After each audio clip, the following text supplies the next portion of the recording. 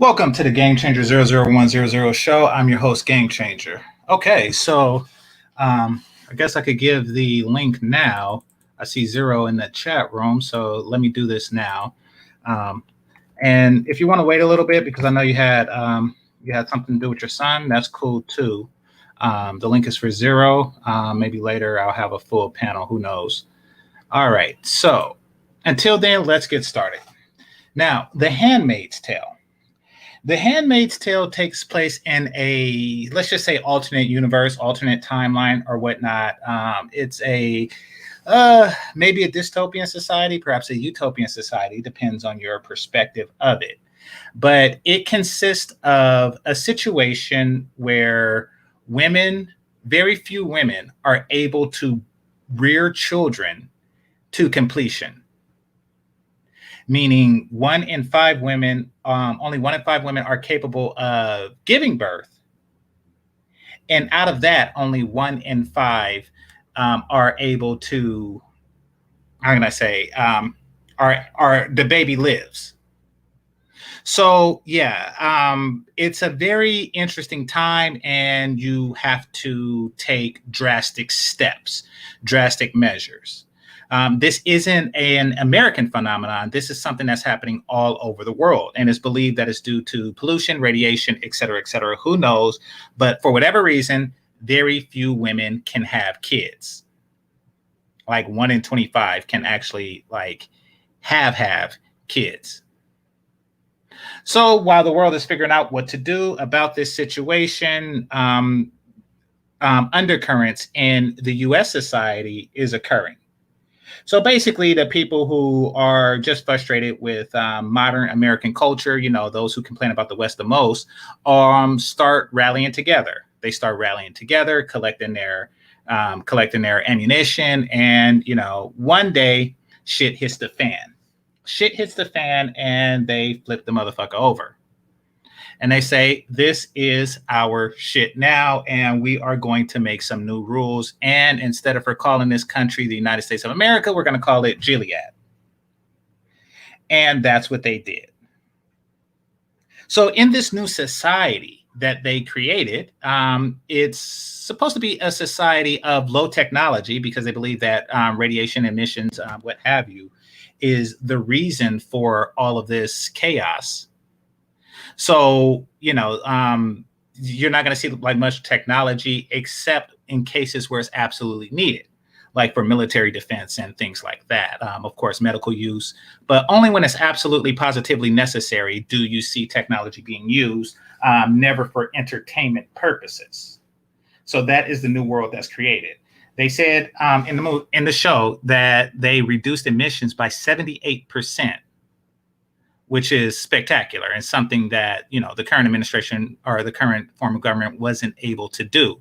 But most of all, and people are going to have mixed beliefs about this, I know, because, this when it first came out, this show was the subject matter of a lot of topics. But there's a new way that they decided to treat women. Basically, they divided them into a woman was placed into one of 4 categories, depending on her station in life. Let's just say in the old world.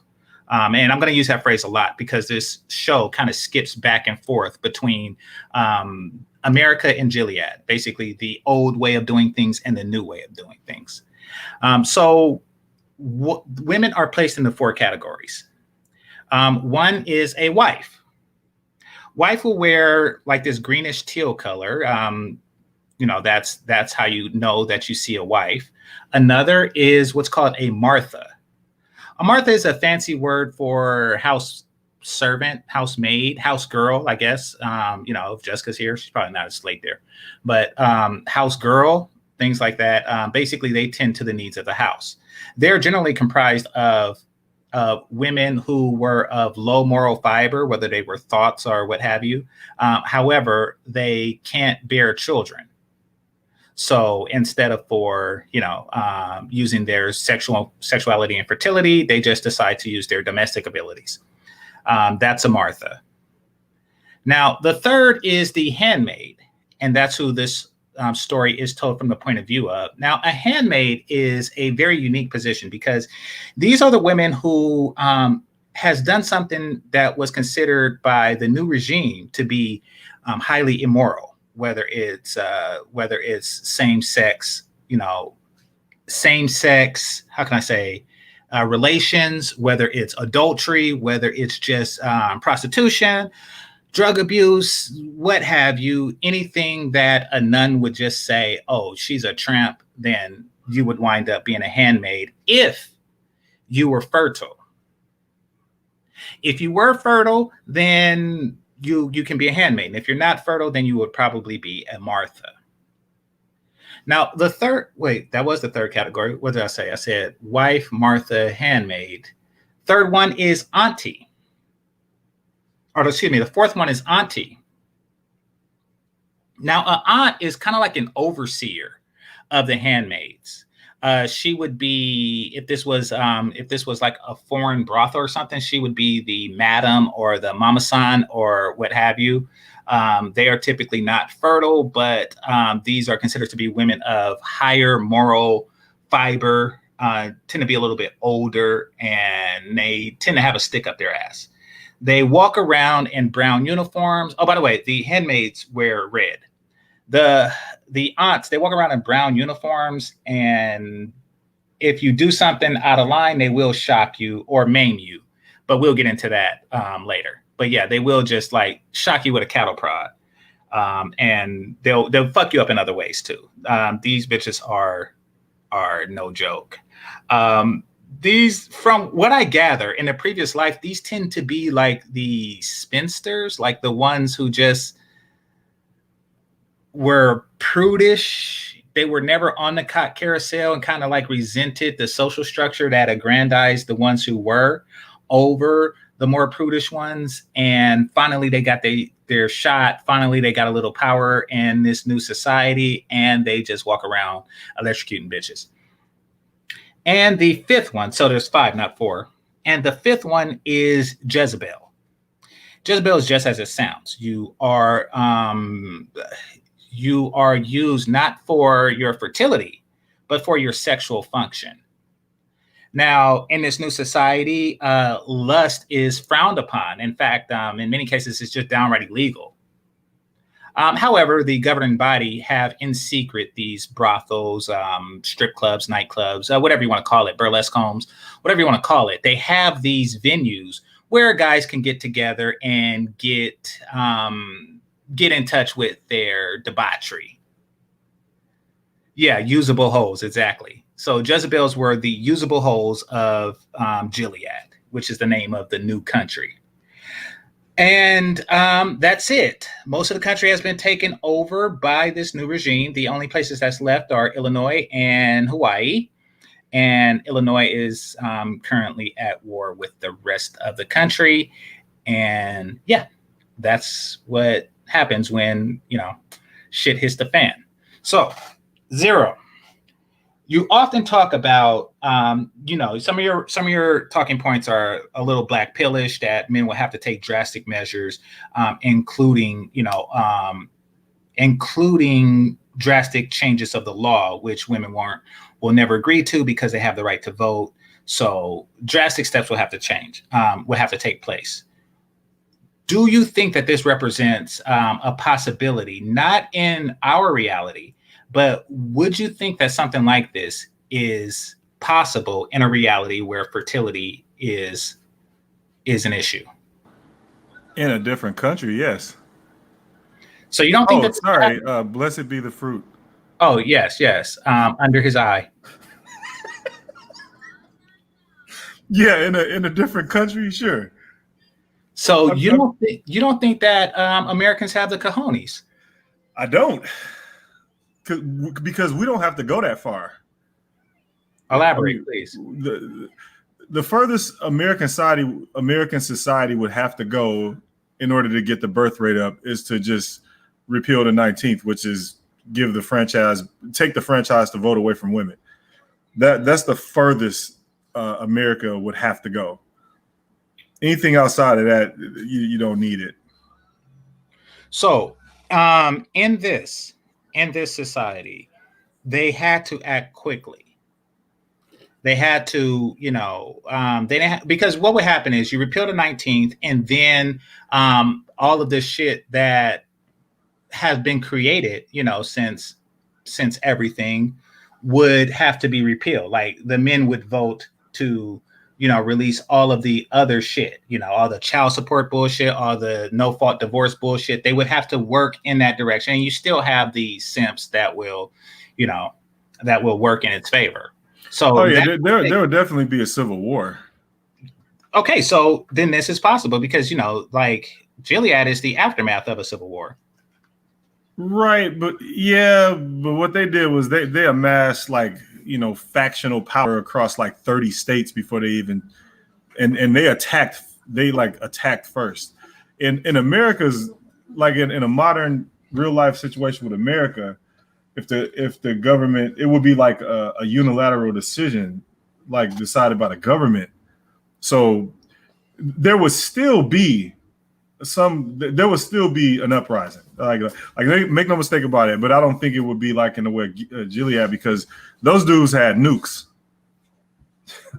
The more I think about it, maybe, but it would have to be a unilateral decision. The government would actually have to go, okay, we've reached the point of desperation. Whoever the president is at the time would be compelled to basically come on TV and say, yeah, we're repealing the 19th. So what happened in Gilead was it was a violent uprising on all three branches: first Congress, then executive, then judicial. Yeah, they wiped the government out. Yeah, they wiped the heads of government out. Exactly. Now, I would assume that the military was already involved. Think like Hydra. I'm thinking like Hydra.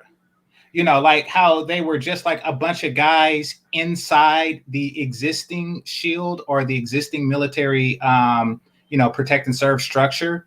And then they just kind of look at each other with a winking eye, okay, you're Hydra. And one day we're going to just all attack. So which means that because they're already military, maybe a few generals in there, they already had the nukes and shit. Oh, yeah, I was about to say, no doubt. They had nukes. Of course, they had some type of governmental inside people. Yeah, but even though it wasn't the heads of government, that the elected heads of government that were in on it, because they died, right? It was the military, which is men voting. They listen, if I'm gonna fight, this is what I'm gonna fight for. Right. And the absence of fertility was just a catalyst of all the shit.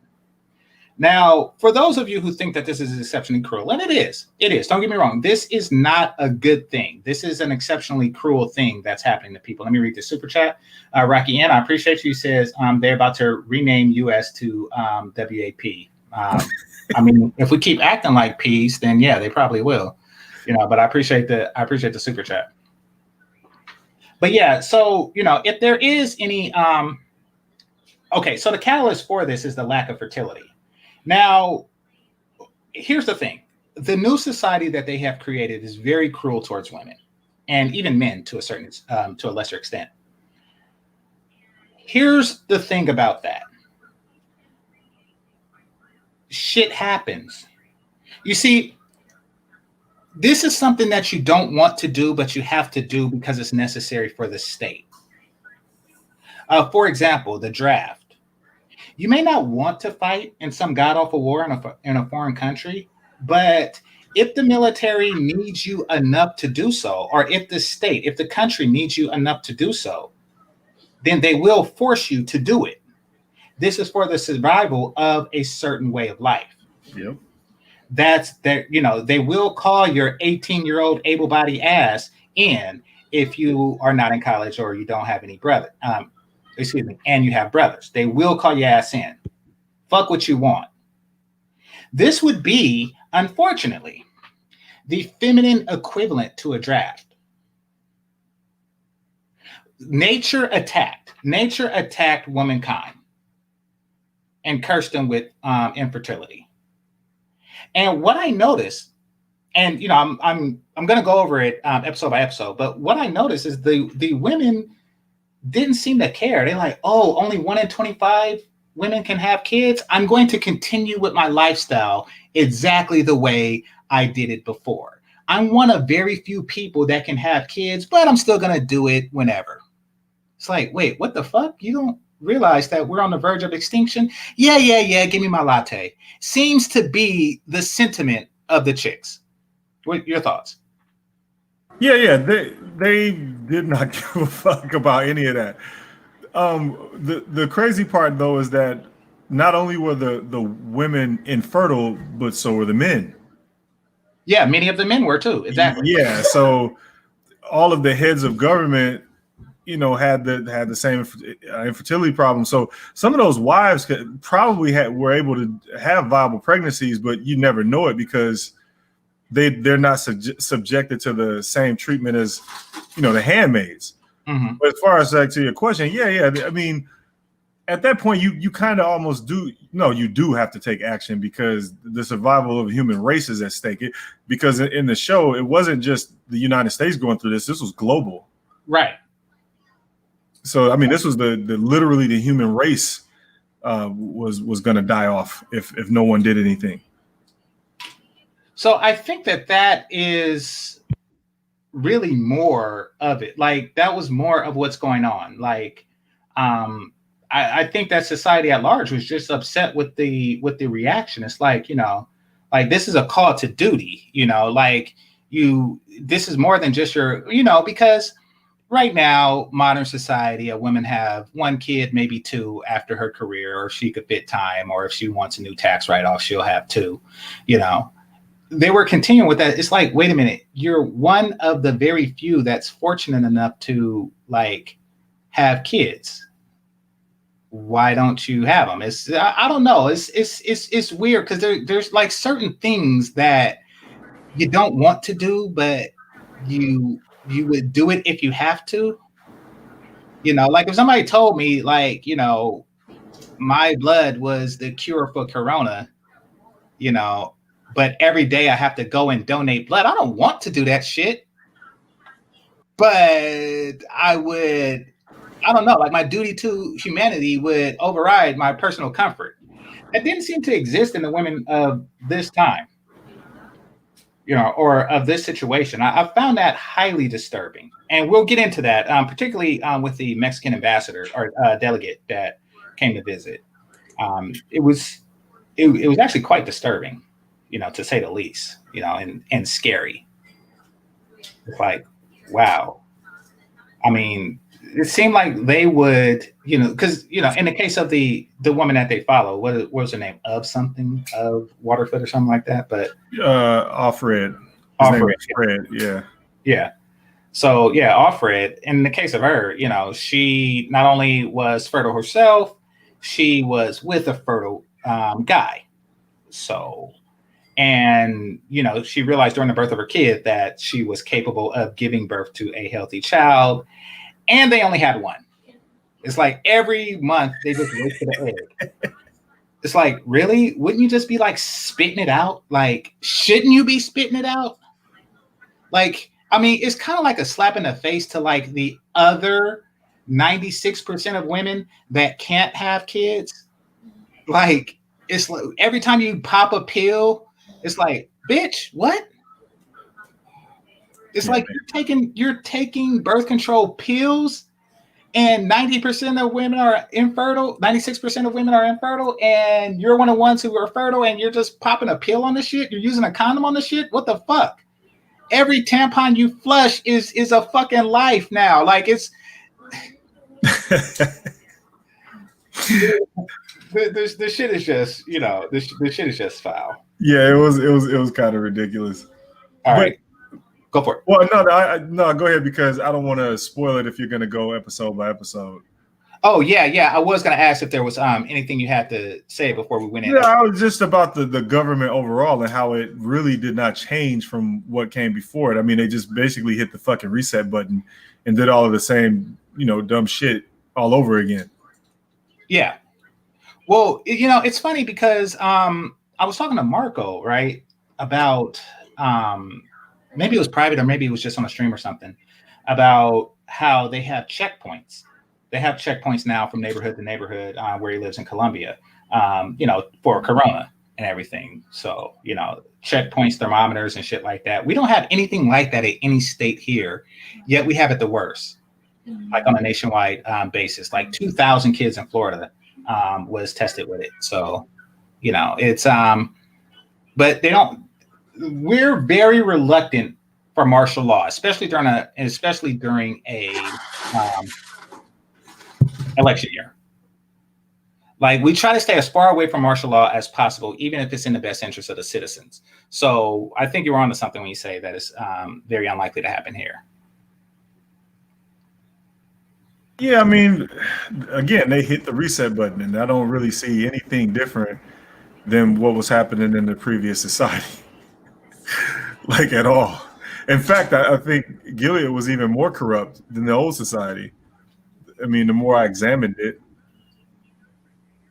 Something, there's some truth about that, but we'll get into that. Because I mean, environmental change aside, the actual society was, I don't see how it was more just or anything. Well, I don't think justice is what they were going for. I think that they sacrificed justice for the name of practicality. Right. Yeah, but it just seems to me like when I saw how the government operated towards the end of season 1, it was more like, you guys haven't done anything. I mean, you haven't done anything. Mm-hmm. And I mean, again, environmental change aside, as far as how the society is, they haven't done anything except force chicks. I mean, they just turn a bunch of chicks into cows. That's about it.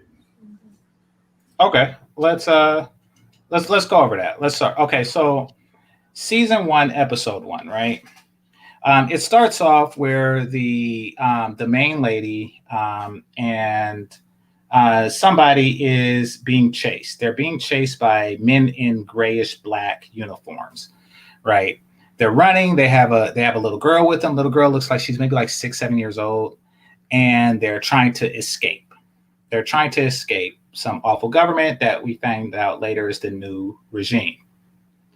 And then fast forward a little bit, she finds herself in a situation. And in this situation, all the women are wearing red, and they wear this strange kind of like hat, like a nun type thing. And they are told that this is their new life. Now, one girl resisted. She sat at the back of the class. She was the too cool for school chick, and she just had a smart ass comment. So then the Martha, the women in red, or excuse me, the women in brown with the shit to say, she went up to her and, gave her a warning. The young lady didn't heed her warning, and she was electrocuted with a cattle prod, taken somewhere in the basement, and her eye was removed from the socket. Now, what are your thoughts on that so far? Yeah, I mean, it just established that society that was in charge was very totalitarian, and they didn't put up with bullshit. It established, I mean, from the outset, it established that they were, like when it showed them running from the people, it established right away that there was a change from the old way of life to the new way of life. Mm-hmm. And then right after that, when it kind of went to the things that she was going through, it established right away that there was a completely different society in charge of things, and she wasn't used to that society because their whole reaction to everything was going on was like, this was a big change, and they had problems adjusting to it. And then the chick who kind of said something smart and ended up getting her eye removed, that established that their old way of life has been taken away from them, and she was basically rebelling. Mm-hmm. She was rebelling and wasn't used to that new way of life, and just would not accept it. And the rest of the girls, they kind of fell in line, including the protagonist.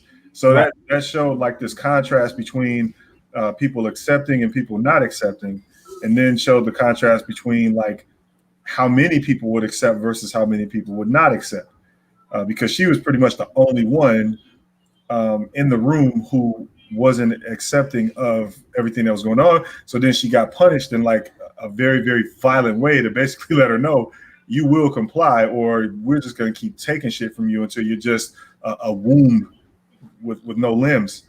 Mm-hmm. So right away, you just get the show establishes that shit is changed and no one can do anything about it. Mm-hmm. And women are in a horrible situation and no one can help them because you don't see anyone come to the rescue. It's just bleak. It stays focused inside of that box that they're in. You feel suffocated in that box with them. Well, it's a huge box. I mean, Yeah. this box encompasses 48 states, 48 states of the U.S. And it's not like who could come to the rescue, really? Like, well, I mean, like who would challenge, and this isn't just like regular U.S. like it is now. This is where it seemed like outside of the basics, like everybody was military. Meaning if you were Pookie, Ray, whatever your station was before, you're military now. Like there wasn't any slackers. They gave every slacker a rifle and a black coat and said, get your ass to work. Right. Everybody had a job. Yeah, you exactly. Like it or not. Yeah, everybody had a job, exactly. Yeah, and I mean they had effigies everywhere to remind everybody this is what happens if your ass get out of line. Yeah. The show established that right away as well. Like you saw effigies everywhere. Exactly. And that brings me to the next scene that I want to discuss, where she was. So basically, she met the Martha in the morning. Once she went through training, she met the Martha. And Martha, as I mentioned, is the housemaid. She does the cooking and cleaning, I'm assuming. But she's constantly seen cooking. She does the cooking, and the handmaid, she goes to the store, to the market to buy the shit, to get the eggs, to get whatever they need for food. Now she's paired off with another handmaid, and they kind of just walk together in red. It's very weird. They walk together in red silently and taking occasional glances at everything. And they go to market. Now, one of them decided to take the river home. And there was a bunch of guys They were hung guys, not hung like they got a big penis, but they were actually hung like like old timey Klan shit, in the middle of the river, and they had pictures on their face for why they were hung, or on their mask for why they were hung. One was a priest, the other was not straight. He wasn't cisgender, and the last, I forget what the last was, but they hung you for some shit, shit that we tolerate today. So, what are your thoughts? Yeah, again, it was just establishment of the new rules. I mean, and it outlined like what was to come. It was like probably the most grandiose foreshadowing ever, and that's what made it like so good. It was like a giant teaser trailer, and each scene had a lot of like points of interest, so you kind of like wonder what was going to happen next. I mean, them walking past that wall of dead hanging people, dudes, like it was just normal shit. It wasn't like anyone was surprised that it happened. It was completely normal, like, but it was just set to remind you of what was going on. Oh, and once again, the protagonist is narrating, so it's even more kind of engaging, because like her commentary on what you're seeing or what she's thinking about what you're seeing lets you know right away the shit has changed. Again, it kind of you get the sense that everyone, like all of these people, are trapped in this box. Like actually, it's a giant box, but it's still a fucking box, and it is claustrophobic. And you see these events unfold from that perspective. And it's super, like, it makes you feel trapped in that horrible situation. You got like all of this stuff that would cause a normal person to be mentally unstable, just kind of in the environment as normal shit. And then it's like you can't trust the person. Like the person that she's with they can't trust each other because they're taught to basically communicate only in this way that's set by their new religion. So they can't have a normal conversation like, hi, how are you doing, or anything like that. It always has to be on task. Right. Like, they have to talk about the weather, or they have to greet each other in a specific way. Like when they say, blessed be the fruit, and the other one will respond, may the Lord open. Anything outside of that conversation, if someone hears it, there are consequences to that. And GameChanger will probably go over those types of consequences because, the people pull up in the van. Oh yeah, they stay with the black van too. Like they're not playing. It's not like, like now you'll see a cop every now and again. No, they're fucking everywhere. Everywhere. So that's what I'm saying. Like this is like, our current United States on steroids, because like, everybody is just armed to the teeth, just walking around the shit. So it's a military state. Like, for instance, while you're watching it, what makes you uncomfortable, but it happens all the time, is like radio static. Like you hear these walkie-talkies, just underneath the dialogue of whatever's going on. You just hear that, and you just don't know what the fuck's going to happen when you hear those walkie-talkies. Because you don't know if that walkie-talkie that went off and somebody's about to get yanked up. You don't know what's going on. But when you hear that walkie-talkie, it's always uncomfortable as fuck. Mm-hmm. Like, and again, like with these well-placed flashback scenes that show the state of the world before the new society, you figure out straight away that there was extreme action that needed to be taken, and now that extreme action is in full effect, it makes it even more. I mean, the only word I can use for it is claustrophobic, because you feel trapped as a viewer seeing this shit. Like, and again, I mean, you have situations where if someone breaks the rules, or if, let's just say, you as a viewer, you don't know if anyone broke the rules or not, but once you hear that uncomfortable radio static, you just think to yourself all the time, shit's about to go down, even if it's not. So it just leaves you in this constant state of anxiety, which, I mean, they did a pretty good job of that. You know something? I didn't even pay attention to that. I didn't even pay attention to the radio static thing. So yeah, and I can imagine. Quick story. I visited a family member who was incarcerated in Nevada, right? And yeah, it was like a horn or a sound or something that happened that I just wrote it off as white noise. But he said, oh, there's some shit that went down. He said, glad I wasn't a part of that. It's like, wait, what the fuck? He's like, yeah, when you hear that noise, it's like a race riot or somebody's getting jumped or fucked up. Something happened, to make that noise. But he was in the visitor section when that happened. So yeah, you're just like walking around with, constant alert. You're just like looking at every detail and shit. So right. Yeah, so essentially they are of a prison mindset. Yeah, and I mean, there was more environmental noises. I just remember, like that clock.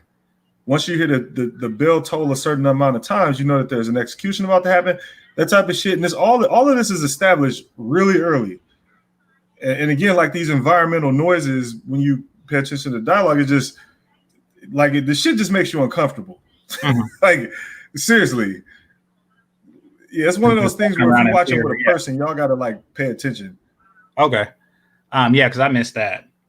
All right, so the ceremony. Now, their function is not sexual pleasure, even though sex is required for their function. Meaning that once a month, when the time is right, when they're at that stage of their cycle, they are to perform a sexual act for their commander, the male head of the house. Now, during the day-to-day, they really don't have any contact with this person. No eye contact. All of the contact that they have is through the wife and mistress of the house, so to speak. She's the head of the house, and she is your owner, for lack of a better word. So all interactions go through her, except during the ceremony. Now, the ceremony, and this is going to get really weird, and this is an automatic spoiler alert. Yeah, exactly. I hated the narration. I really did, because I don't know. I could picture a person thinking shit like that, and it's like they're talking to themselves, like, like, feel bad for me. I am in a small room with 4 candles. The windows cannot be shattered. Just shit like that. It's like, really? Do you think, like, is that what goes on in your brain? Like, But anyway, the ceremony is, if it was porn, it'd be the worst fucking porn you ever seen in your damn life. Um, Basically, the wife sits there in the bed with her legs open. The woman lays on her back with her head between the wife's legs. And then the man comes in, reads a Bible verse, of all things. He reads a Bible verse, and then he opens the legs of the handmaiden and then goes to work. But they make it a point to make it not really a function of lust. This is not like an act of lust. This is like, they want to make it as bland as possible. Like, if this was food, this would be white bread. This is sex. This is just as bland as possible. No touching the thighs, no touching the breast. She still has her clothes on. She just lift that red gown up, and he does his thing. Nobody moans. Nobody does that. And your wife is just staring at you, and the chick is just looking up at the ceiling, and you just pump until you're done, and hopefully she has a baby. That is what's going on with that. Your thoughts? Yeah, and one of the funny things about that is that the ceremony act was framed to be like really significant in its purpose. I mean, when I first saw it, the proposition of it was fucking ridiculous. I mean, I was laughing, but at the same time, they put like this significance behind it. But then later you find out, and it was just a complete afterthought for the sake of keeping their religion valid, which itself was a creation of their government for societal control. And no one outside of the box of the citizenship believes in it. Literally. like dead ass. All of the military higher ups outside of the citizenship, the general citizenship of Gilead, believes in this shit. So that ceremony act, again, it was framed to be like super significant, but it's not at all. It was designed to placate the wives, actually, so that people could believe in that religion, or otherwise it would upset the balance. It was I forget the reason, but they said that they needed the wives in order to have the religion be like valid. Like they couldn't do it without the women was the excuse. But I don't know. Well, they don't. It is important that men don't fall prey to lust. Like because the inability to control our libido is how we found ourselves in the situation we're in now. Right. So I think they did learn from that mistake, but I don't think that the ceremony is really for the wife. I think it's more for the next generation. Like, right. Yeah. They're establishing some type of generational precedent. Right. But what I'm saying is, you find out that the ceremony was a complete afterthought. Like they decided on it in a car ride. Oh, I see what you're saying. Yeah. You know what I mean? It's not even like it was part of the original draw up or of how things were supposed to go. It was just a way to placate the wives because they thought about it. They're like, oh shit, how are we going to get away with this? We turning bitches into cows and fucking them to have kids. How is that going to go over with the wives? And then they kind of decided on that like table napkin math in a car. Right. So it was like, and again, it was framed to be like significant in its purpose, but after you see it, you're just like, what? And again, no one outside the citizenship of Gilead even believes in it. Right. And if you don't believe in it, you will get hung. Exactly. They didn't play like, oh, you don't believe? They'll just put like you were a priest, and they also burn the churches, just so you know. Yeah. Any old religion that was there is that shit's gone. Yeah. So these guys, it's the efficiency is amazing, because they basically wrote up a whole culture. they wrote up an entire culture in less than a generation. Yeah, they did. And really enforced it, through gunpoint. But they made it happen. I don't know if something like that could sustain. It's possible, but it seems like there would be defactors because you by yourself was a defactor, so it makes sense. Kind of like when you rebel against the hierarchy, then don't be surprised if a couple of generations later somebody rebels against your hierarchy. That's why we had the American Revolution and then the Civil War less than 100 years later. Like rebellion breeds rebellion. So, but that's a separate thing. That's a matter of history and philosophy. Back to the fucking, or that's not even fucking. I don't know what that is. Back to the insemination. Yes, they have insemination rituals. Yeah, and it was the most sterile, sanitary sexual act you'll ever see in your life. They have to not make eye contact. They have to look away. So the husband and he wife, didn't take his pants off. He just put his penis through the zipper hole, through the pee. Right. It has to be as impersonal. Yeah. Right. He put his penis through the hole in the underwear and kept his pants on. He just unzipped his pants. And the handmaid has to lay in between the crotch of the wife. Yes. And she has to hold her hands. Yeah, the wife is holding her by the wrist and shit. And then when the handmaid's head jerks, it hits the wife's vagina so she could feel like a little bit of the thrust. The shit is as weird and awkward as sex could possibly get. No, this same premise is extended to the birthing rituals, the birthing ceremony. We'll get into that. Okay. Or something like that. We'll definitely get into that. Yeah. All right. So last scene on this season. 3 horns or bells chimed, right? I forget if it was a horn or a bell, but 3 sounds hit, and all the handmaids in the area knew that they had to go to their gathering place. And the head Martha, by the way, Marthas are typically unattractive. It could be because they're older, but they're typically made of the genetically unfortunate. Not to say that the handmaids are always attractive. It just kind of like worked out that way.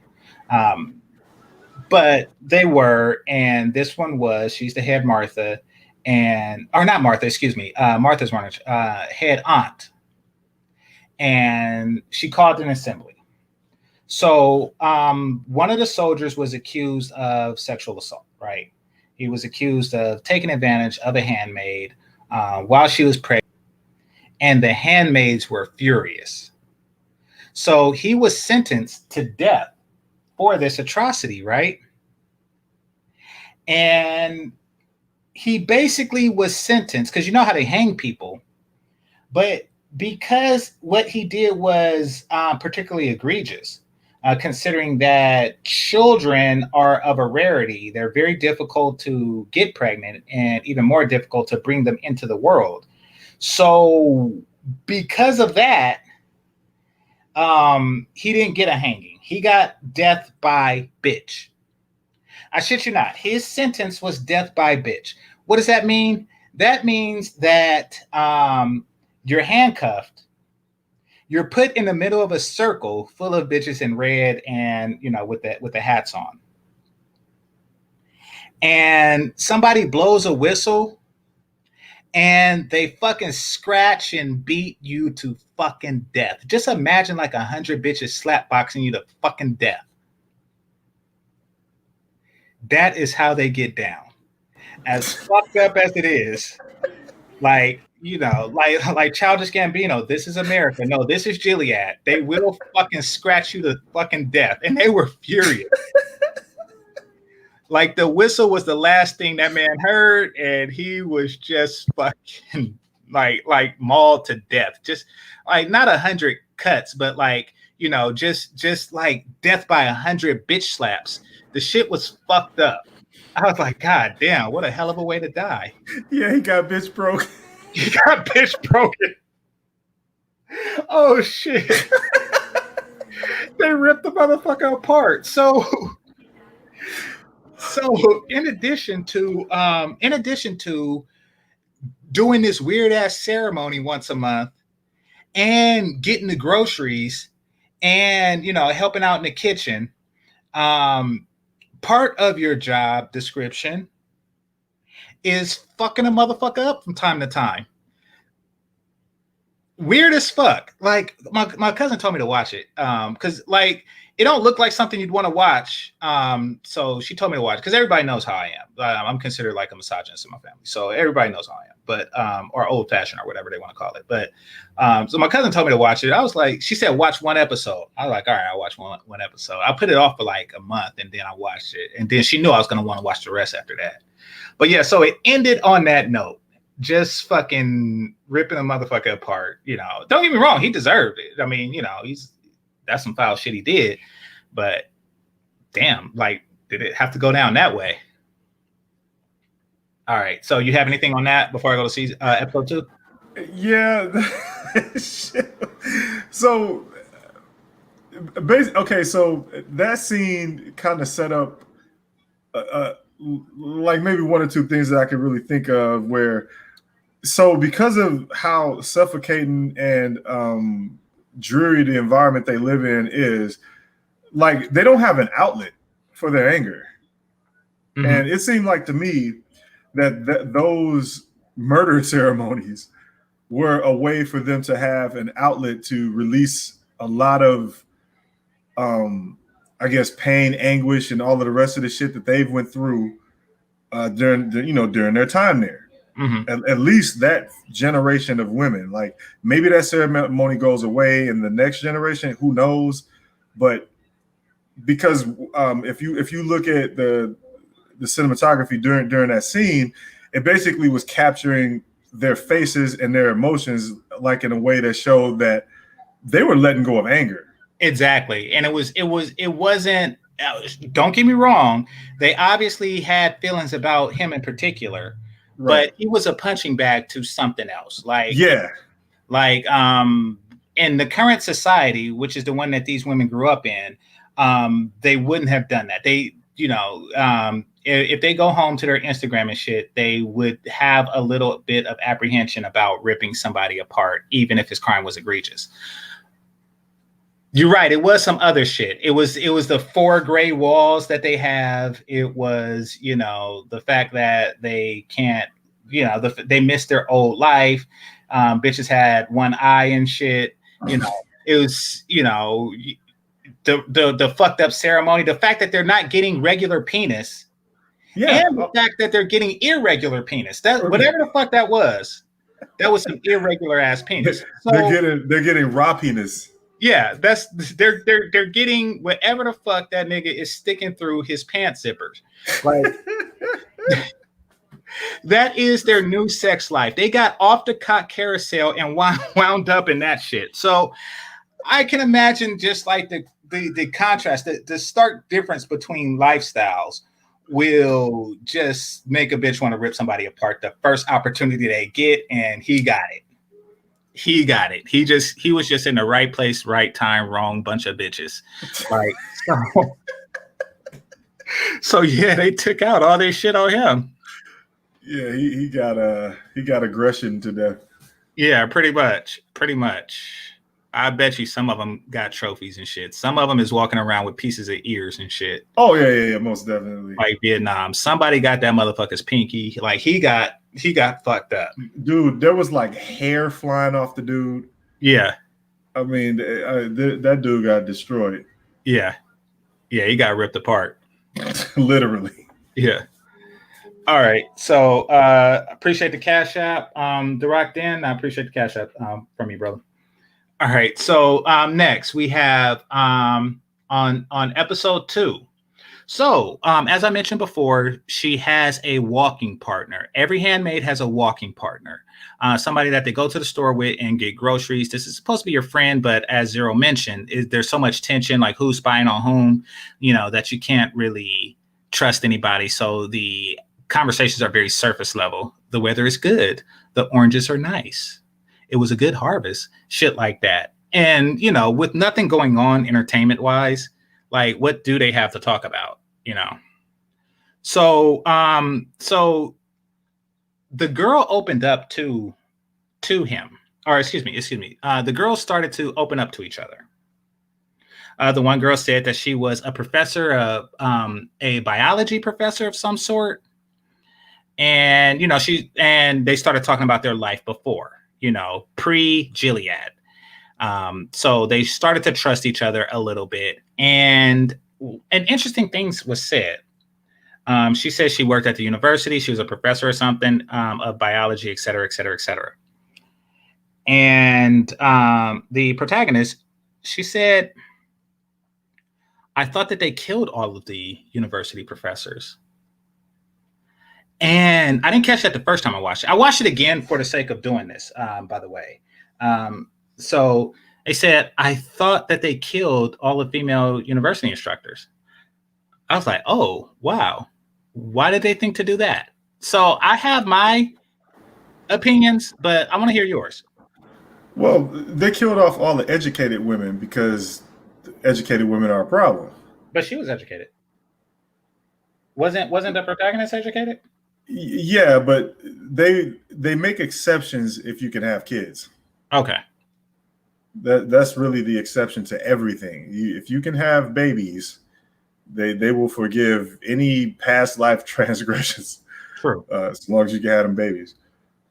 So that's pretty much was the only reason. True.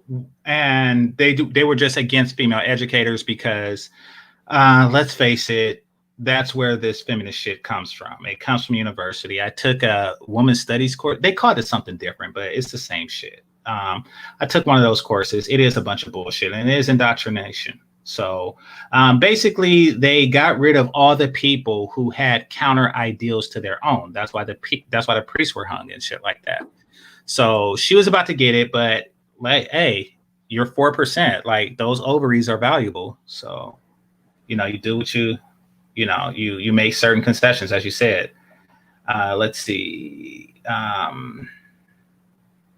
So the other chick, she mentioned something about a resistance. She mentions a resistance. They talk about how Chicago is still a part of the U.S. Let's see. Talked about the talked about everything else. Oh, okay. And then they flipped. I'm trying to get to a point up top that I didn't really cover in the overview. So we know about the odds of having kids. Let's see. We know that Chicago was still part of the U.S. as well as Hawaii. So they do a flashback to when the daughter is born. Now the main character has a daughter. The daughter was taken away from her in episode 1.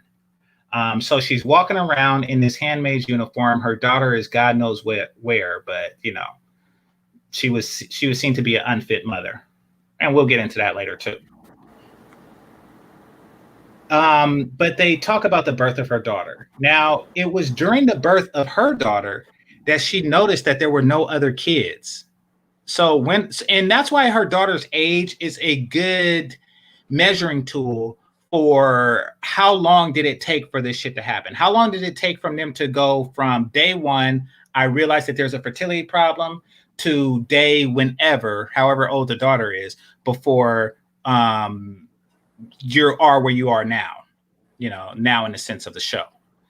And it didn't take that long. That the child wasn't even 10. So drastic measures were taken quickly. So after she gave birth to her daughter, she noticed there was no other babies, and a woman attempted to steal her daughter.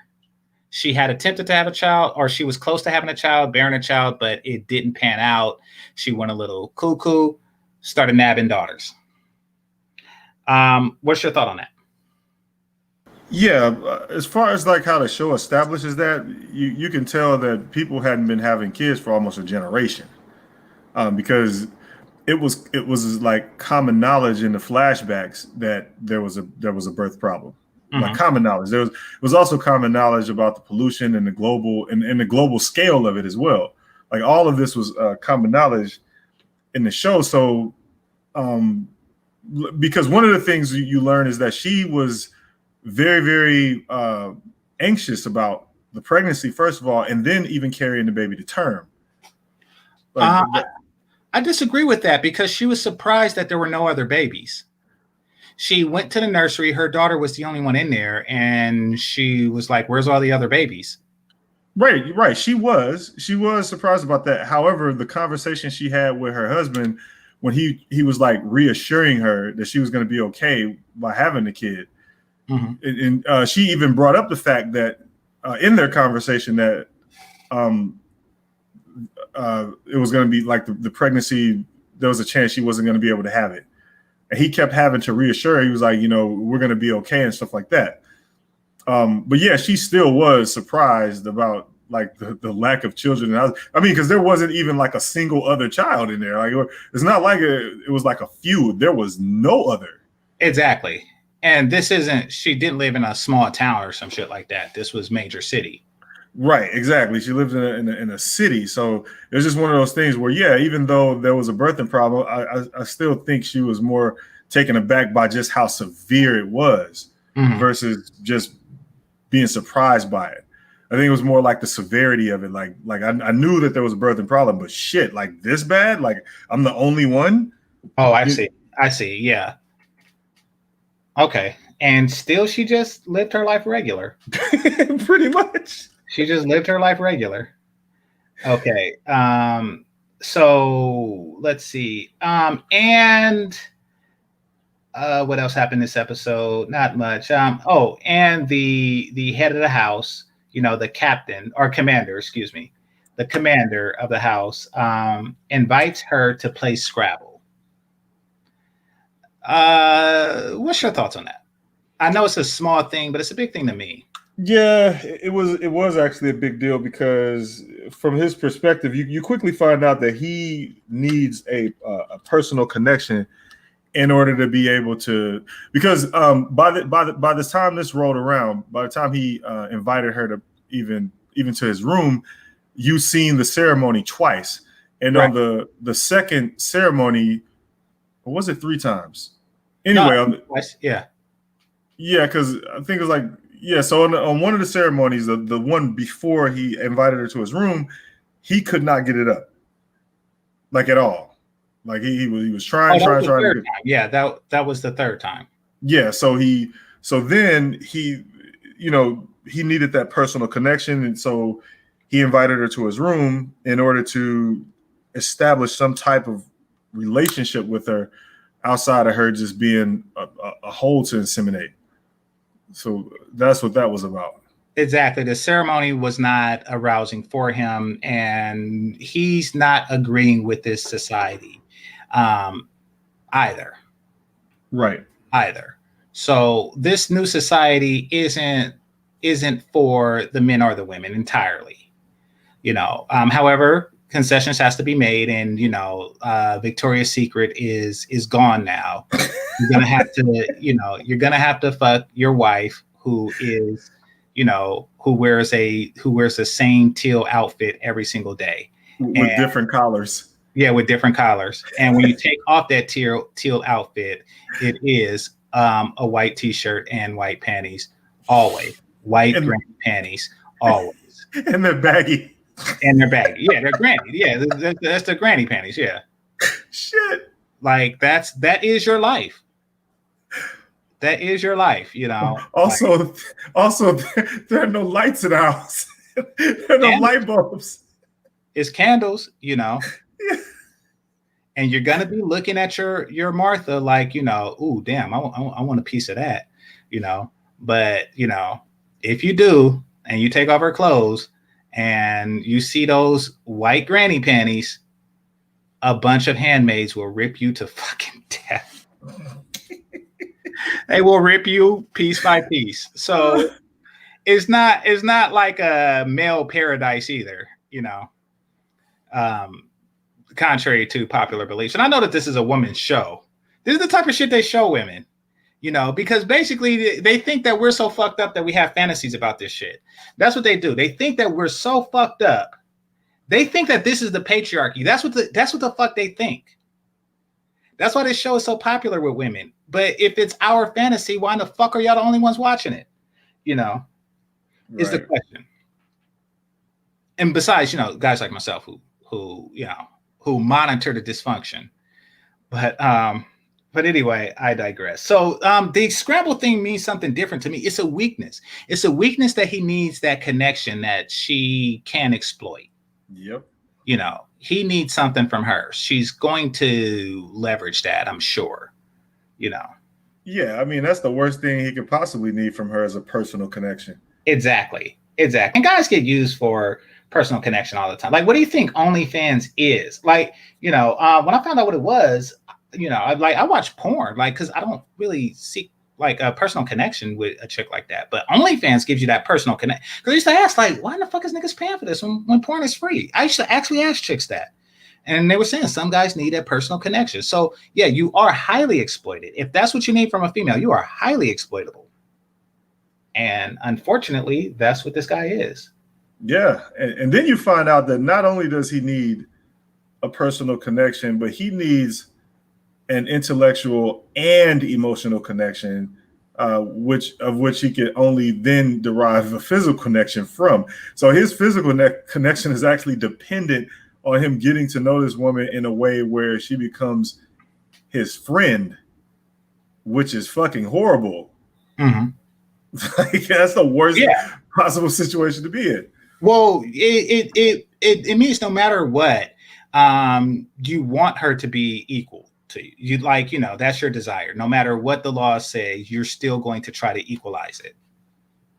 Like, even if the laws, put certain people in superior positions, the person himself will seek equality, even if it's not in the best interest of the state or the individual. Very weird. From what I gather, I could be wrong. But from what I gather, there is a contention. There is a group of ladies or women or maybe even feminists who think that we fantasize about shit like this, that we fantasize about putting bitches in robes and sticking our penis through the zipper and fucking them once a month. Like, I have no idea, but they think that this is the patriarchy. I shit you not. They think that, if they don't double down on the feminist bullshit, that this will happen to them. Right. I'm not going to touch that. That's weird. That's weird. Yeah, there was a lot of feminist undertones to it. One of the most ridiculous premises that I noticed was even the ceremony itself. Like, for instance, let's just imagine a society like this for a second. Wouldn't it be just easier for the commanders or whatnot to just take the handmaids as brides, the fertile women? Why even go through the motions of having a proxy bitch? It makes sense because wives are higher on they outrank the handmaids. No, I understand that, but why not set it up to where they just marry the handmaids? These guys were already married. These were virtuous women prior to the change. Understood, but they're starting over. None of that matters. No, it does. Your character matters. I mean, I understand why. Like, it's like, listen, you don't treat a hoe as a housewife, even if they're forced to behave as a housewife. You just don't. And that's another thing. That's why he shouldn't be playing Scrabble with the bitch. Play Scrabble with your wife. Yeah. However, his wife was one of those educated women that would have been, slaughtered. Well, no, not all educated women are. Well, I don't think that. I think that it's not if the woman is educated. I think that if she's an educator.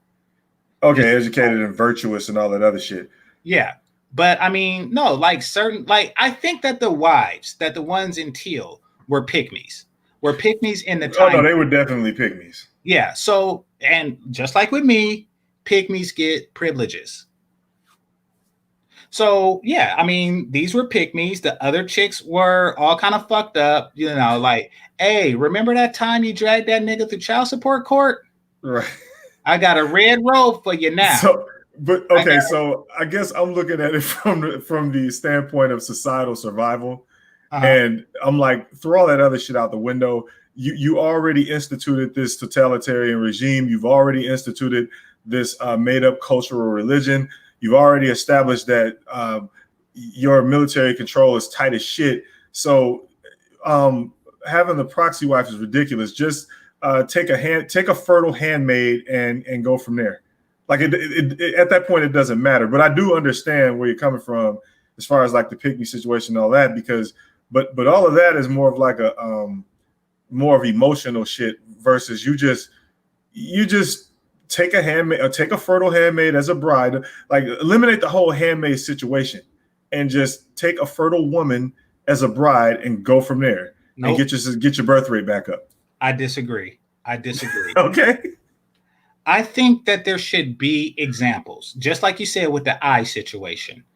There should always be examples of what happens when you fuck up. Men, we see that in prison. We've all seen enough crackheads on the street to not smoke crack. You know, people have to actually, growing up, people have to actually see the fucked up results. So I think it does a society good for little girls to see a bunch of bitches in red with one eyes and missing fingers and shit. You know, like, you know something? All right. So I'm going to put this WAP shit aside. You know, now I know where the WAP lands you. I'm going to, yeah, you know. So basically, they just created a religion that's very similar to Christianity, besides the repent factor. They're like, oh, no, fuck that. Oh, yeah, there's no repenting. Yeah. There's no repenting. You know, once a thought, always a thought. That's pretty much it. Well, yeah, repenting is basically taking the easy way out, and it does no good for that society. So, right. Yeah, I understand that. Well, I mean, Hitler would be in prison, you know, like or Hitler would be in heaven if you know, that's how that works. Right. You know, exactly. So, yeah. But yeah. I mean, like, yeah, women of virtue deserve to be placed on a pedestal, or in this case, in green or teal. You know, like, they deserve something more. They deserve to eat cookies while the other chicks just snack on bread and water or whatever the fuck they eat. You know, like, hey, that's how the Romans did. Like prostitutes couldn't wear purple. Like, right. You know, the shit was, and not in even like reformed ones, you know, because you can only do it for so long before you're an old bitch, you know. Like, even the reformed one, it's like, look, we have to separate. They couldn't wear purple. You know those litters that they used to lay on? Yeah. They couldn't do that, even if they could afford it. That was the law. So, you know, you have to reward virtuous women. You do. Yeah, that makes sense. Yeah. That makes sense. All right. So, episode 3 starts with a flashback. Now, they start talking about how it started to be a slow, no, they didn't.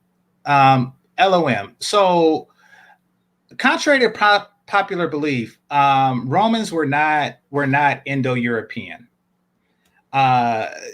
Romans are displaced Turks, primarily Asian, and displaced Trojan, which is in Turkey, primarily Asian, and they found themselves in Rome. Now that's, and I'm not talking about anything about their genetic makeup, or because race is really a social construct, but I'm just saying they didn't have blonde hair.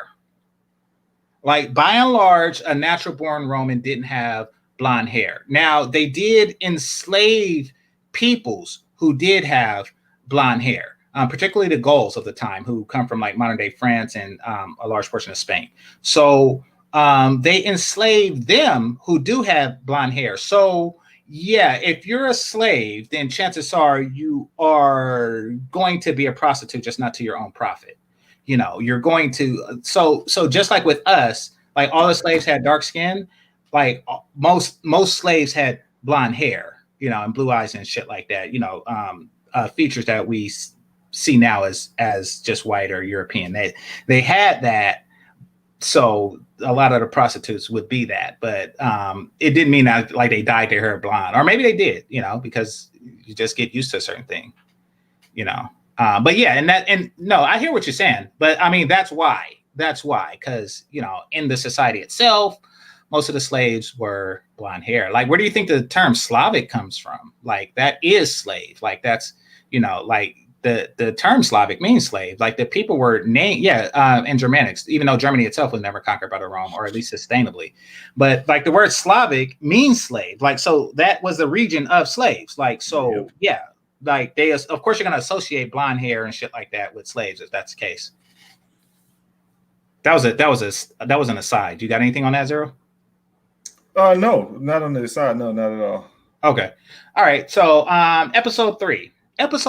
I like it. It was one of the best to me. Or no, that was 4, but this was close.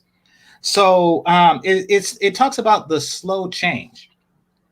It talks about the slow change of how society went from the society we live in today to Gilead. What we described, and, bitches in robes and, once a month and all kind of strange shit. And it didn't happen overnight. And they used the analogy, just like a frog in a pot, if you if it boils immediately, they'll jump out. But if it's slow, then they'll eventually just die in a thing of boiling water, something like that. Right. So what happened is they showed like subtle changes. Like the girls were scantily clad, at least by the standards of the changing society. Women were cutting their eyes at them. They were on a jog and shit, doing what modern women do. They went to a coffee place and they said to the guy that was behind the counter, "Where is such and such?" To which he responded, oh no, she said, "Is such and such sick?" And this was a female's name. And he said, "How should I know?" And then she gave him the card. He swiped it. It declined. And she said, "Well, that can't be. I just got paid and, deposited it again." And he said, and she said, "Could you swipe it again?" He said, "Could you come back when you got some money?" And then the black chick, her best friend, the black chick, who's also a handmaid, or who also went through that handmaid academy, she said, "What's your problem?" And he said, "Why don't you come back when you got some fucking money, slut?" Now, it's funny because it's a slow burn, like society is changing to where a person in the service industry just talks back based on the fact that he has a penis and she don't. And she was like the last to adjust to it. Like, she's like, "What's your problem?" She didn't get the memo that you don't talk shit to men anymore. You don't talk that shit to men anymore. She didn't get that memo. So, he shot back and, the white chick took her out. And, she took her out the coffee shop and it was like, "Your coffee is shit anyway," because, she's the black chick of the group. So she has to talk shit. So they walk away and, that's that. Anything on the coffee scene before I move to the next scene where she went to work? Well, I mean, I think that coffee scene was more for the viewer, especially when you understand that it's a flashback and you understand what the society is like in present day. That guy probably got, educated about what's to come. So he kind of just doesn't give a fuck. He's waiting for shit to hit the fan. So he obviously was placed in that coffee shop by the new regime because this was around the time when they started to really do things like, change the laws. Because earlier, I think in episode 2, they had established that Congress had got attacked, right, wiped out. Right. So by episode 3, like by you already being a viewer and can see past the characters in the show, that guy was placed there by the new regime, and he was just being a dick because he knew that, you know, he was on some shit where you bitches about to bow down anyway. Fuck y'all. Exactly. What the fuck you gonna do? Yeah, what you gonna do? You got some money, you fucking slut. Talk to my supervisor. It'll be another man that say, "Get out of here, you nasty bitch." Yeah, we stopped your card on purpose, bitch. Yeah, what the fuck you gonna do? What you gonna do? Oh my God. And if you send your husband, I'll put his name on a motherfucking list. You don't know who you fucking with. Just I can't wait. I got a red robe for your ass, bitch. Yeah. Bitch. Yeah, he was one of those dudes that was eager for it to happen, because once he ran that card and it came back declined, his brain probably was like, yes, it's happening. Like, today is the day. Yeah. Exactly. So now think about it, fellas and ladies. This is overthrowing the American government in a very short period of time.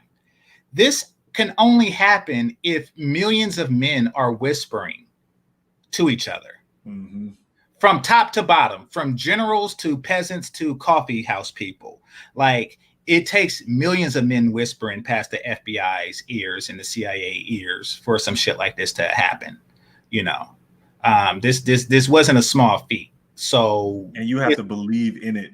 Yeah, exactly. You have to believe in it. You have to shut the fuck. It takes a lot of men talking, whispering it, and organizing. It does, and it did happen. So, you know, it wouldn't be a surprise that the coffee guy was just in on it. But, you know, like, he's delivering coffee, or he's serving coffee now, but he understands that it's part of a greater purpose, and pretty soon, you know, he will be in the black or gray coats. Right. And then keep in mind that he replaced the chick that was working there because women couldn't work anymore.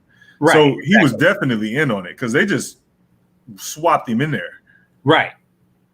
Right. Exactly.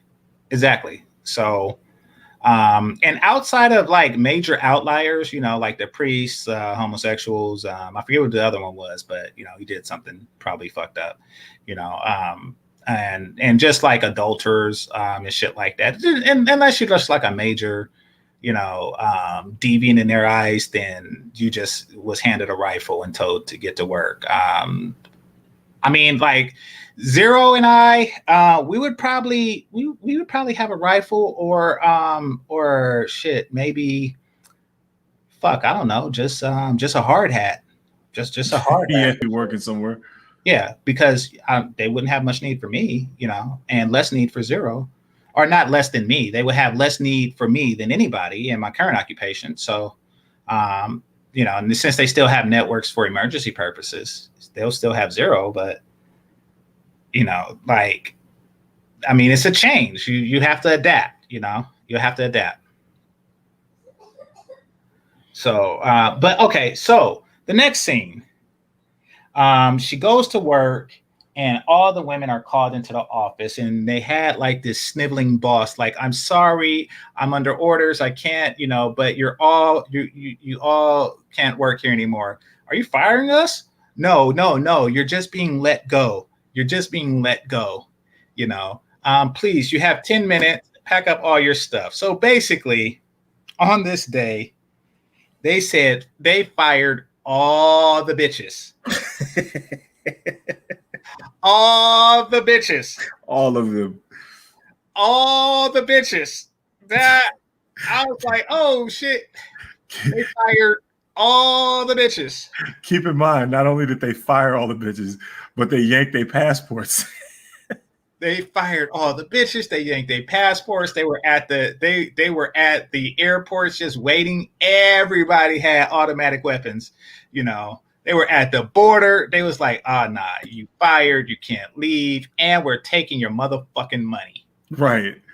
Because while I was watching the episode, I thought to myself before they said it, I was like, wait, if shit like that happened, chicks are going to run.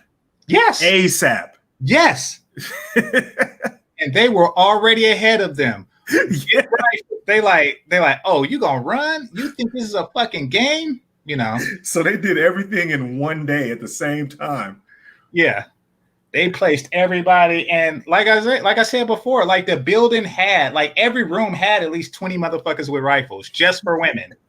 Like they was not holding punches on the on the ammunition. No. You know, like this was a military state. And the boss was unaware of it. He didn't get the memo. He wasn't down with the crew. Yeah. He's like, I'm sorry. But yeah, he said, I just learned 10 minutes ago. He was like, I'm sorry, you got to go.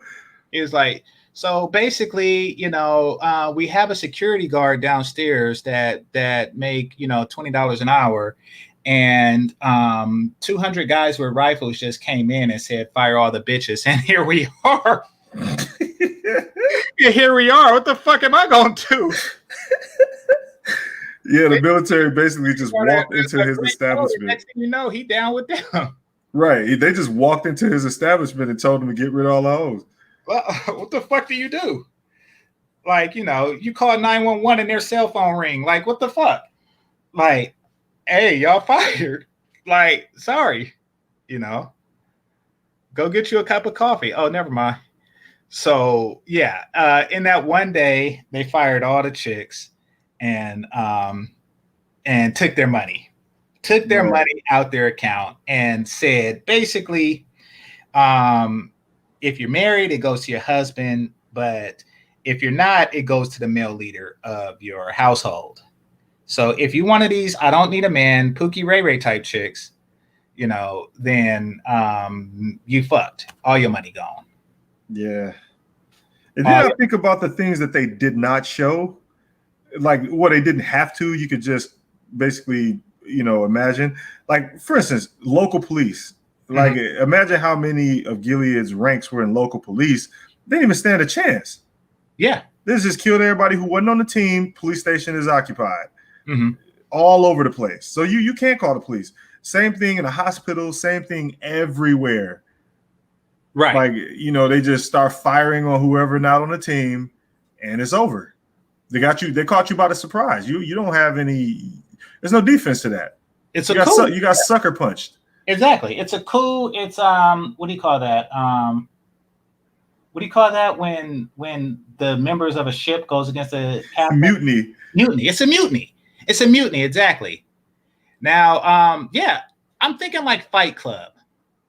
Like the cops were in on Fight Club and shit. Like they were just everywhere and nowhere at the same time. Right. Yeah. I'm thinking like grew like Fight Club, like just like some shit like that, and then it got militarized. So, yeah, it's a mutiny.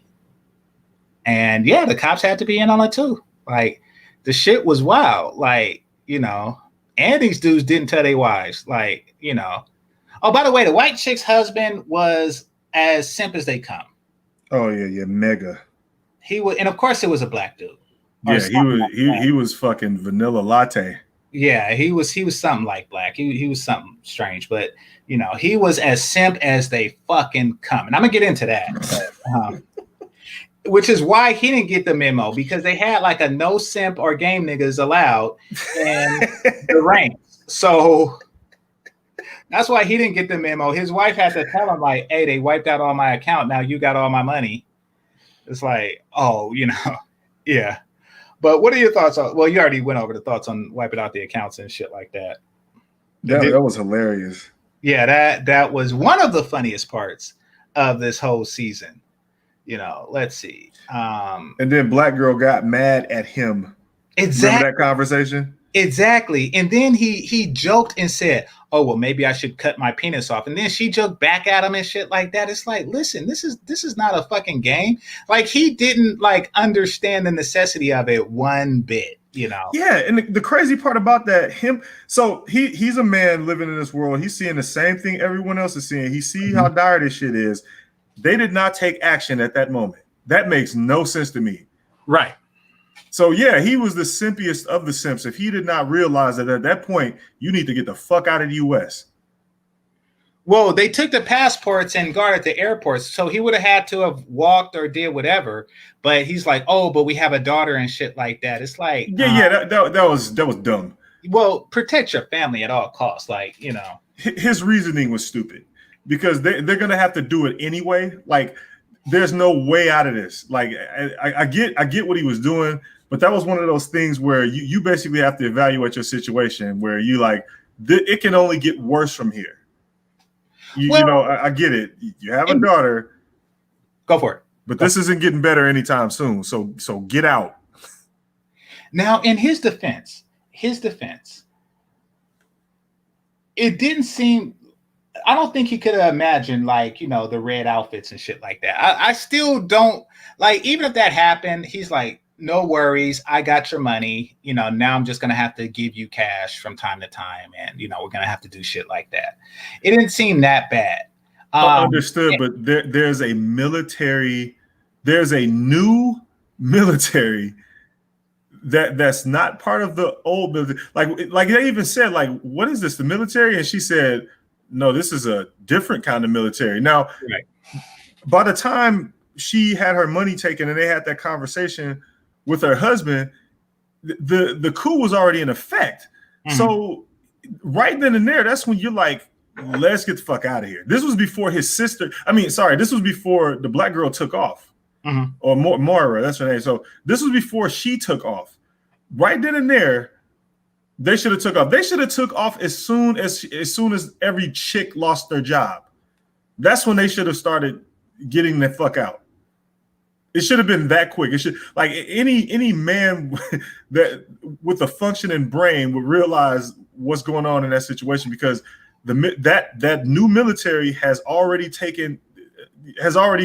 established itself. People are protesting in the streets. People are, it's all over the fucking news. Things are happening that indicates that there's something taking over what was already there. You're being supplanted. So right then and there, he should have known, we gotta get the fuck out of here. Okay, that's one way to look at it.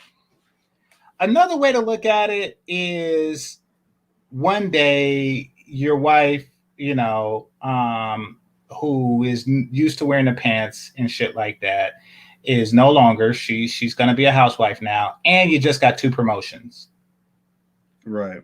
You know, you just got 2 promotions, and you just like, you know something, if these motherfuckers want to kill us, it's a lot of bullets. So it's a lot of bullets in it. That's another way to look at it. True. But yeah. The wake up call came in the next episode, and this was my favorite episode.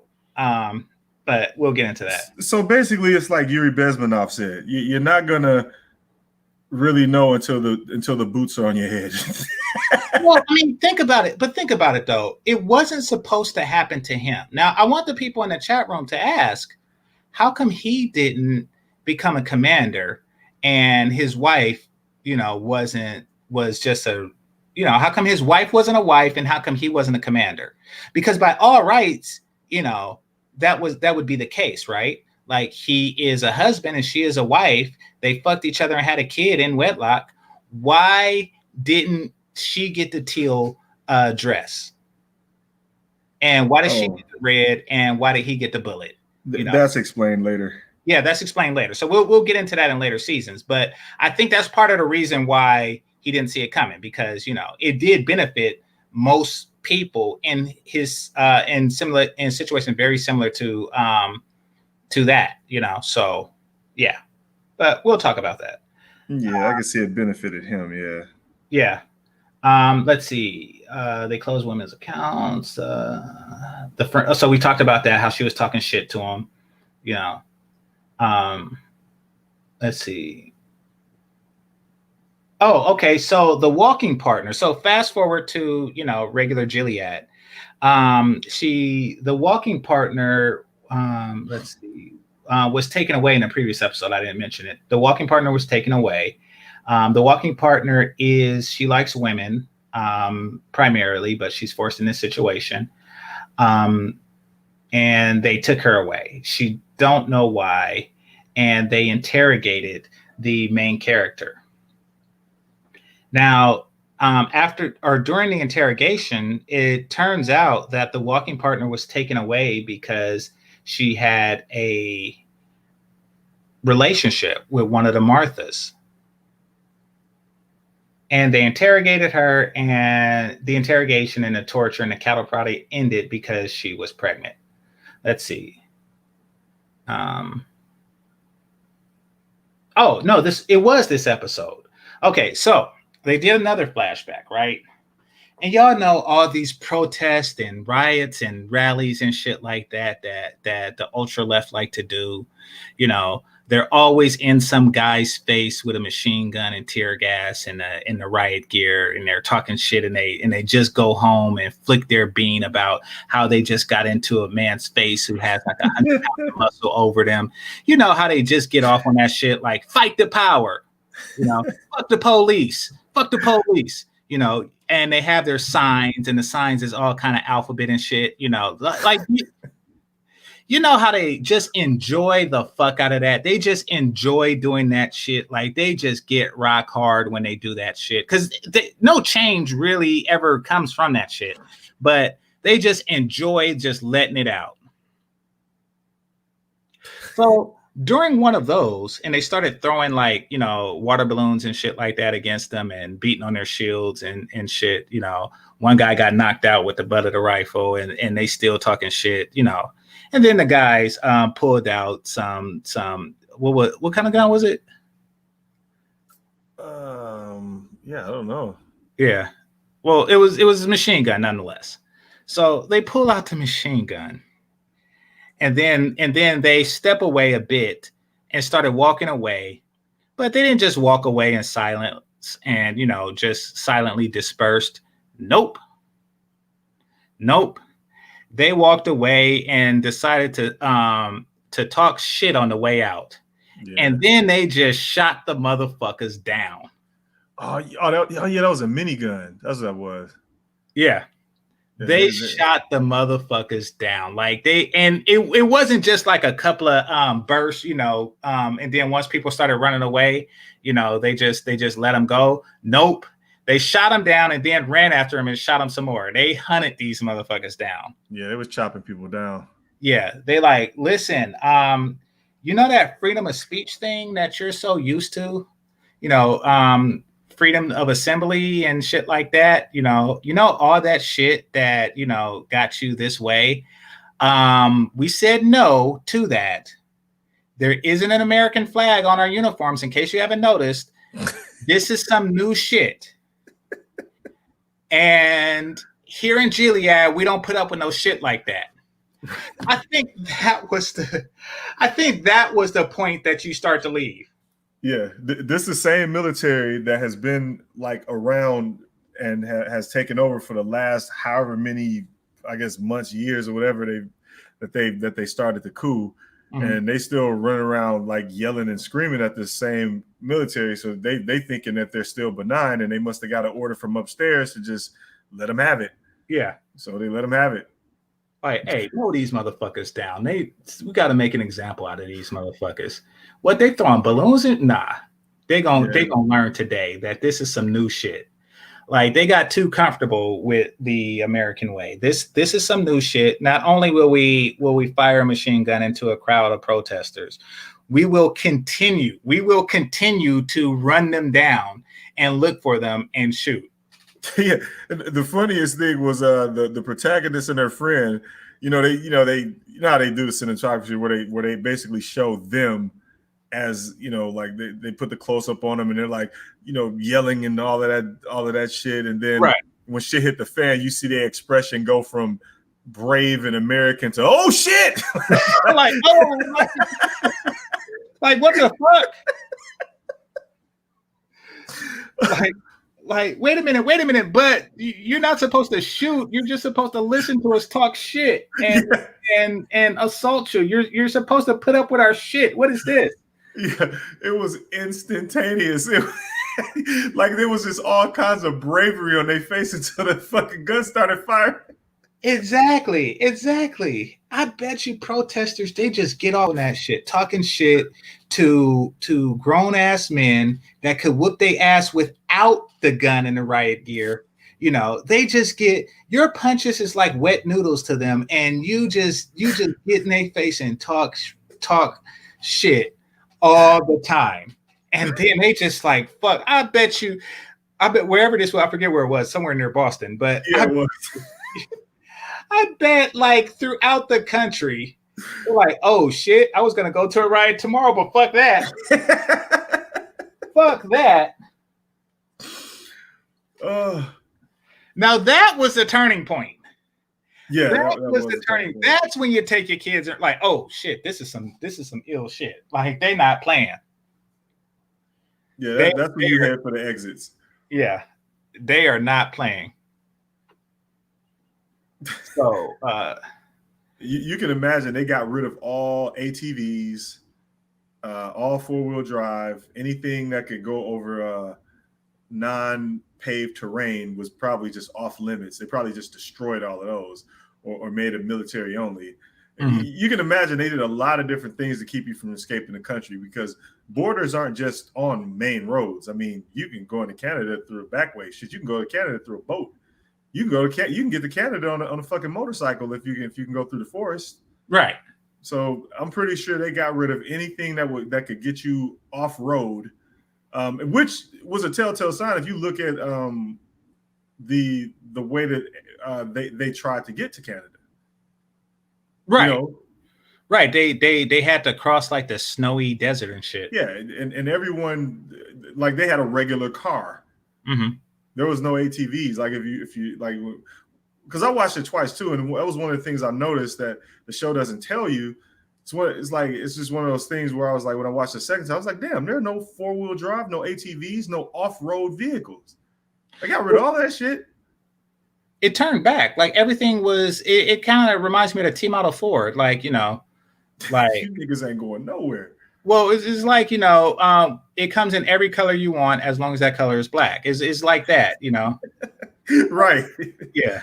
Yeah. So citizens did not have access to anything off-road. Right. Is what I noticed. That's true. All right. So that's how that season ended. And that was one of my favorite parts. The shock of it. And it's not like I want to see a bunch of people get mowed down, but just the shock of it. Just the shock that, you know, like the swift change and belief. Yeah, less visceral than that. I don't think we went over was the chick Offlin, her shopping partner. Because the way the show framed it is, you thought that she got caught because she was a resistance member, right? Because their conversations was her basically trying to indoctrinate her into the resistance, and then she gets yanked at the end of the show. And it doesn't tell you why until she starts to narrate, and even then it doesn't tell you why. It's just one of those things where the show framed it as, oh, she got yanked because she was part of the resistance. You have no idea because this is the same episode where that dude came in with the crazy ass voice. It was like, I think we should start off on the right foot, and then she cattle prodded her, so because they were questioning her. Yeah. So no, I talked about that. Okay, so yeah, so they basically tried to frame it as she got caught for being a resistance member, but you come to find out it's for a completely different reason. So you kind of go, whew, like you wipe your brow, like, damn, okay, that was a close one. But she still gets questioned about it by the dude, because then you think she's about to get fucked up for a different reason. Like she, you know, they thinking she's down with the rug chewing crew. Oh no. I got that part, and then I mentioned that, you know, they were interrogating her and they told her to stop because she's pregnant. Right. Yep. Yeah, because she was late or whatever. Yeah. That scene was crazy. But damn, that's the same episode where at the end of it they showed the actual homosexual girl getting walked through security and shit. Mm-hmm. And it seemed dire. Okay, yeah, and it seemed like super dire for her. I thought she was out of there. Wait, she was getting walked through security. Yeah, at the end when Alfred was narrating, she was narrating saying there were whispers about what happened to Offlin. Oh, okay. Yeah, and she was getting walked through security as she was narrating, and you just thinking at the end like, oh, is she out of there? Yeah. They're gonna say in the next episode what happened to the girl, and it's prepare yourself because it's kind of fucked up, but it shows the change in times. But all right, so next one, let's see. Okay, so they do a flashback, right? And so the girls escape. They escape from the academy where they learn to be handmaids. They make it to the train station, the black girl and the white girl. The black girl is her best friend, the one that was talking shit to the husband and shit. They were best friends prior to this, and they found themselves in the same academy. So so they made it away. One of them dressed up as a Martha, so she had special clearance and she could go through stuff, and the other one was dressed as a handmaid. They go to the train station. They try to make it to Boston. I don't know why, but they were going to Boston. I guess they want to go as far north as they can. And they were stopped. The white chick, the main protagonist, she was captured, and the black chick hopped on the train. So apparently, later, I think it was at the end of episode 1, they said that they caught her and they sent her to the colony. The colony means that you're shoveling toxic waste, meaning that you will die, right? Very soon. So she's just written off for dead because she tried to escape. The other chick was captured and she had her feet whipped, which is a very strange form of whipping. But you learn something new every day. Yeah. Okay, so anything on that before I go to the doctor scene? No, don't have too much to say about that. Yeah, it was okay. Yeah, you can move on. Okay, so she didn't get. It turns out that she wasn't pregnant; that she was just late. The mistress of the house was furious. She was furious for several reasons, but mainly because she wants a baby. So she took her frustration out on the handmaid, and that was that. They took her to the doctor on her cycle day and asked him to take a look at what's going on down there, because it has to be her. The doctor said everything is fine. This guy's probably sterile, but it was illegal to even suggest that, which is a very weird law. I'm gonna be honest with you. I mean, it shows that this regime is really detached from reality. It's corrupt. Yeah, it's strange. But her shit was fine. Her plumbing is fine, and his shit is not. Now it's kind of obvious because between his wife and the previous handmaiden and this one, it's just process of elimination. Come on now, So yeah, the doctor actually offered some sperm. It's like, look, I can help you.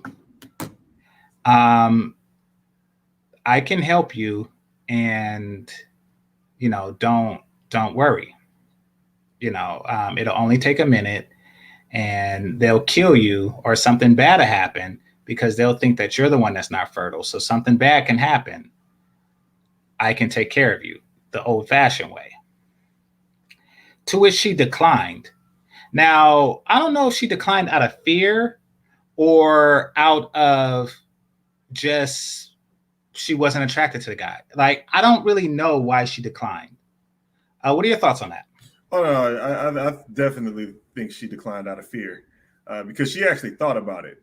And then she thought about how risky it was because so they put the camera on her in a way that suggested that she was going over what he said, especially when he suggested that her commander might be infertile, because he said most of those guys are.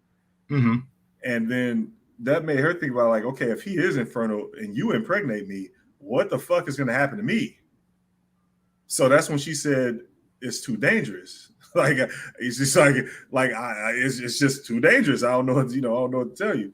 So then he was like, okay. So she was more thinking about her survival. Like, if he gets her pregnant, then what? Like, if that guy is actually infertile, and like that doctor says, and she, she's taking a crazy chance at that point. Mm-hmm. So, it is a lose-lose. Yeah. So yeah, for her especially. Right. I found it interesting that the doctor made it a point to show himself because they were behind a Corona screen like prior to that. I guess so the doctor's face couldn't be seen and he couldn't see her, so there's assurance that this isn't sexually awkward. Right. But I think that he showed himself to show, look, I am white, I have blue eyes, and you're not gonna get a chocolate baby, and then the commander would be like, what the fuck? Right. You're not gonna get an Asian baby. Like, we can do this. Like, I know who your commander is. We can make this happen. So I think he did that. But you're right. Like, if it's but because it's illegal for them to say that it's that he's infertile, and I don't know if a man is ever really completely infertile. Like, I mean, like, men have like low sperm counts or shit like that, but there could always be like a 1 in a billion that just break through. Right, but this is a feminist written. Yeah. So of course the men have to be infertile too. Well, yeah, and according to feminists, our sperm will start swimming backwards, right? Yeah. Like, backward. Yeah.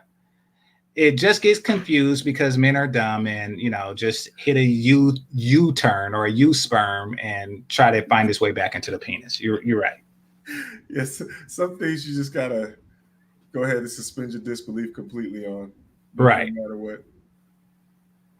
Right. And it's okay. Moving on. Let's see. She went to the doctor. He tried to connect with her before the ceremony. Okay, so this was the scene that you were talking about, because he tried to connect with her before the ceremony. He asked if tomorrow they could play Scrabble again. When she didn't make a connection with him, whether it's like a emotional or whatever type of connection he likes to make with women. When that didn't happen, he couldn't get it up. Oh yeah, this was that episode. Yeah, okay. Yeah, he couldn't get it up, so they just like let it go that season, or that cycle, which is a good thing too, because if she would have wound up pregnant, even though he didn't get it up that day, then it's like, hey, wait a minute, I mean, he might get it up next month and then maybe premature or some shit, but no, yeah. So she was like running a major risk. So later in this episode, I forget how, I'm looking at my notes here, it came to the attention that she was an adulterer. Oh, during a flashback scene, and they caught her, they mentioned that, like, how dare you turn down this opportunity? You are an adulterer. Right. And by all means, you should be dead. We kill people like you, but because you have that precious womb and shit, we let you slide. And this is the thanks we get? Right. That's the way she was. Like, this is the thanks we get? Real quick, Aunt Lydia, okay, if people are going to watch this show, watch the just joy and sincerity of this aunt and the way she appreciates her place in this new society. Like, her fucking role in this society is everything to her. Like, this bitch, she is so serious about her fucking job. She takes pride in what she's saying. Like, that actress that plays that fucking role, like, she did a fucking tremendous job. That shit had me dying, and not in like a slapstick funny way. She was serious. Like, her like, she took joy in her. She like appreciated her position. She did. She was telling them bitches, like, bitches, you crazy? You about to give birth to the new society? You should be thanking your fucking lucky stars that you even that I'm even in front of you, scolding you right now. You know where you could be? You'd be dead. The Aunt Lydia, excuse me, was not pretending. She really felt like this is how things should be. Yes. You line the women up in a circle and rip motherfuckers apart. That makes complete and total sense. She was there like, that is a great idea. She memorized that whatever holy book or holy doctrine that they're using in that new society. She memorized every word. Exactly. Now, we'll cover later seasons, and in later seasons, they explain why she was like that. Okay. Like, they go into her history, what made her that way, and shit like that. But when you look at her history, it does make sense. It does make sense that she would be like that. But yeah, she enjoys her position. She enjoys walking around in a brown uniform, cattle prodding bitches. You know, like she's like, this is the life. Yeah, Aunt Lydia is amazing. You know, like before this new regime, I was just walking around cattle prodding like cows, hoping for this day to come. like I was just practicing the shit, hoping that, you know, one day I'm gonna just cattle prod all these bitches. Like, it's the shit. It's ill. She's just practicing on real cows. Yeah. She's very proficient with that damn cattle prod. I mean, yeah, Well, when they were training the aunts, she probably was the one that suggested it. Like, you know, can we have cattle prods? Like, who the fuck thought of that shit? I don't. I mean, think about it. Their role is that of cattle. I mean, when you think about the similarities between the handmaids. Oh yeah, true, yeah. They're just fucking wombs. I mean, remember when the chicks I got removed? One of the things that Maura, the black girl, said was, "Yeah, you don't need eyes to have kids." It's like you don't need shit to have kids. Pretty much. Yeah, you just need the pretty belly. much. Just like you could be a quadriplegic, and you know, there you go.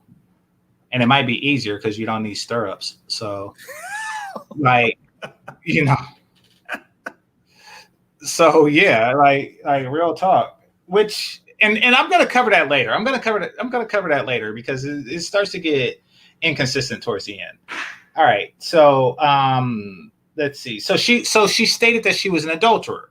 Now, I looked up the definition of adulterer, and because there is, at least for me, there's confusion on who actually commits adultery.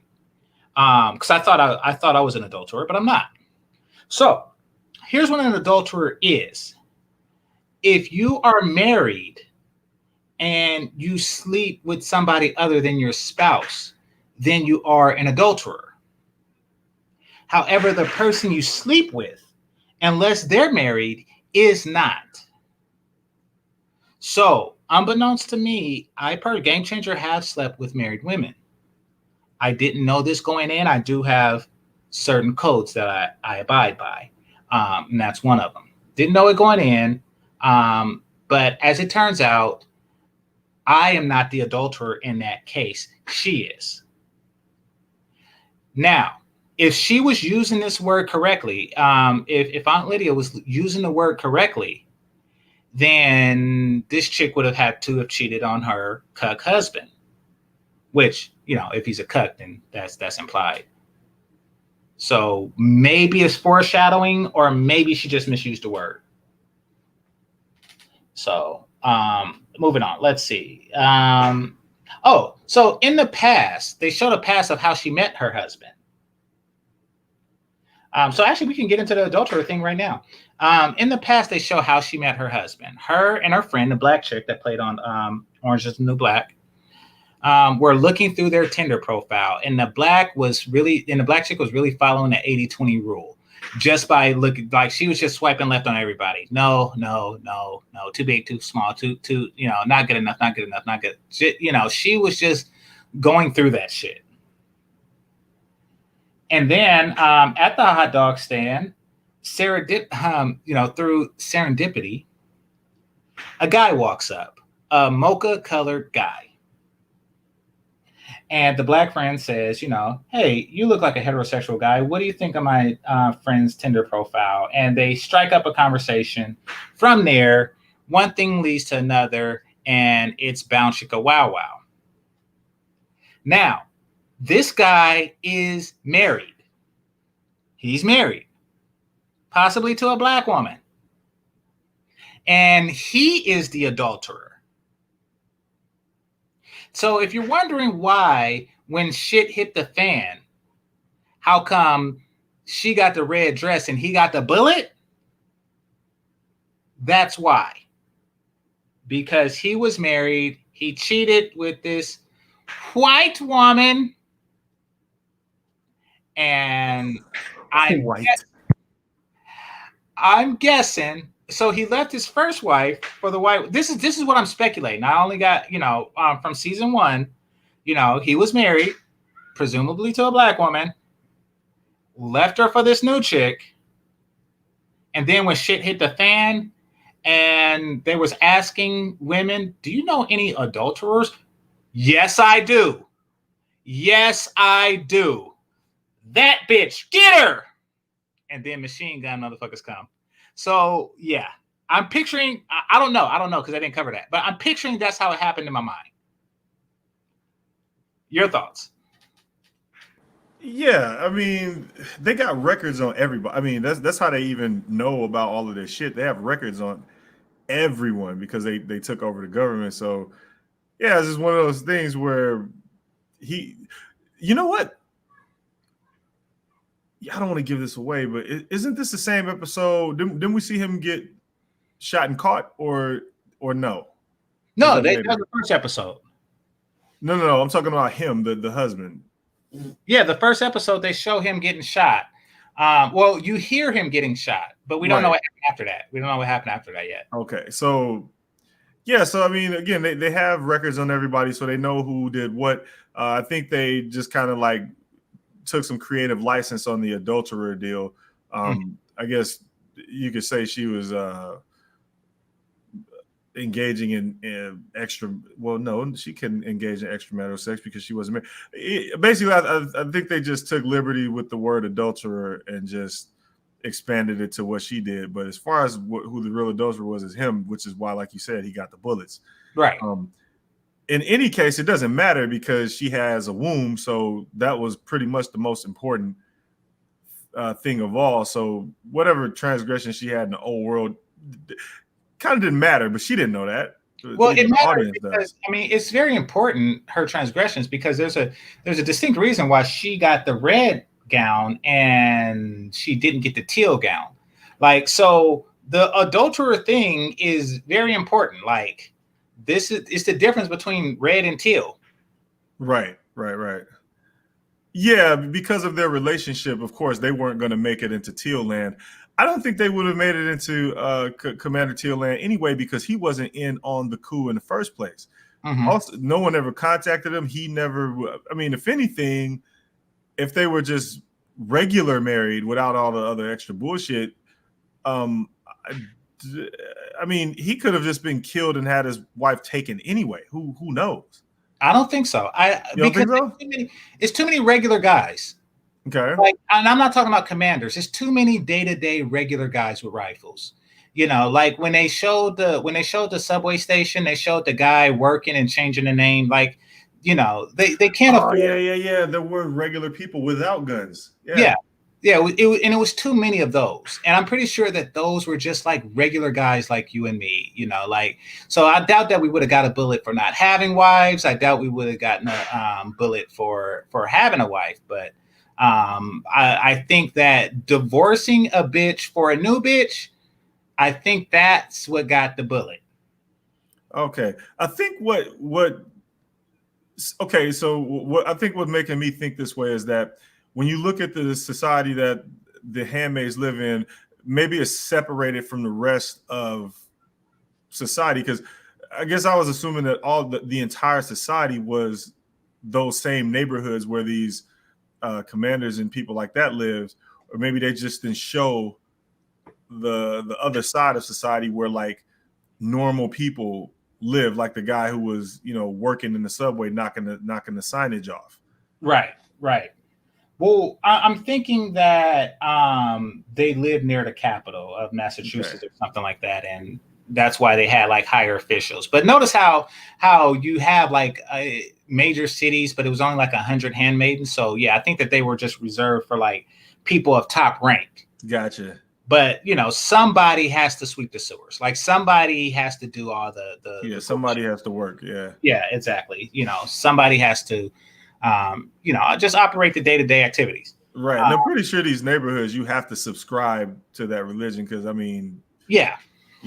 Otherwise, yeah, you become an effigy. You have to do that. You have to, go with your traditions and shit like that, or else, because But yeah, I think that he probably, like, if it wasn't for the fact that he wasn't married to the first chick, and that is some foul shit. You just find Double D says Becky with the good ovaries. You just, oh, my bad. Rocky Inn, coffee shop guy was Jerome Whiteside. I appreciate you, brother. Yeah.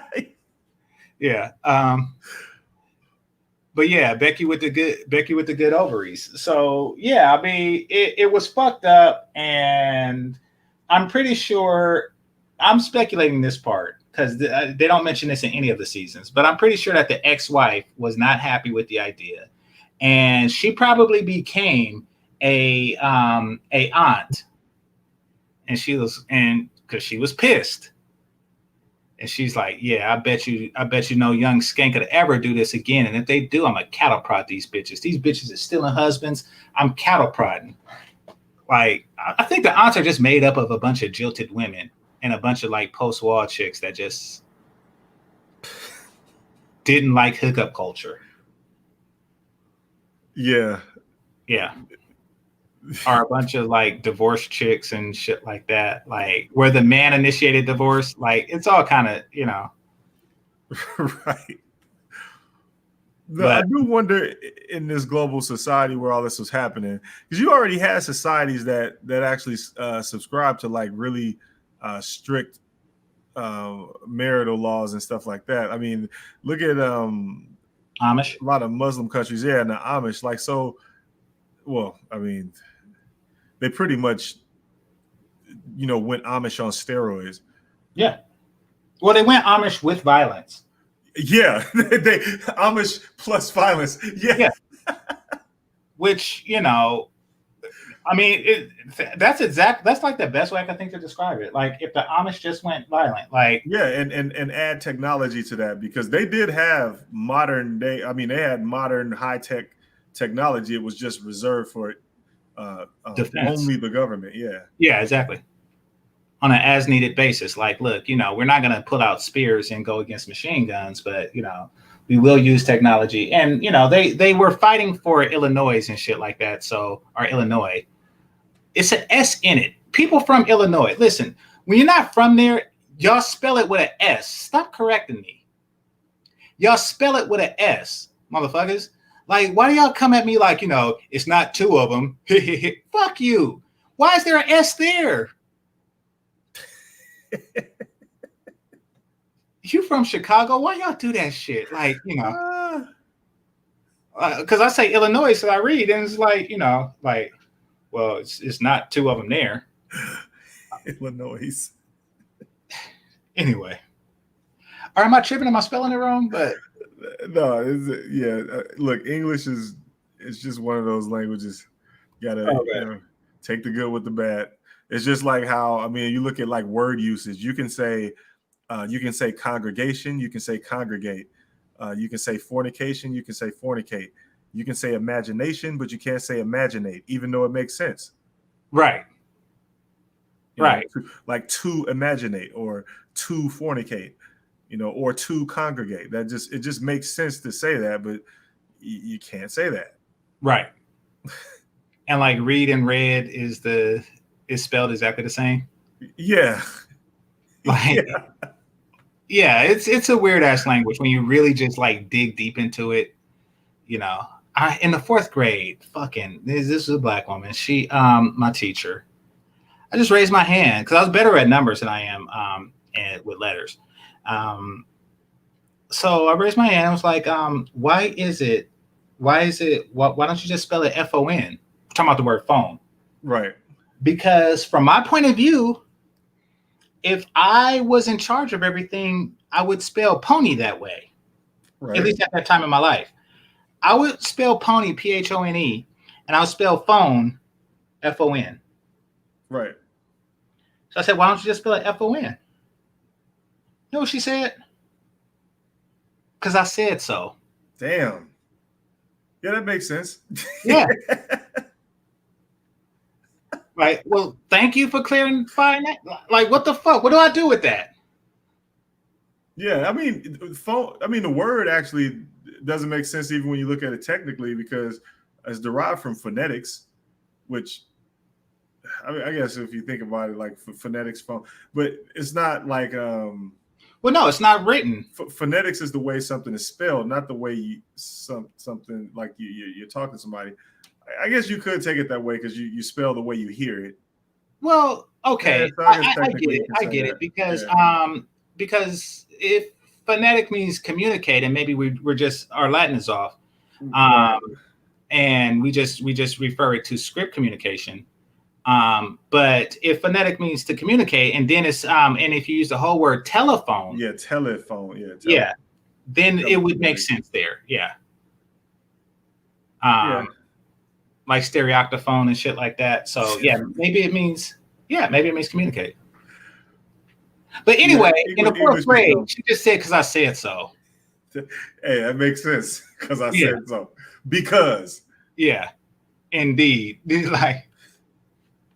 All right, so back to the show. Let's see. She was an adulterer. She was going through the Tinder account. She met her husband that way. He was already married, and they did the whole thing.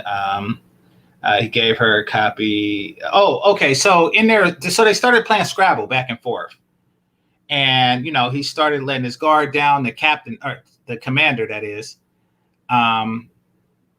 He said, let's see. He gave her an old magazine. This is one of those like Cosmo type magazines with the lipsticks and shit, so she could look at it and remember the old days when they could wear with lipstick and colored panties and shit like that. I don't understand this guy, but he is an example of how we got in this situation in the first place. Cuck Master Supreme. Yeah, exactly. Cucks in power, is a deadly thing. Cucks with guns. Yeah, and with guns, exactly. So it became apparent to the wife that something's going on with the husband's sperm. Something is not right. You should fuck somebody. And the driver has a penis. So and he's young. Yeah, and he's young, and he's probably easy on the eyes. Given everything. So even though you would have swiped left on him during the Tinder days, this isn't the Tinder days, bitch. You see two people a day. One is the driver and the other is the captain. Like, so there you go. Right. And go ahead. And the rest of big ass dudes with guns. Exactly. So if you want some sperm, there you go. So let's see. So she agrees to it, and okay. What choice does she have? Yeah, exactly. So she has a new walkmate, a black chick. So her and the black chick sees the chick who her old walkmate in the grocery store. And, she talks to her and says something. And the black chick just went the fuck off. She just said, look, you strike me as the type that did yoga and shit. You did yoga. You had a Nordstrom card. You did Pilates or whatever the fuck. You was one of those chicks. I used to give blowjobs for a hit of Oxycontin. And now I have a home, I'm respected, I'm valued, and blah, blah, blah, blah, blah, blah. Fuck what you talking about. Fuck resistance, fuck everything. Fuck, I am not with these bitches. Whatever you and that last chick had going on, we come from two different worlds. I came from the bottom and I was upgraded to this. You came from the top and you was downgraded to this because even though you had all the yoga and Pilates and shit, you still had to do some fuck shit. I was born into some fuck shit, like I had a city high life, So She just explained to her like that, like, you know, so don't come at me with your bullshit. I'm not like the last bitch. Right. Yeah, she wasn't having it. She was not trying to ruin her situation for shit. Exactly. And she's like, you know, I could have been shoveling radiation. So she was genuinely happy about the shit. Right. You know, so she might grow up to be an aunt. Like, oh yeah, she was definitely gonna work her way into aunthood, or at yeah, least Marthahood. Yeah. No, aunthood. Like Martha, isn't like that like default place that the handmaids go when they run out of eggs? Martha. Yeah. Yeah, I think so. I was just saying, once she was done making babies, she probably would have, you know, either went for the Martha or went for the aunt. I think it takes a special type to be an aunt. You have to have like a strong personality and just tell a bitch off and actually believe in the system. Yeah, you have to give all your give a fucks away. Yeah, exactly. And she had already done that. Exactly. And you got to hate the past life. That's what it is. I think that's the difference between a Martha and a aunt. Yeah. I mean, what they have in common is that they're infertile, but the main difference is that you have to hate the old life. Right. I mean, it would make sense that the aunts hate the old life because these are equivalent to nuns. No one wants to procreate with them anyway. Mm-hmm. Like, I mean, of course they're gonna hate the old life. No one was swiping on them. Yeah. No one was swiping on them in real life. It was probably dudes that would see them in real life and put their hand out and try to swipe their ass in real life. Like to the left. Just face palmer and then move it left. Just move it to the left. No, the her left or his left? Like his left. So she's gonna be like, "Oh, you swipe me to the right. Does that mean we're going out?" No, this is my left, bitch. And then he just keep walking. Yeah, pretty much. Yeah. So I mean, these are chicks that was getting swiped on in real life. So there's no, you know, of course they're gonna hate the old life. Yeah. But the black chick, I don't know. I don't know if I could just take the red gown off and then see like the uneventful lingerie or whatever the fuck they got going on under there and then just fuck it. But she looked like she might have gotten some penis prior to that. Like, the ex junkie is hot as fuck. Like, yeah. I mean, think about it. That chick had no makeup on. Exactly. And she was still hot as shit. Now, just so y'all know, the main character is not hot, not even close. No. In fact, she always gets the remarkably average role that she is a feminist-approved woman.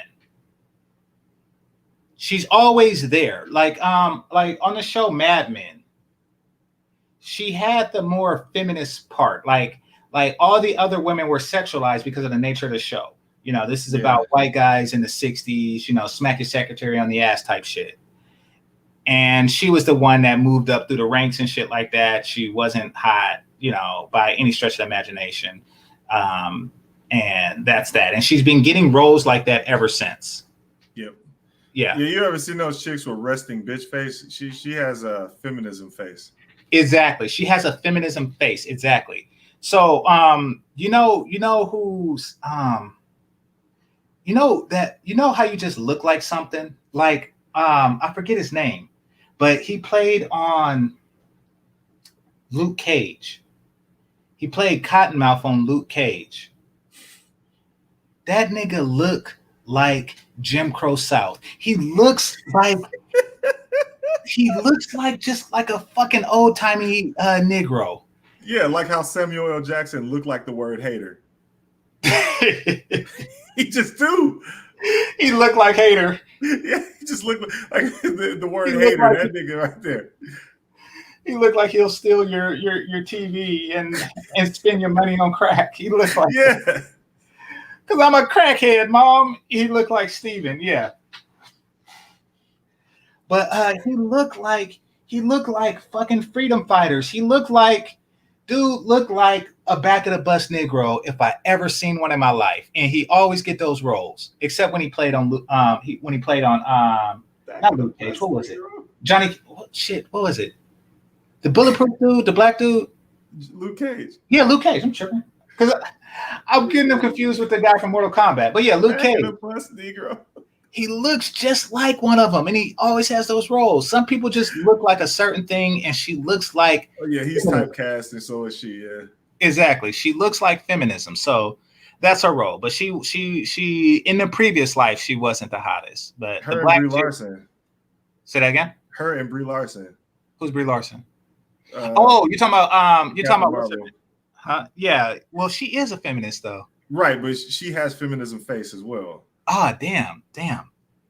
Yeah, that's fucked up. Well, some people just haven't even sold. Like, that's what happens when a feminist get with a cuck. They have a kid that looks like that. That's the look. Oh shit. That's the look. I mean, like, you know, when a field hand, when a modern day field hand gets with somebody who came from a can't see city, you know, they have a kid that looks like dude. Yeah. Like, people just Like, just look like that. She doesn't have a no face. It's one of those interrupt you while saying no faces. Exactly. Like you in the middle of a question. It's just no while you still talking this shit. Exactly. Like, hey, you might know. She looks like human resources. Yeah. She looks like human resources. Like, she don't get interviewed. If she wasn't an actress, she would just be in human resources because she just looks the part. Yeah, calling motherfuckers up, telling them their last day today. Exactly. She looks like she's familiar with the word inappropriate. Yeah. Like that was her first word. She says that, you know, say dada, inappropriate. She approves all PTO with an angry enter key. like fuck. And she's checking for reasons why it can't get approved. Yeah. Like she's just hoping that it don't get approved. Right. Oh shit. Oh, that's fucked up. Yeah. Feminism face. Yeah, she's like the face of feminism. She don't have to interview for human resources. She just get it. Like, yeah, she just walk in. She just walk in like, this is our new HR director. You see what come on now. You see, you know how this is gonna go down. Her resume is an 8x10. This is our new HR director. Pretty much like when Cat Williams, when dude was like, you ever did any time? When Terry Crews was like, you ever been locked up? He said, no, thanks for asking. No need of asking you the same question. It's like, she walks up to like, where do you work at? Like, oh, I work in IT. I work in computer networking. No need to ask you the same question. Right. No shit. Like, you work in HR. Like, that's, you either work in HR or you're a social worker, just hoping for reasons to take somebody's kid. Like, but whatever it is, you carry a motherfucking clipboard. Right. No matter what it is you do, you carry a clipboard and give people unfortunate news. Right. Rare smile in that bitch. Yeah, exactly. All right. So let's see. She fucked the driver. Her new walkmate, covered that. Let's see. Oh, okay. So get this. And this is why we call dude a cuck. So when they agreed to have the affair, right? They meet in a hotel. Now think about the nature of the affair. Like, this is not a handsome, or this is not a pretty woman, at least by any metrics that I measure pretty women. But he fucks her. He cheats on his wife and fucks her. Worst decision ever made, because it winds up getting his ass shot. But anyway, he does it, and she's there. And they get together in a hotel to fuck. Before fucking, she says, I like to be on top. Yeah. Oh, yeah, I remember that. They had to throw that in there. Yeah. Exactly. Just the fact that the writers put shit like that in there. Now, in a regular sexual encounter, that's okay. You discuss what you want, and people, compromise sexually in relationships all the time, or they negotiate, or whatever you want to call it. Generally, it's not said. It's just something that happens. Like she may be angling towards that, and when you're kissing and hugging and getting the clothes off and shit like that, she just winds up on top, and you're indifferent. Sometimes that happens. Generally, it's not said. But it was written in the script for a very specific reason, and that is to show dominance. Yeah. They wanted to show her in a dominant position, literally. Like she verbally states her demands, and then he acquiesces to them. Yeah. Not only that, but the camera pans to their arms, and similar to a man sliding his arm up a woman's arm while she's on the bottom, and then interlocking fingers and then pulling her arms up in like in a you're submitting to me bitch kind of way. Uh-huh. She did that to him. Oh shit, I didn't even see that. Yeah. Her arm slid up his arms like he was the woman, interlocked fingers with him, and then she pulled his arms up above his head. Uh-huh. Like, because she was on top. Now the thing is, like, and there's like, girl on top is excellent, because then I get to disrespect your kidneys without even moving. Like, I do no work. What do you mean? That's great. Yeah. But they framed it in this way like it was just, emasculating and shit. Like, okay. They wanted it to be as uncomfortable as possible, and they got what they wanted. Yeah. And again, the way that they drew that scene out to basically just show you how much control she was in, where, again, with the cinematography and the camera panning up their bodies and showing her basically pulling his arms above his head like he's a bitch. Mm-hmm. Like that was, that was feminism 101 like a motherfucker. Exactly. And they want to normalize this shit. The most fucked up shit I ever seen, shout out to Jessica X, was Amazon style. Was you on the thing when she sent that in the background, in the back chat? No, but I mean, I can imagine she does that because she probably does that. Well, no, I don't know if she does it. I would hope not. I would fucking hope not. I got $100 on it. But it was some fucked up shit. It was the most emasculating thing I ever seen. Like, and it was in no way enjoyable. I would have to be like having a real lazy day to let a chick be on top. Or Amazon you. Oh, no. Under no circumstances would that shit ever happen. Yeah, that's an impossible position. I don't know how to do that. Oh, so you've seen it? No, I've seen the Amazon position, yeah. Okay. I'm just saying, it's an impossible position for me to do. My body doesn't work that way. Well, the penis has to be pointing down. Like, I don't even know what the fuck was going on there. Well, I'm not flexible enough because I'm straight. Huh? Yeah. Yeah, like, and I'm not a cuck. Like, that would be so sick if I ever seen it in my life. You almost cried laughing when I first saw that position. I was like, this is real shit. This happened. Yeah, like somebody is doing this. Yeah, right now. Yeah. Oh, damn. And you know what he's saying? Y'all just saying that because y'all ain't getting no pussy. Right. I got game.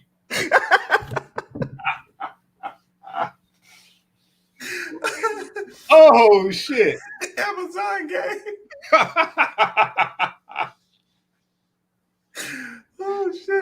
Oh, shit.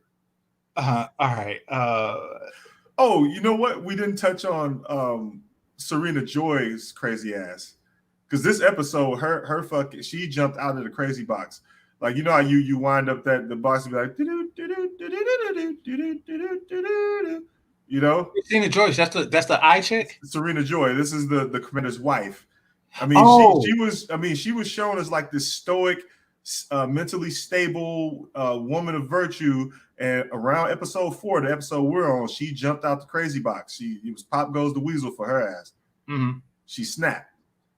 This is the episode where she grabbed her by the hand and dragged her upstairs and was like, bitch, you stay in this room with no furniture, because she thought she was pregnant. Remember at the beginning? Yeah. So yeah. The Martha cooked their breakfast. There was like this whole fucking setup. They were being crazy nice to her because, you know, they were like, okay, she missed her period. So, and Serena was going on and on about how wonderful and joyous things are and poured her heart out to her. And she had to stop her and was like, I'm not pregnant. So that just set her off. Like she jumped all the way out the fucking crazy wagon, dragged her up because she was moving her room down to a more important room. Like she set the whole room up. Room. They were going to set up like a nursery with put her in there. So they moved all her furniture from upstairs. And she got pissed off, dragged her ass upstairs and threw her in an empty room on the floor. It was like, you stay here forever, bitch, until you get pregnant. This is where you are. I seen that on Joy Luck Club. Yeah, exactly. Like, yeah. Damn. Yeah, she jumped out the crazy box on this episode. That bitch went nuts. No, I forgot about that. And then, because she did that before the doctor, and she was just eager to get out. So, before they went to the doctor, I forgot. Yeah, so she kept her in the room for maybe like 2 weeks, solid confinement essentially. And when she said she was going to the doctor's office, she was happy. She was like, great, I get to see all the pretty flowers. I get to walk. Like she thought she was going to walk. She thought she was going to walk, and she's like, and it's raining, and I get to feel the rain and fresh air and shit like that. She said, we're going to take the car. And she was like, well, I could walk. She's like, no, you can't. You're sick. She put her ass in the car and then rolled up the tinted windows. Right. She rolled up the tinted windows like, bitch, I will not give you the pleasure of looking out the car window. Fucked up. I forgot about that. How to show you for not getting pregnant. Right. That will show you. How dare you lay there and take my husband's dick with no child to show for it? How dare you accept all that rape and get no results from it? Yeah. How dare you? What the fuck is wrong with you? You need to be punished for this. Yeah, you need to be punished for that torture. Yeah, exactly. You need to be punished for me tormenting you. Yo, she jumped all the way out her crazy box because she wanted a baby that bad. Yes. And part of it was because the other chick, out of everybody, the crazy bitch gets pregnant and has a successful pregnancy. Now, because it was kind of weird. I noticed that too. Like, how come she was like, when they first showed her, when everybody was like ripping that nigga apart, like, how come she didn't do it? Yeah, she was too busy dancing and spinning in circles and shit. Well, no, but that's because she was pregnant. What I meant to say is, how come there wasn't? I was distracted by this email. How come there wasn't other pregnant chicks? Right. Is the question. Exactly. How come there weren't other pregnant chicks? Well, that kind of was hinted on by the doctor when he said that half these motherfuckers can't even and think about it. They all had their different types of relationships with these women. Like for instance, we got to get to that episode though. But they had the handmaids had different types of relationships in their respective houses. Right. Like for instance, Fagbenle had a different relationship. Like the chick that got caught with her Martha. Like so that her commander and the wife in the house, they probably were more lenient or lax or whatever the fuck it was. They probably actually allowed the relationship because they thought it would foster her ability to kind of like deal with the rape. Who knows? Or it was never explained. Or the commander liked to watch. Yes, or the commander liked to watch. And somebody snitched on him. It could have been their driver because it was already explained that those eyes, and it was explained by the homosexual chick that those eyes are everywhere. And she even warned her in episode 3 that there's an eye in your house. Right. And they're everywhere. So it could have been an eye in the other people in her own house, which basically watched her relationship. The crazy part is the eye shit was crazy obvious. Like, because by episode 4 was when she asked him, are you and I and shit? And he was like, yeah. And the thing is, when you're watching it, as soon as the homosexual chick said there's an eye in her house, that was like the most obvious part. And I don't think the show was trying to hide it because he was always fucking staring and always around. She come to the kitchen, he magically shows up in the kitchen. Well, she, out on the porch, he's fucking on the porch looking at her. They don't really say who he's an eye for. No, they don't. But him being an eye is super obvious. Well, I mean, because really all, and I'm gonna call him houseboy. I'm gonna call him houseboy because that's what he is. All the houseboys are essentially eyes. Yep. You know, for the commanders. Yeah, and there are other eyes as well, but yeah definitely the houseboys. But I think what she was saying was he was an eye for somebody who's not the commander. Gotcha. You know, because it's obvious, like he's going to report. He's going to keep the commander's secrets. That's why nobody knows about Jezebels or anything. Yeah, he's a super obvious eye, though. Holy shit. Yeah. Oh, yeah. Well, he's sneaky and, yeah. He's just fucking always there. He's just always lurking and shit. Just always lurking. Yeah, that is the life of a houseboy. I would fucking, damn, would that happen to me? Where would I wind up? I mean, there's no software development, obviously. I don't want to be a fucking... No, I'm pretty sure there is because they still have technology. Yeah, but there's far less. But the technology is limited to government use, so you would be useful as a developer in that situation. Like you'd be placed in a situation where you just develop a technology for the government. That's pretty much all. I mean, well, okay, put it like this: because of entertainment and everything like that, there's a lot more jobs than there are developers. Right. That would be flipped once it's reversed to where like only the like MIT graduates get the government jobs to get like gotcha. Yep. So like, and since I'm not an MIT graduate, like maybe Hammer would get it because he's like national scholar and shit like that, which I wasn't. I probably wouldn't get it, and I'd probably be like shoveling coal or some shit. I don't know. Shoveling coal. Wasn't he literally shoveling coal? Like, wasn't the houseboy really doing that shit? I forgot. Yeah, I think he was like he had a bunch of like odd jobs and shit. Yeah, he couldn't. Yeah. Or fuck it, I would just like I'll just be a mailman or some shit. Just a real simple job. Yeah. Actually, I would be happy landscape. I'm gonna be honest with you. Yeah. Cutting grass and shit. Yeah. Yeah. So, like, okay, it could be worse. They hanging motherfuckers right now. Like, so. I mean, right? Like, remember in the earlier episodes where when they were trying to escape, remember that shit? And they were just wheeling fucking dollies full of dead people. Exactly. Like, what do you do for a living? I wheel a dolly. Yeah, and I just stack dead people on the dolly. Dead people, yeah, exactly. And I take them to the crematorium.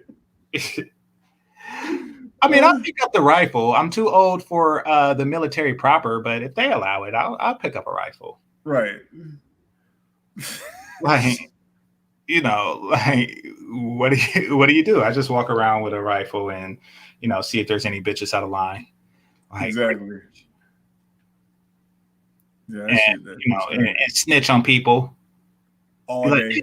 Hey, that nigga tried to get at me in high school. Hey, yeah, you was in the closet. I found you. Yep, I remember that shit. 1998, motherfucker. I remember that shit. Come on now. Right. Like, that would be. Oh shit. That would be it. Like, Yeah, there was a lot of shit going on this episode, episode 4. This is the episode where when she did get locked in her room, she actually found comfort in the previous handmaids etches into the floor, into the lower floorboard of the door. Mm-hmm. And they actually showed a flashback scene, not directly of the previous handmaid, but they were basically they expounded on what happened to the previous handmaid. True. And it was understood that the commander actually tried to have a relationship with her as well, but something went wrong. But they didn't really go into what went wrong. They just know that I'm pretty sure Serena Joy did the same shit she did to the current handmaid, which is throw her ass in a room by herself. Meanwhile, the commander trying to basically telling her like we're gonna be together kind of shit, and she ended up killing herself. But Damn. she tried to keep her sanity, and one of the ways she tried to keep her sanity was by leaving a message for the person that was going to come after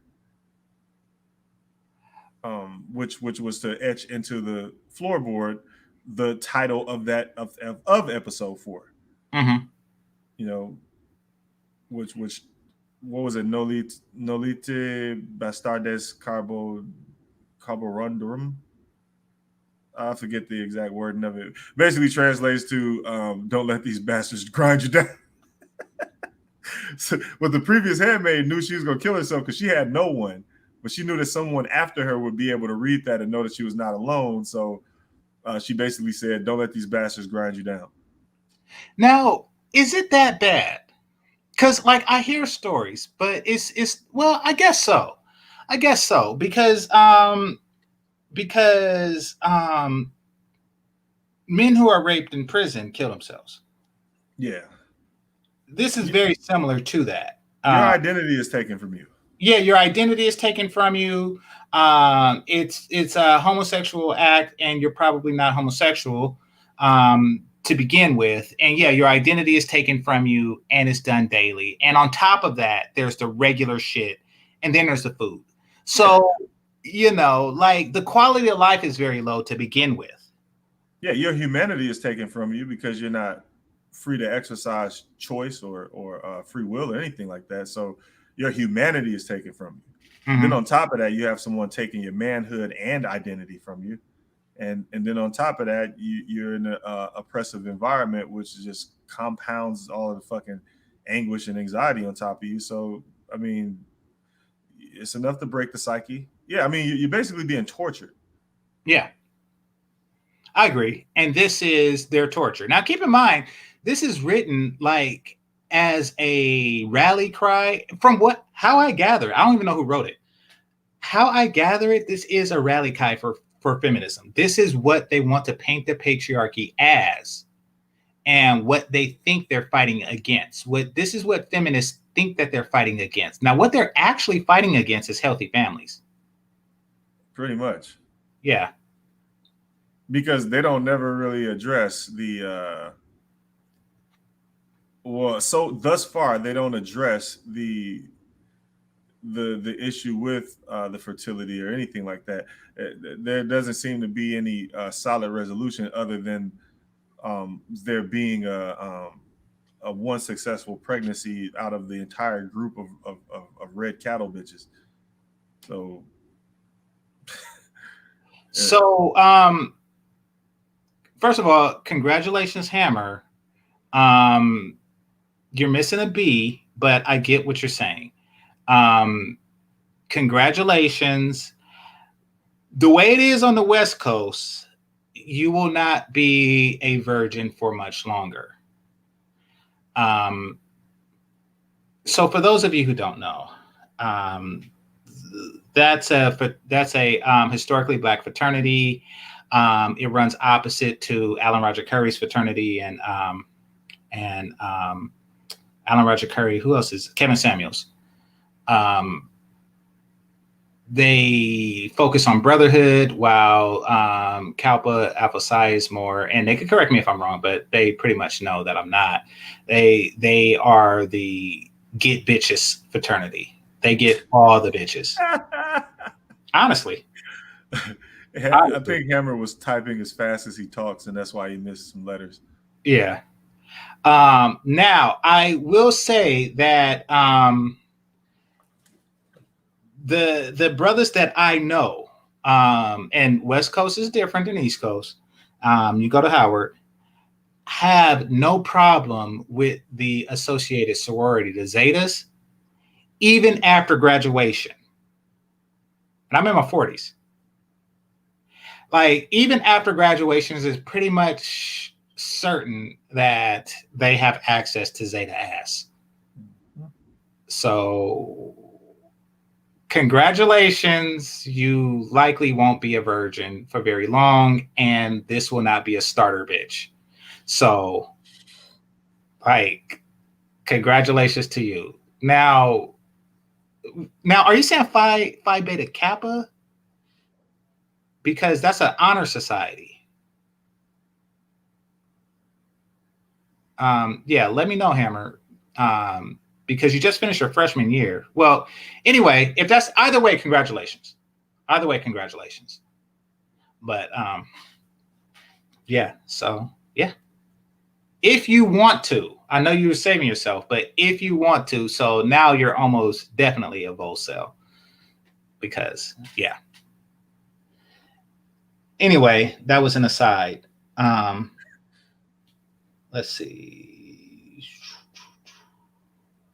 So, where were we at prior to that? That was episode 4. Basically, we just went over the last thing I think was Serena Joy's breakdown, and the previous Handmaid, and you know, the previous Handmaids, shit like that. Yeah. Okay. All right. So let's see. Oh, okay. So episode 5, and we're gonna have to go through these quickly because you know we're only halfway there and we spent 2 hours, over 2 hours. So this is my first season, and I know I take a long time with 10-minute clips and shit. So yeah, we're gonna have to. Yeah. Okay. So yeah, National Honor Society. Okay, so yeah, that's not what I was thinking because I was like, yeah, normally people do that in their sophomore year. But either way, congratulations. Anyway, where was I? Okay, so episode 5, the handmaid that was captured. They start with that. The one that was captured, she went through a trial and basically she was forgiven. She was forgiven for her actions, and it seems like. And this is where things start to get a lot strange. Yeah. Because she was forgiven for her actions and put in the exact same position as she was before, where they hung the Martha at what seems to be a construction site. It seems like they just hung her by the way. God, yeah. They just pulled up to a construction site and said, hey, you got one of those giant things with the hooks and the ropes and shit? Let me borrow that for a second. We got to hang a bitch. And it was like, yeah, sure. Just, and then the guys just operated it. And then, next thing you know, she was hung. They just tapped it twice and it was like, dee, dee, dee, and lifted her up and she was hung. Yeah. Yeah. The scene that preceded that was the court hearing. Yeah. There was no real court hearing. It was a real court hearing. There was no due process whatsoever. Mm-hmm. It was just, okay, bitches, here's what we accuse you of. It's automatic. Here are your sentences. Since you can still have babies, you're going to go back and become a handmaid. Since you can't have babies and you should know better because you're a Martha, we're going to kill you. And then they took him out and put him in a van. And it was quick as shit. There was no... It was unceremonious as fuck. I mean, they threw him in a van, drove off, back into the construction site, like GC said. I mean, just dragged her out the van, all right, bitch, let's go. Put the rope around her neck, and then just started pulling the crane up. Now she put her hands underneath the rope before they closed the door to the van. Yeah, they didn't close the door to the van because they wanted her to see it. Oh yeah. So. When the rope started going up, she put her hands under the rope, of course, because survival instincts and shit. But the dude held onto her foot to basically put more weight on her so she could eventually let go of the fucking rope. And she did, and she hung. Oh, and this is a very important part. I forgot about this. She was grabbing for the guard's penis. Yeah. Yeah, before they went into court. She was hoping to seduce some mercy out of him. She tried. He tried to seduce some mercy out of him, but this was like a society that is growing less and less tolerant of cucks. Yeah. It's like, look, if you let your penis get in the way of your duty, you will lose that motherfucker. You're going to lose your life. Also, this was a no-win situation. The dude that she tried to seduce, they're right outside the doors of the fucking court. Yeah. There's no way in that situation that anything's going to happen in their favor, even if the seduction succeeds. all it's going to do is put her in even more trouble, and then he loses his life. And of course he knew this, so he was just like, bitch, are you crazy? Right. He just knocked her out the way. Right. All right. So right quick. Phi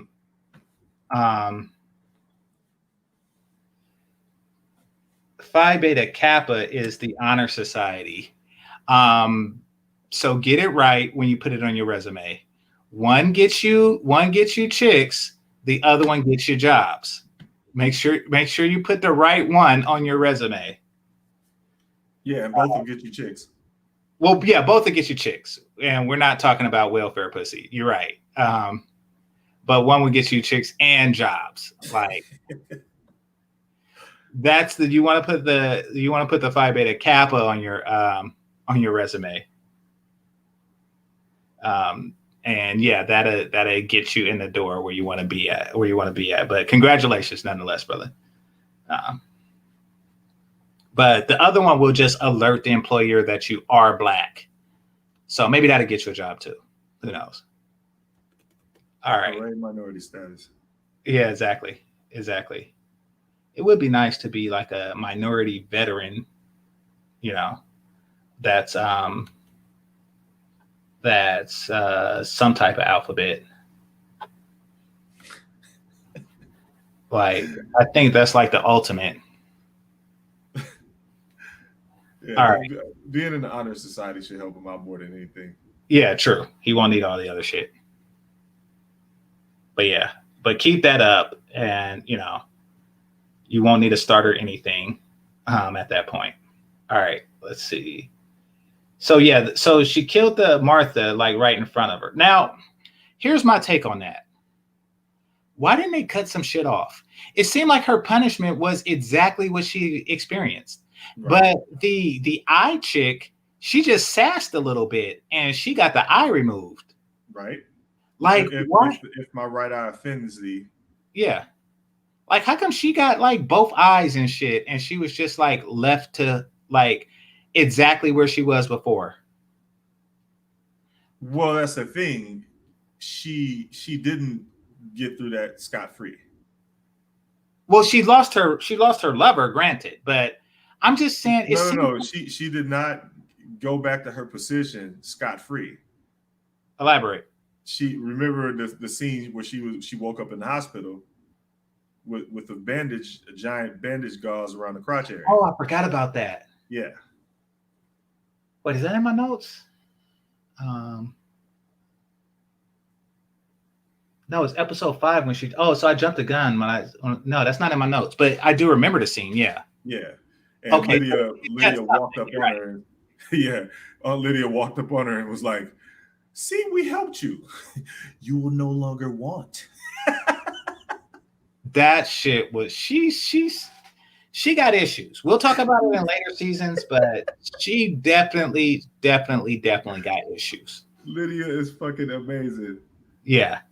She definitely got issues. She's like the fucking nun with the ruler. Like, I think that's where they got that aunt from. They because I'm picturing like the Catholic nuns with rulers, even though we didn't have those. I didn't go to Catholic schools. Right. And like the cattle prod is like a ruler. Yeah. Like they just walk around mean as hell and just ready to like shock a kid for, They were like, "We need an evil nun," and then one of the writers was like, "That's redundant." That's fucked up. I don't know if it's a stereotype. Maybe nuns are nice. Okay. Like maybe nuns are like because they do nice shit. Like managing an orphanarium. That's nice.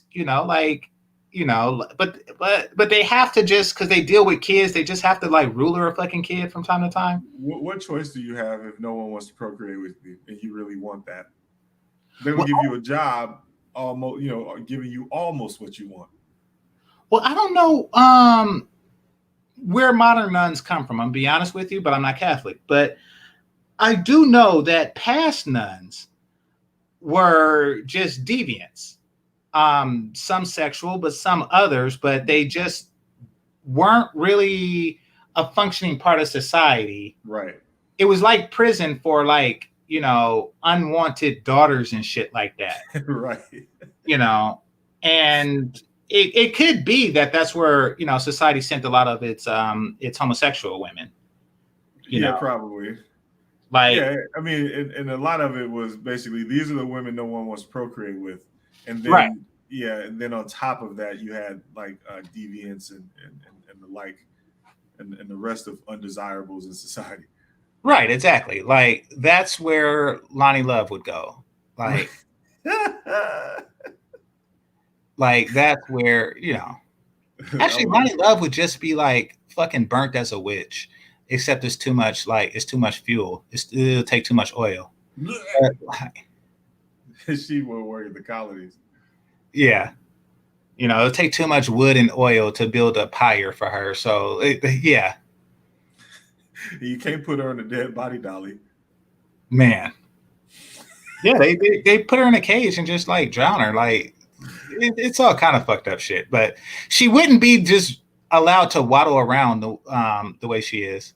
Like in the olden days.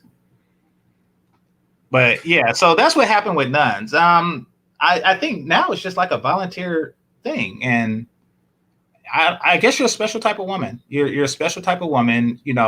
You're prudish, along with a bunch of other stuff, in order to wind up a nun, because there aren't any. As long as game niggas exist, there will never be rejected women.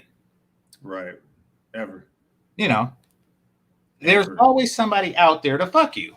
Because just to be fair, there isn't a standard. Like when they talk about that, they never really talk about quality or, a person who has a healthy sex life, but they want to increase the quality, and shout out to AMS. He does have that talk. So there aren't really women who are completely rejected. In fact, I can't really imagine a poor, ugly soul that is. Like, if a game nigga rejects you, then you are. Yeah, you finished out here after that. Yeah, pretty much. But this episode, there's really a lot of note. I mean, this is probably where like you could, because the only other thing that happened in this episode where she flashed back to the beginnings of her relationship. Where she basically they reflect on the kid and all of that, and then towards the end is where she actually, instead of being raped, she willingly has sex with the houseboy, and she felt like, and that made her feel like she was actually cheating at that point. That made her feel like an adulterer. Now that's interesting, because she would be the adulterer in this case, were they married? Yeah. In fact, in a very real way, the commander is the adulterer, but these are circumstances. If God didn't want people to commit adultery, he wouldn't have put this plague on the world. I guess that's their point of view. The fertility plague. But it does seem like she does feel endeared to the captain because of their Scrabble matches and shit like that. Like she is developing some sort of connection with him. Right. And we're going to talk about Jezebels in a bit. But out of that, okay, so her relationship with the captain, right? I think it was more, I mean, to be honest with you, I think she friend zoned him. The only reason they have sex is because she has to. Right. That was a friend zone shit. Now, I don't think she's felt on this weakness. Yeah, I don't think she felt any kind of infidelity having sex with the houseboy towards the commander. She actually made it a point to say she felt like she was cheating on her husband. That was the first. She said this was the first time I actually felt like I was cheating on whatever her husband's name is. I keep thinking of Nick, but it's not Nick. It's something else. I'm bad with names. Yeah. Yeah. So that was the thing. So once that happened, and when she said that, that's when I was like, okay. Now she, and then it made sense because the whole time she was being raped, but then you actually see her. This is the beginnings of her descent into like irredeemable. because she got to the point where her loneliness and despair kind of took over, and she changed. And she even like narrated this type of change where she was talking about how she just, she felt lonely, and she wanted to be with him because she was lonely. But then you start to notice her attitude change as far as like what kind of person she was. Her whole character changed. She went from being timid and really like mentally fighting her situation. Now she didn't crack and go, batshit like the other girl that lost her eye. She went batshit in a different way where she changed her entire character. She became almost irredeemable. She wasn't even like after she willingly had sex with the houseboy and enjoyed it. And enjoyed it. Yeah, and enjoyed it. Her marriage is over. Yeah. After that, she was just living for the survival of her daughter. She didn't give a fuck about herself after that. And I mean, you can expound on that more in the next episode, but that's what I gathered from episode 5 too, because it went over the most of the flashback and most of the episodes centered around the relationship with her husband, especially like the development of how they started to love each other, and then they made a point of bringing that full circle when she willingly had sex with the houseboy, and they made a point of it being like this turning point of her relationship with her husband. Like she still loved him, but this was a point where that shit didn't even matter anymore. She kind of like gave in to the fact that she was like she's not getting out of there. So she was really living for a kid after that. Damn. That's deep. Because all right, I didn't even see it that way. I thought that she was developing feelings for the captain, and something else was going on. But yeah, I didn't even see it the other way. All right, let me move on to season 6. Let me bring up the thing again. All right, episode 6. Let's see. Oh, so the handmaids were told to clean up all the blood from the hangings and shit. Oh my God. Yeah.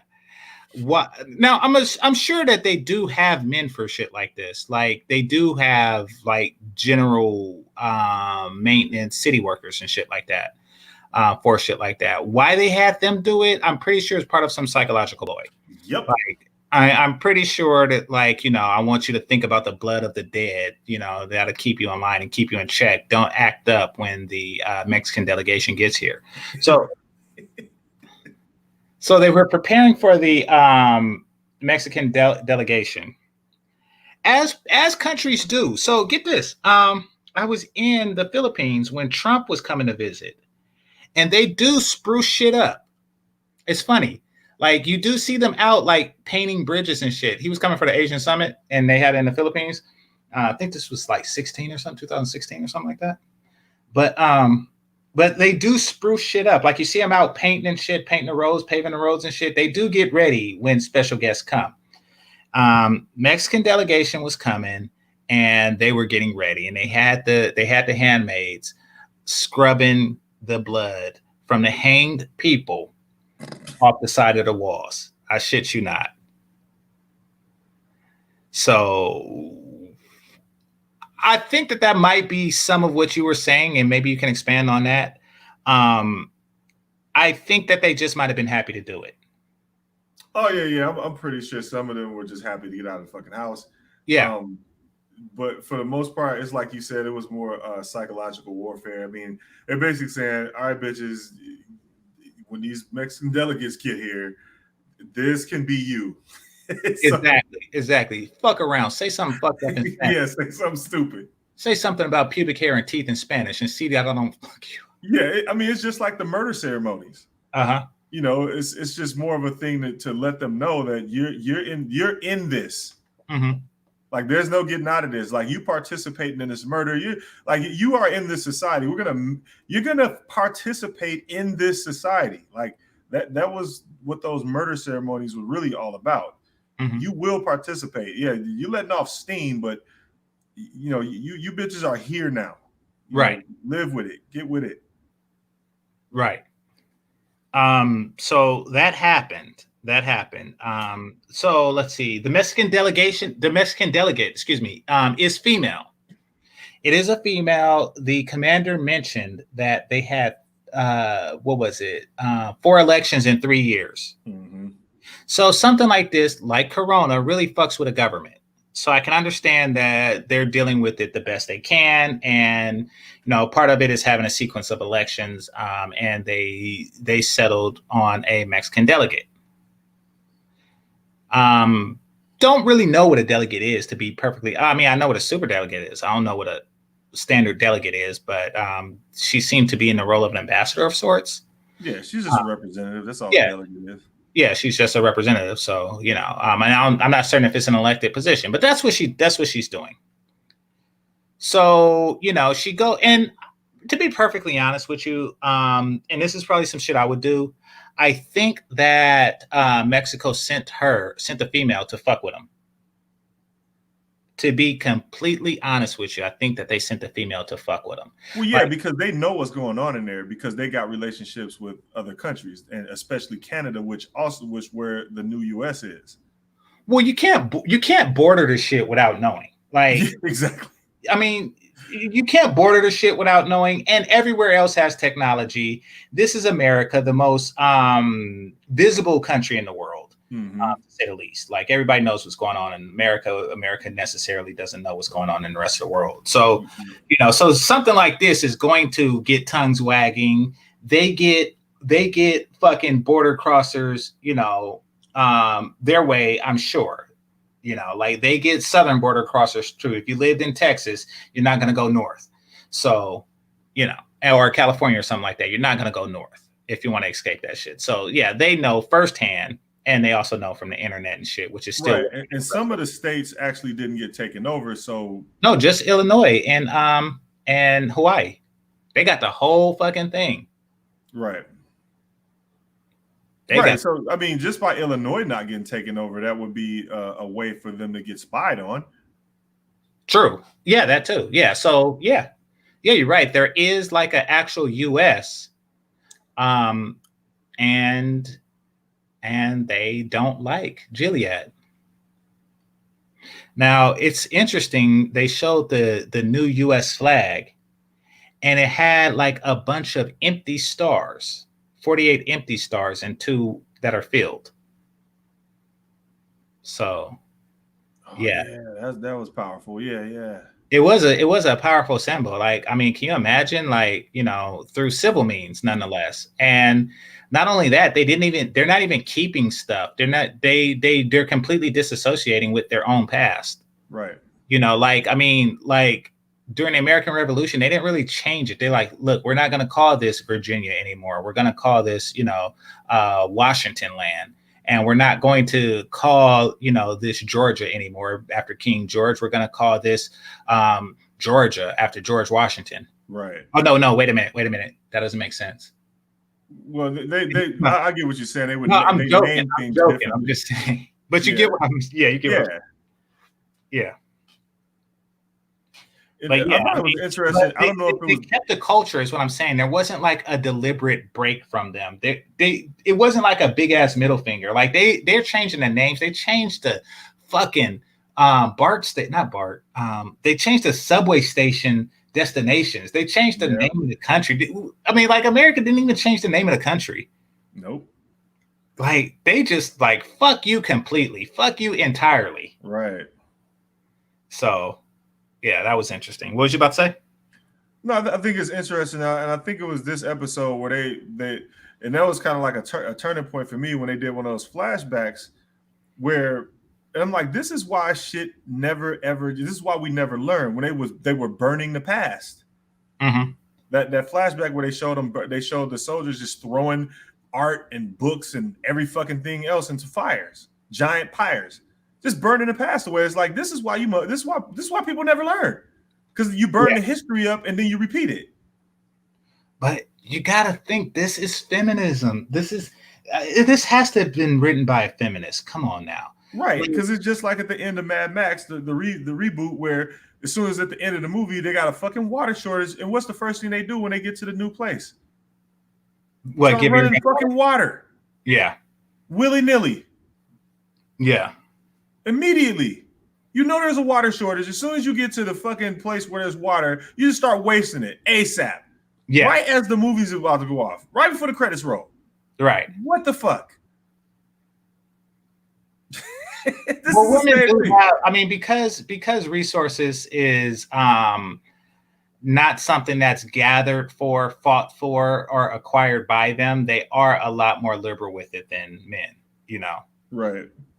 Like, we actually work for it. We actually fight for it. Sometimes we even die for it. So we're a lot more conservative with it, even if it's something as simple as water. So we're not going to just, spend it willy-nilly, and that's where like the whole $900 shoes and shit like that come. Just women and game niggas do shit like that, but like generally speaking, yeah, men tend to be more conservative about resources. And that's another thing, like these women, and I'm not talking about like all of them, but they want to get back to a time where resources, you just spent it willy-nilly. And one thing I can say about the niggas of Gilead is that, listen, they're making some much needed changes. Global warming is a real fucking thing, and I'm not going to say it's going to get worse. The catalytic converter does help a lot. Unfortunately, I think it was like 98 or something like that, or early 2000s. We're beyond the point where even if everybody went electric today and there were zero emissions from everyone today, we're still beyond the point of self-repair. The ozone layer is going to self-repair in about 50 years, which is great. Global warming is, we actually have to get the carbon dioxide out of the atmosphere. We can't. Yeah, they have tools. I mean, not to get too far off, but they have MIT students actually created basically it's a giant straw, and it goes all the way up to the stratosphere and then ionizes the particles. So it has to be built, but it's 6 miles high, right? Yeah. Or 36 miles. Hold on. However tall it is, I know it's a giant straw, and they're going to use that to actually make the repairs. All right, let's see, because I know it would be taller than any existing building because we don't have a building that goes to the stratosphere. Yeah. So it would have to be made largely of steel or concrete. And then where would we put the carbon monoxide? I have no idea. To turn that into oxygen. I have no idea. There must be some process to change the chemistry of that. Because it makes sense to have like a straw and a catalytic converter at the bottom. That does make sense. Where would we put that? Where would we put the? I don't know. And that's another thing. Like something that large, it couldn't be built like anywhere where there's people in the radius of the height around, because if it collapsed, which it could, because humans have never built anything that large before, right. It would have to be empty space, maybe like the Sahara or something like that. Let's see.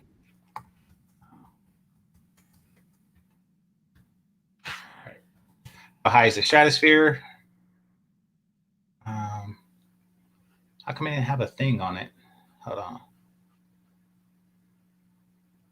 How high is the stratosphere? 31 miles is how high they would have to build it. Now, we don't have a building that's 1 mile high. So, yeah. Yeah, that's that. So in order for it to happen, society would have to get very serious. Very serious. Somebody's going to have to build it. Somebody's going to have to buy it, et cetera, et cetera, et cetera. Maintain it, all the shit. It'd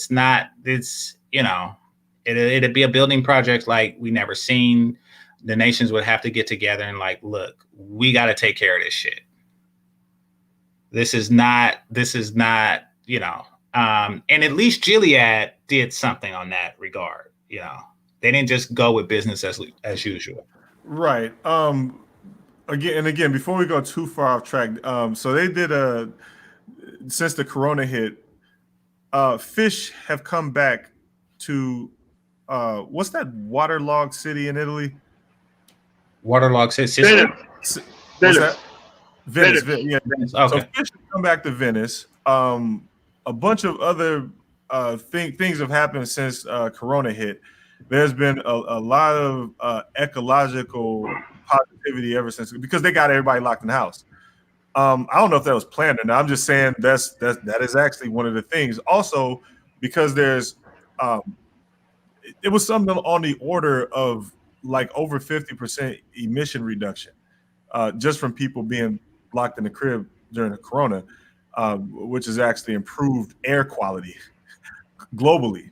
Mm-hmm. So again, so much so that like fish have come back to Venice. Okay. Like, crazy, because the water was shit. What in that water? In that water? That's the thing. The water is cleaner to the degree that fish are able to thrive, and they've actually come back to Venice. So this, all you got to do is do something very, very drastic, and then things like this will happen. So not to get too far off the show, though. So no, we're on the show because you know, infertility at a rate of like 94% is drastic. Right.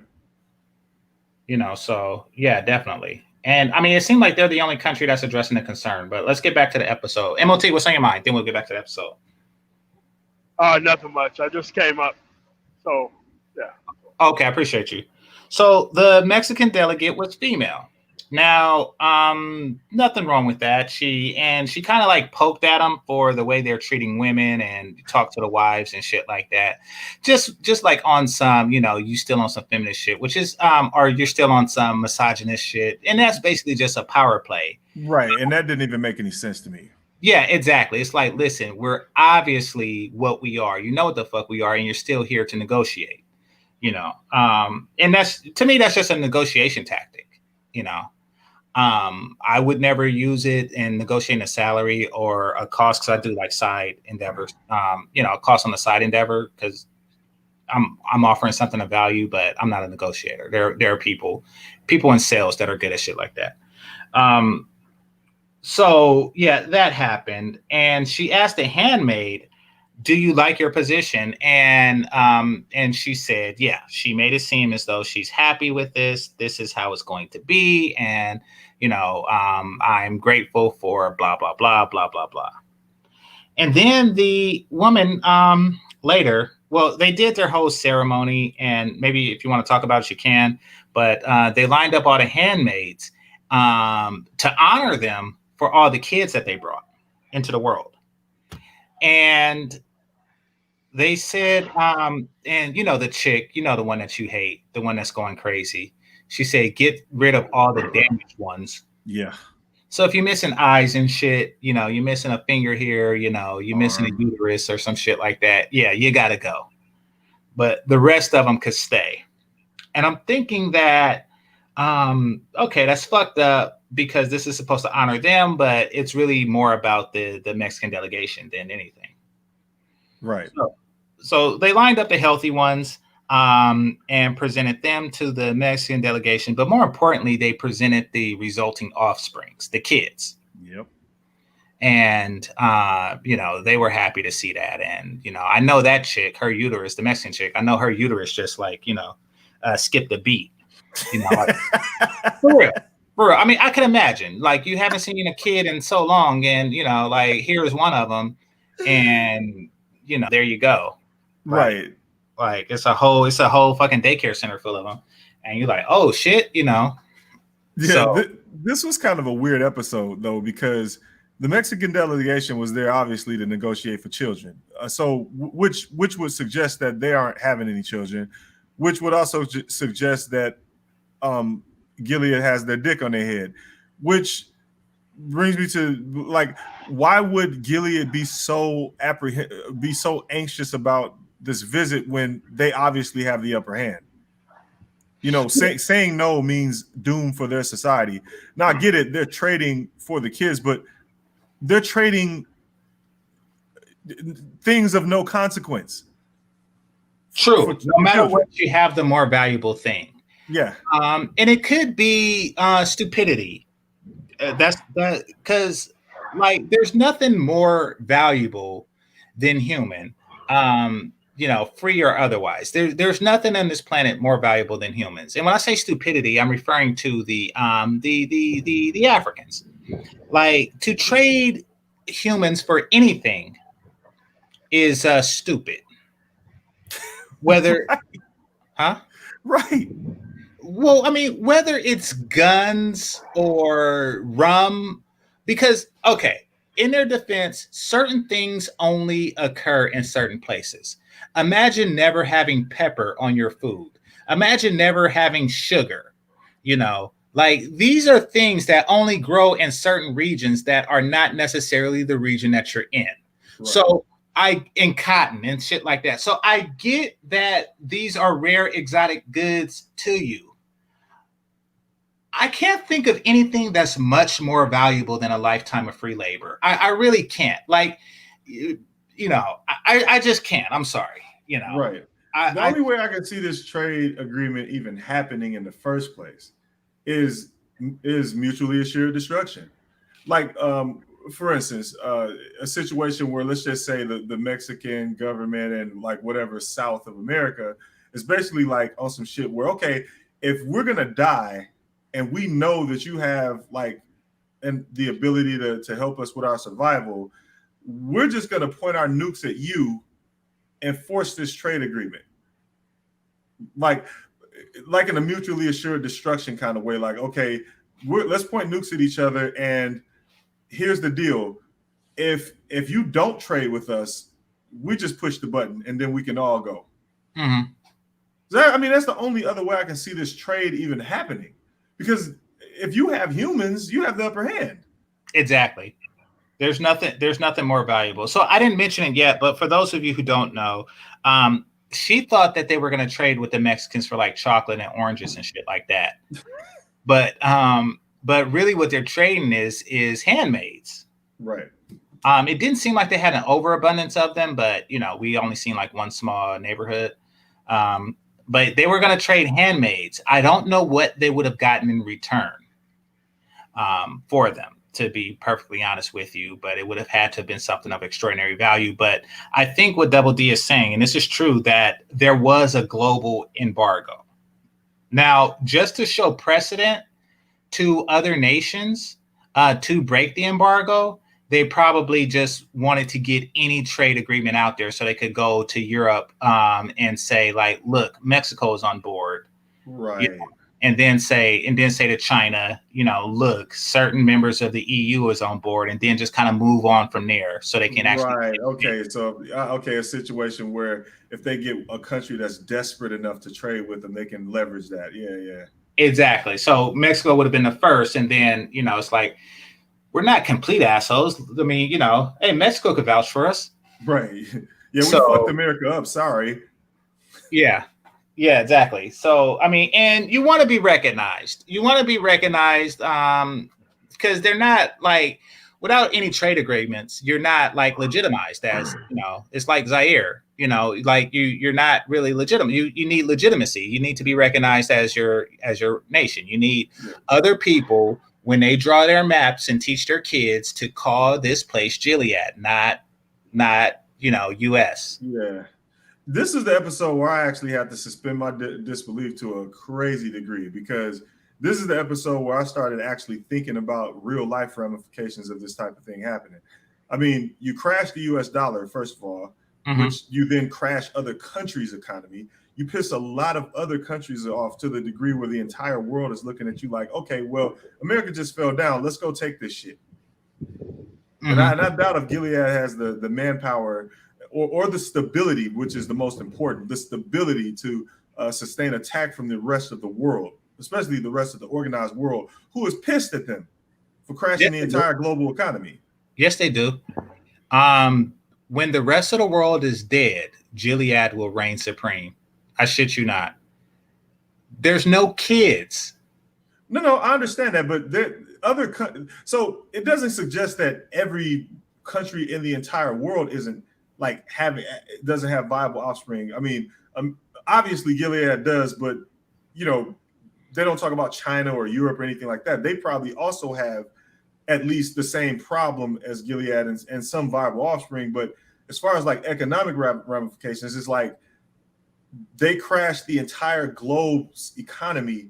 And now everyone's looking at America and then going, well, former America, and then going, this country is unstable. We got a bunch of radicals who just took over the country and fucked everything up. Also, they have the people locked in nice little boxes, except for people who are military, which means they're ripe for the picking. I mean, China has one of the largest populations in the world, not to mention India, and then all the other organized folks, which is just going to go over there and push the shit in of all military factions in what was formerly the U.S.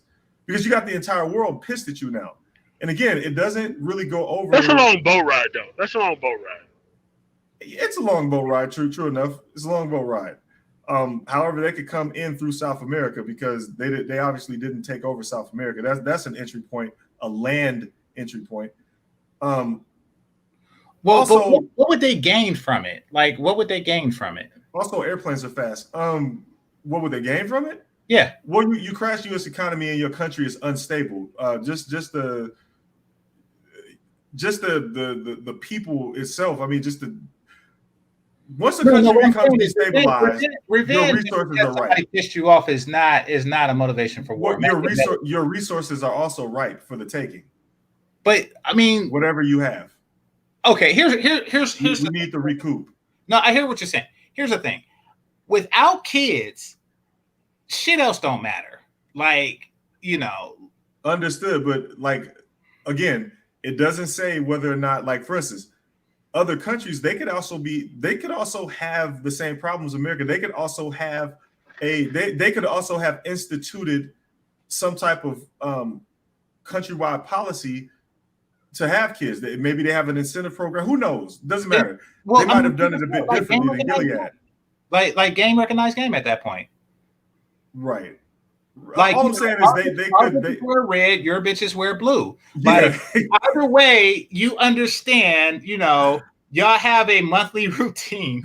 Y'all have a monthly ceremony. Like, hey, this is how it's gonna be. Right. But what I'm saying is other countries could have done it in a more humane fashion versus hostile takeover and rape. Other countries could have had more of an incentive-based method of doing it. Like, for instance, we don't even know how Canada is instituting their policy to keep the population afloat. We don't know. It's never explained in season one. They're not doing shit, which is why in 20 years, those kids that we seen, you know, presented for the delegation is going to rule Canada. They inherited by default.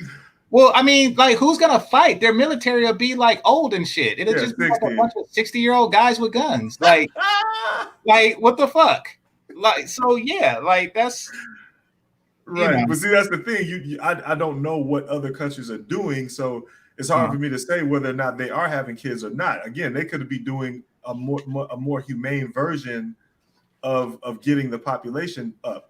I mean, in another country, they could have just removed women's rights altogether. Like, okay, you bitches don't have any more rights, but you don't get the rape. You just are subjugated, like in a way where you stay with your husbands and all the rest of it. I mean, if they don't want the husband, then by our modern definition of rape, you know, that's what it is. Like, if they don't want to get married and they're forced to marry, then they define that the modern definition that is rape. Right.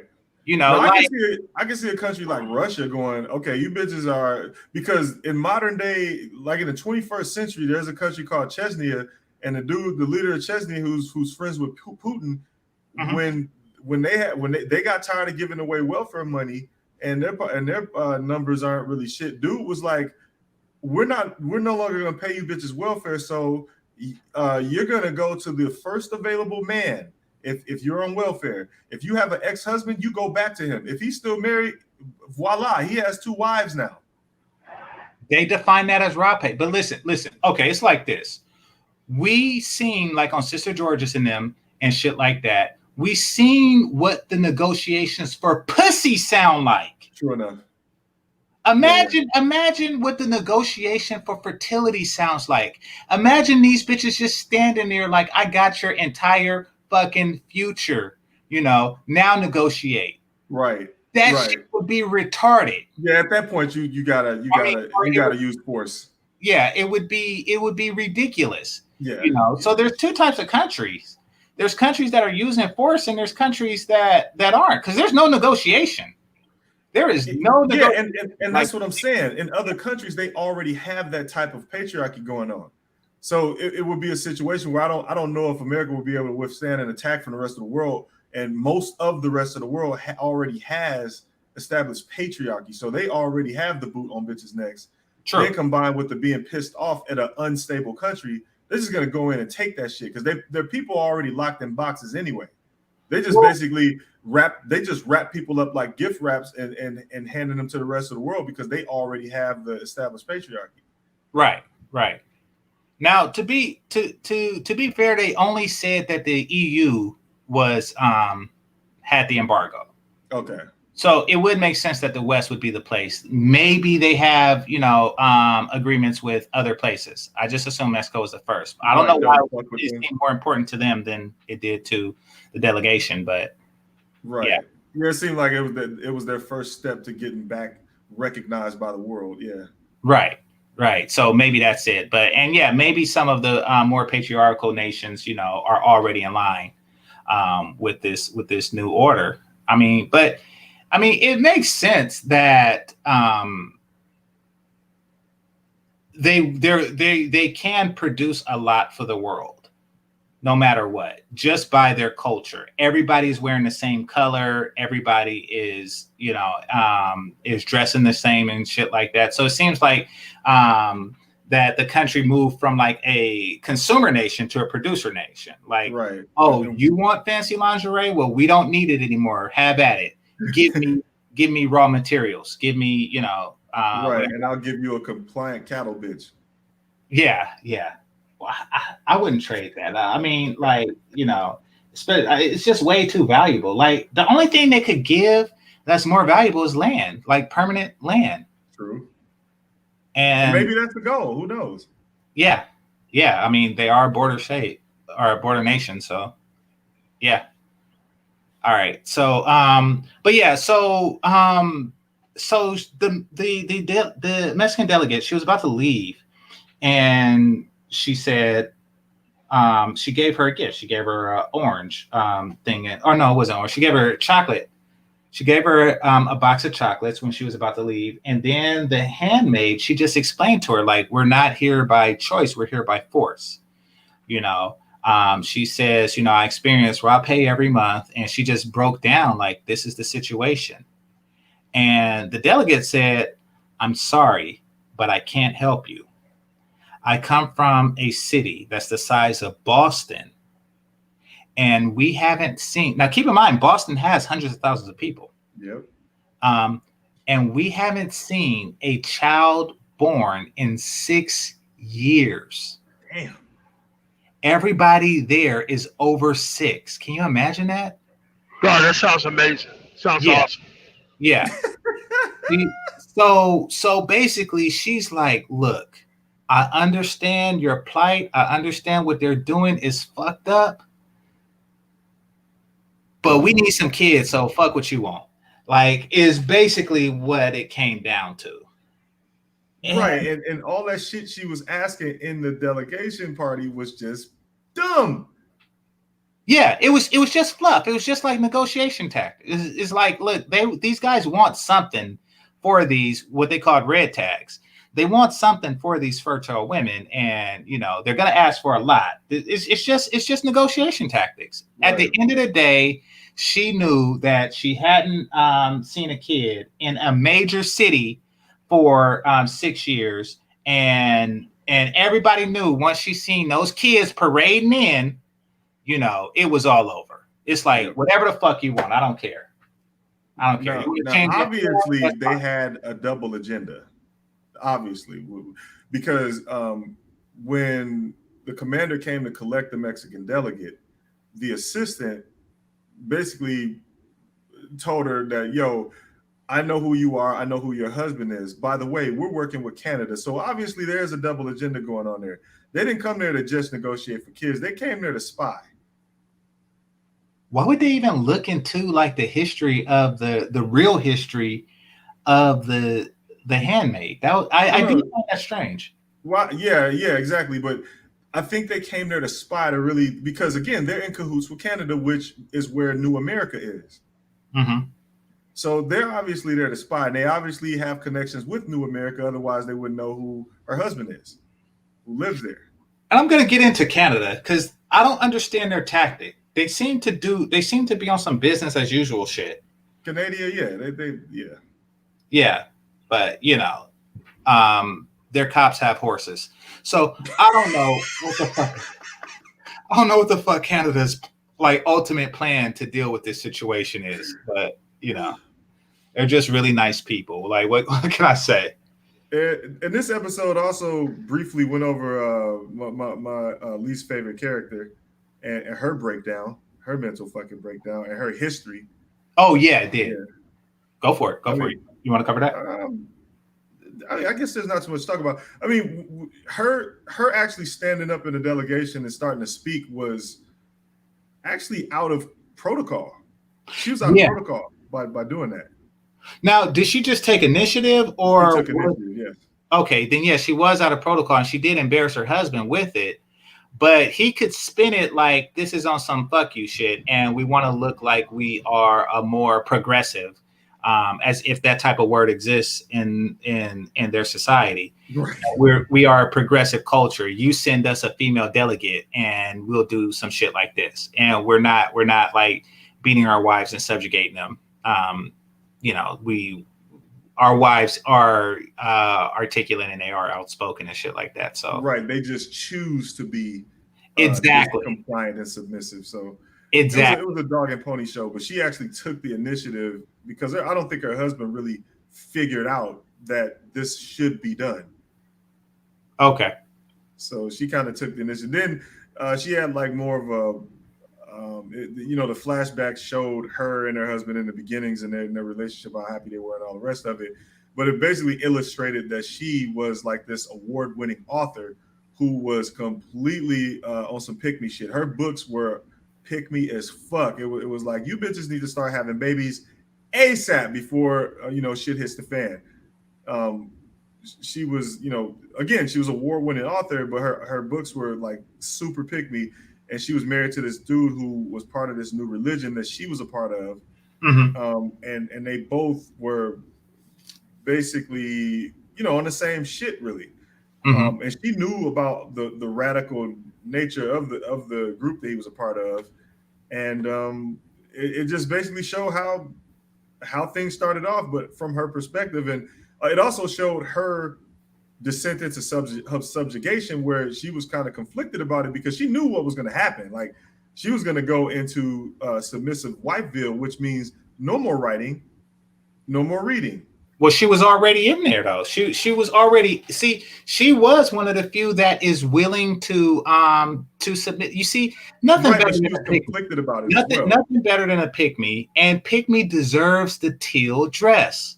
Right, but she was also conflicted about it as well because, like, again, when they showed how, again, they illustrated her career as a writer and her career as an intellectual, and she even had like this, like the conflicting emotional state on her face and her actions when shit hit the fan. They showed when she tried to be a part of the board meetings and shit, and he's like, she deserves to be in here, but she kind of like bowed down and just kind of was like, all right, don't worry about it, it's fine. He's like, you deserve to be in here. She was like, no, it's okay, but she was still having an emotional conflict about being shut out of the new government. Because she felt like she deserved to be in the new government, but she also knew that her place was not to be in the new government. It's just one of those things where you get what you ask for on some be careful what you wish for shit. Right. True. True. I think personally, I think that it is a woman's biological duty and desire to serve men. I think feminists are confused about what men want primarily, and I do think that many are not just natural or biological women, and they're confusing other women as to what men want. I should say that. That being said, I think that she may be coping with the fact that she can't entirely serve her man. True. Yeah, because true. let's just because what I just said was debatable, but let's just take it for fact for a second, right? She wants to service her man. Now, before she did it as being a successful woman, contributing to the household monetarily, and spreading the word about the benefits of behaving this way. Perfectly fine. That's exactly what you would expect a pick-me to do. If she has a voice, which some women do, and they have to say something, that's their talent in life, communications, whether it's written or otherwise, then at least do it to the favor of your husband and patriarchal, and patriarchy. She also worked to assure that her husband is as successful as he can be. Right. Putting him in the foreground every opportunity that she could, even if it means that he was getting credit for her work. So she was definitely a natural woman, as I understand the definition. And I think that the craziness comes from her inability to service one of his primary needs, like all of the rest of the stuff that she's doing, the authoring and shit like that, the reading, writing, et cetera, et cetera, et cetera. That takes second fiddle to child rearing. Right. So I think that, even the pygmies are suffering under this regime if they are infertile. Oh yeah, definitely. And one more other thing struck me was when, so it was mentioned she wanted to write another book. And it was a great idea, a great concept. And he was like, yeah, you should write that book. And then it immediately flashed back to the present day where she never got a chance to write that book. Now, the premise of the book was actually one that could have helped women. Like, even if but she's not allowed to write it, of course, now, but it was one of those things where it was like, if this book was published, it would have actually made things a little bit better, given the situation. Mm-hmm. So it just shows this juxtaposition between like doing, I guess, the right thing versus being conflicted about doing the right thing. Like, the book would have helped, but she can't write it. It's funny. Well, I mean, people have done that, like Ada of Lovelace. She was a mathematician, and she wrote under a pseudonym because she was a woman, and she helped found modern computer science. Right. So Ada, the Countess of Lovelace. So she funded Charles Babbage's work, but she was a mathematician in her own rights. So, women just want to maximize their potential to the benefit of a man generally, or unless they're unnatural women, like a feminist, excuse me, to the benefit of themselves and to aggrandize their own name. That's something that needs to be checked for. But I do think that the women in this are genuine pygmies, and they're vilified because of who's writing this, and that's probably why you see like the psychotic episodes, and they are being taken advantage of, except when they overassert themselves. Like when they stood up in the thing, outside of that, they're just complete bitches and stuff. Right. I guess the aunts would be considered pygmies as well. Yeah. Like the oppressive force serving the will of the men. So listen, it seems like we have some Canadians in the house. I'm just making fun of everything. Yes, Texas, the cops have horses too. They have better hats. No, listen, I'm just joking. I love Canada. Also, Canadian horses go, yes. We just joke around here, brother. You probably knew. We just joke around here. All love to the Canadians. Yeah, no, we covered this. It is lesbian propaganda. Not lesbian, but it is feminist propaganda. You know, to vilify men because they think that this will come one day. And also, it's what they're doing is a little bit more involved than just vilification of man. It's listen, I'll be completely candid about what I think is going on a psychological basis, even though I know very little about a woman's psyche. Imagine something being extremely taboo. Like for generations, you couldn't behave this way. You couldn't talk to a man this way. You couldn't treat a man this way. How dare you look at a man this way? And then all of a sudden, all at once, you can do all of those things. You're going to want to do that because you've been told not to for so long. So there is a certain rush. And there's also the playing with fire aspect, whether you want to call it bungee jumping, whether you want to call it skydiving. There's also the thrill of harm aspect that comes with this maltreatment. That's why you know, modern feminists are really like in your face with it. The rabid ones, they're really in your face with it because there's a thrill that something could go wrong.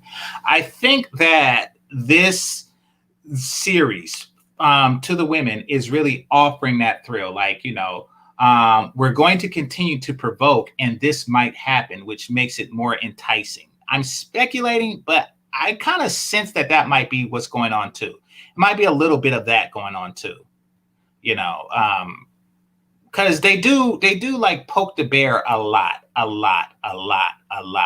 to the point where it's just ridiculous, like what's going on.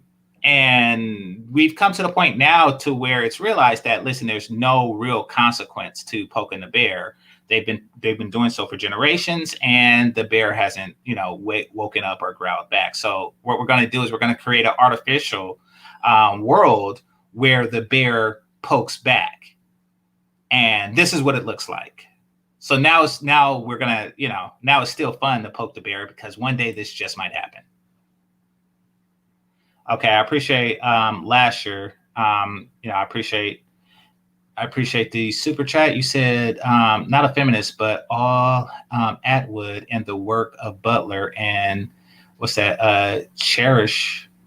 Is that Cherish? Cherish? Okay. And James Tipton Jr., which is a woman, are some of the greatest in sci-fi. Oh, so this isn't written by a feminist? Is that what you're saying? No, he's saying he's not a feminist, but he thinks that Atwood and the works of these other people, which are women, are some of the greatest in sci-fi. Oh, okay. I'm not saying that they're bad at sci-fi or anything like that. Now, I guess this can fall under the realm of science fiction. I mean, like the infertility is a scientific phenomenon. So, yeah. And hey, this is very well written. So you're right about that. Are you saying that because they're women, they're feminists? Because now you see, here's the thing. This might not even be. I mean, we're speculating here. This might not even be feminist propaganda. This might be like some stop poking the bear shit. This might be like don't poke the bear shit. Like, you know, it may be just like all from who's interpreting it. But I'm hogging the mic. No, that's all good. Yeah. All right. So let's see. We covered the Mexican delegation, and I think that was it for that episode, right? Right. All right. Yeah, it was just the delegation, and then Serena Joy going over her marriage and shit. Yeah. And again, she's slowly descending into madness. Do you think that the descent into madness is due to the fertility thing? Because she is definitely a pygmy. Oh yeah, definitely. She is on some I'm gonna get a baby at all fucking costs. Meanwhile, also, I guess we didn't touch on her friend, the chick who had the baby by the crazy girl, is seemingly completely unappreciative of her kid. which is pissing her off. And like it's eating her up inside that her friend just had a baby through her surrogate, and she seems to just not appreciate that shit. Oh, that comes Like, later. she But has no fucking maternal instincts. Yeah. I know what you mean. Like she wasn't doing it right. You know, she was like yanking the baby away before the breastfeeding was done. And yeah. I'm confused on the time frame. Now that you mention it, because the one-eyed chick, she had a baby. First of all, she was pregnant when everybody else was just, flat stomach. Right. Don't really know how that happened. She's fertile. Yeah, but they all should be. Like that's what's saving their lives. Maybe she's super fertile. You ever seen how many kids Keisha have? Yeah, something's up with that. But here's the baby factories. You fucking touch them and they pregnant. Well, they only showed like 3 ceremonies, and the baby was born and weaned off of breast milk through this entire escapade. So there should have been like at least 9 ceremonies going on there. So the timing isn't right also. Yeah. There could be a timing discrepancy. Well, but the reaction to, as well, like, I would expect if I'm like, putting the thermometer down there or whatever they're doing to determine a cycle, and then you raw dog it and stuff like that. I would expect results a lot sooner. So you think like dramatic license probably, because they did need to amp up the drama as far as her tenure at the house, like her time. Like for instance, in episode 4, if we go back a bit, she was like, "You don't have enough time left here, to be fucking around. So you got to have sex with the houseboy." Yeah. Maybe they give him a year, and they were coming up on that. So and the houseboy got it in one shot, so it became apparent. Or maybe they just spent that 9 months like everybody knows who's the problem here. And it ain't the. Well, a bit of a spoiler, but houseboy doesn't have a bitch. That's not a spoiler. And he doesn't. Yeah. Houseboy's gonna one shot anything. Now, is that really a real thing? Come on, now. Like, is that a thing? Like does suppression makes it? Make you more fertile. The suppression will swell the balls. I think you let houseboy at any of those on their ovulation cycle, and it's a done deal. But you need that genetic diversity. So no, you just check off.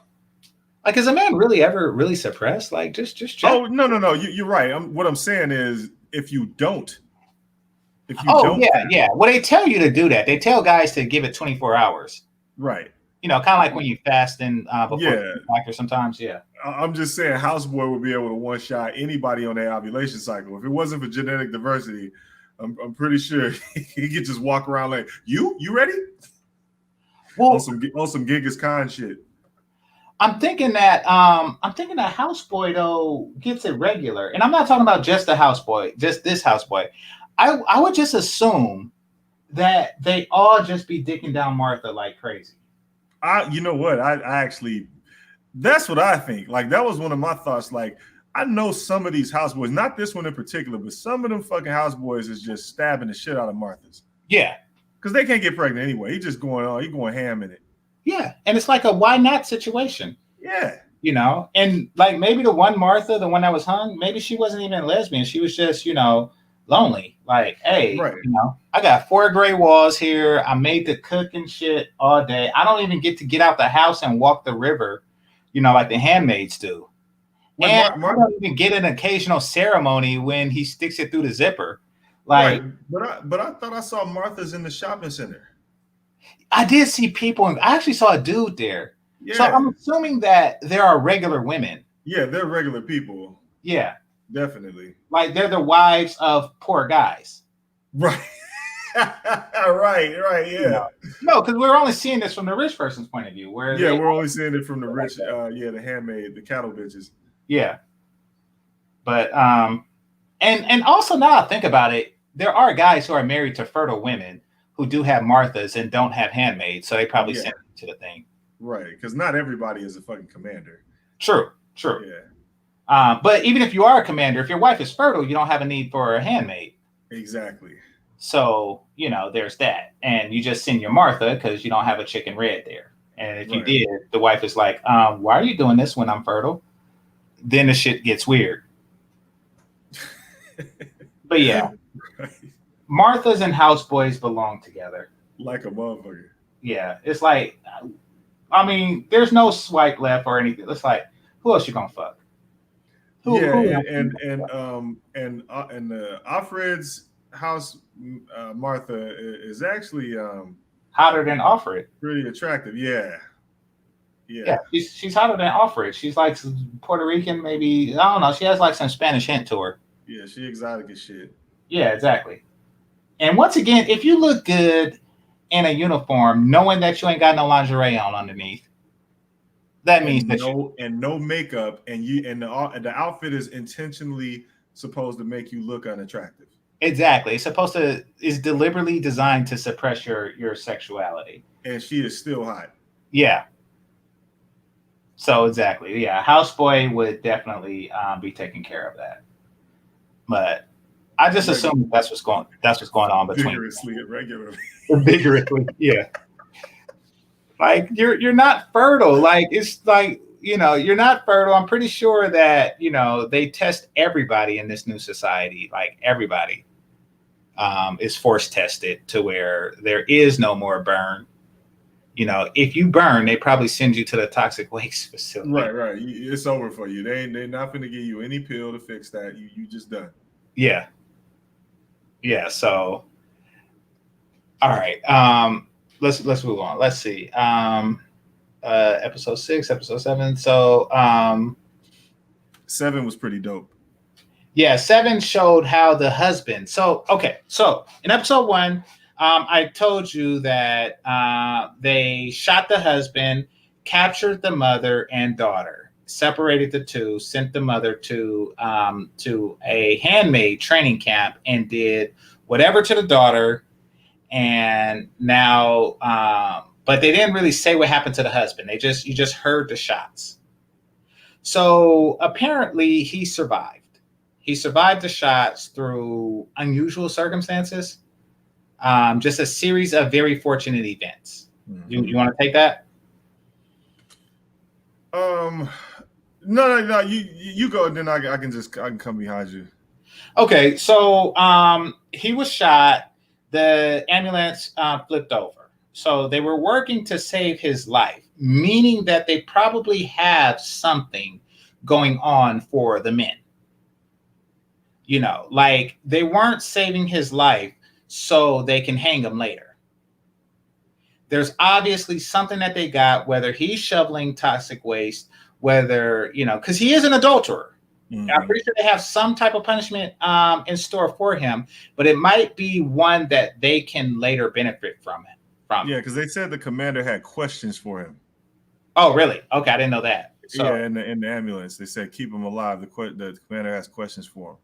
Okay. He probably wanted to know what position his wife like and shit. Like, like, so tell me how your wife likes it. Come on now. Oh, yeah. They probably going to ask him about the difficulty of like even getting her pregnant and all that other shit. Like, I'm pretty sure the questions were going to be like fertility related. I don't know what other use they would have to question him about. Like, what else would they question him about? I have no idea. But no matter what, the man who's going to be fucking your wife is going to question you about things related to fucking your wife. Right. So, yeah, that does seem like a... And then wait for you to get froggy. Yeah, exactly. So the ambulance tipped over. He survived the crash. Everybody else didn't. Good luck to him. And he's walking around with a gunshot wound. He happens across a group of people who are looking to escape. Some homosexual, some are nuns. But these are a group of people that's destined for the rope if they stay behind. They're just rope ready. So they're all traveling north. They tried to give it like this underground railroad feel and shit. Mm-hmm. They're traveling north trying to get to Canada. They get shot at the ship, or at the shipyard. They get shot up. They lost most of their crew. The dude made it.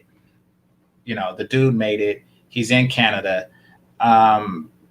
Canada has, and this is the part I want to talk to you about before. Canada didn't really seem to be doing anything about this. Yeah, it wasn't really explained what Canada was actually doing about the fertility situation at all. Yeah. It did see. I mean, you saw that America set up shop in Canada.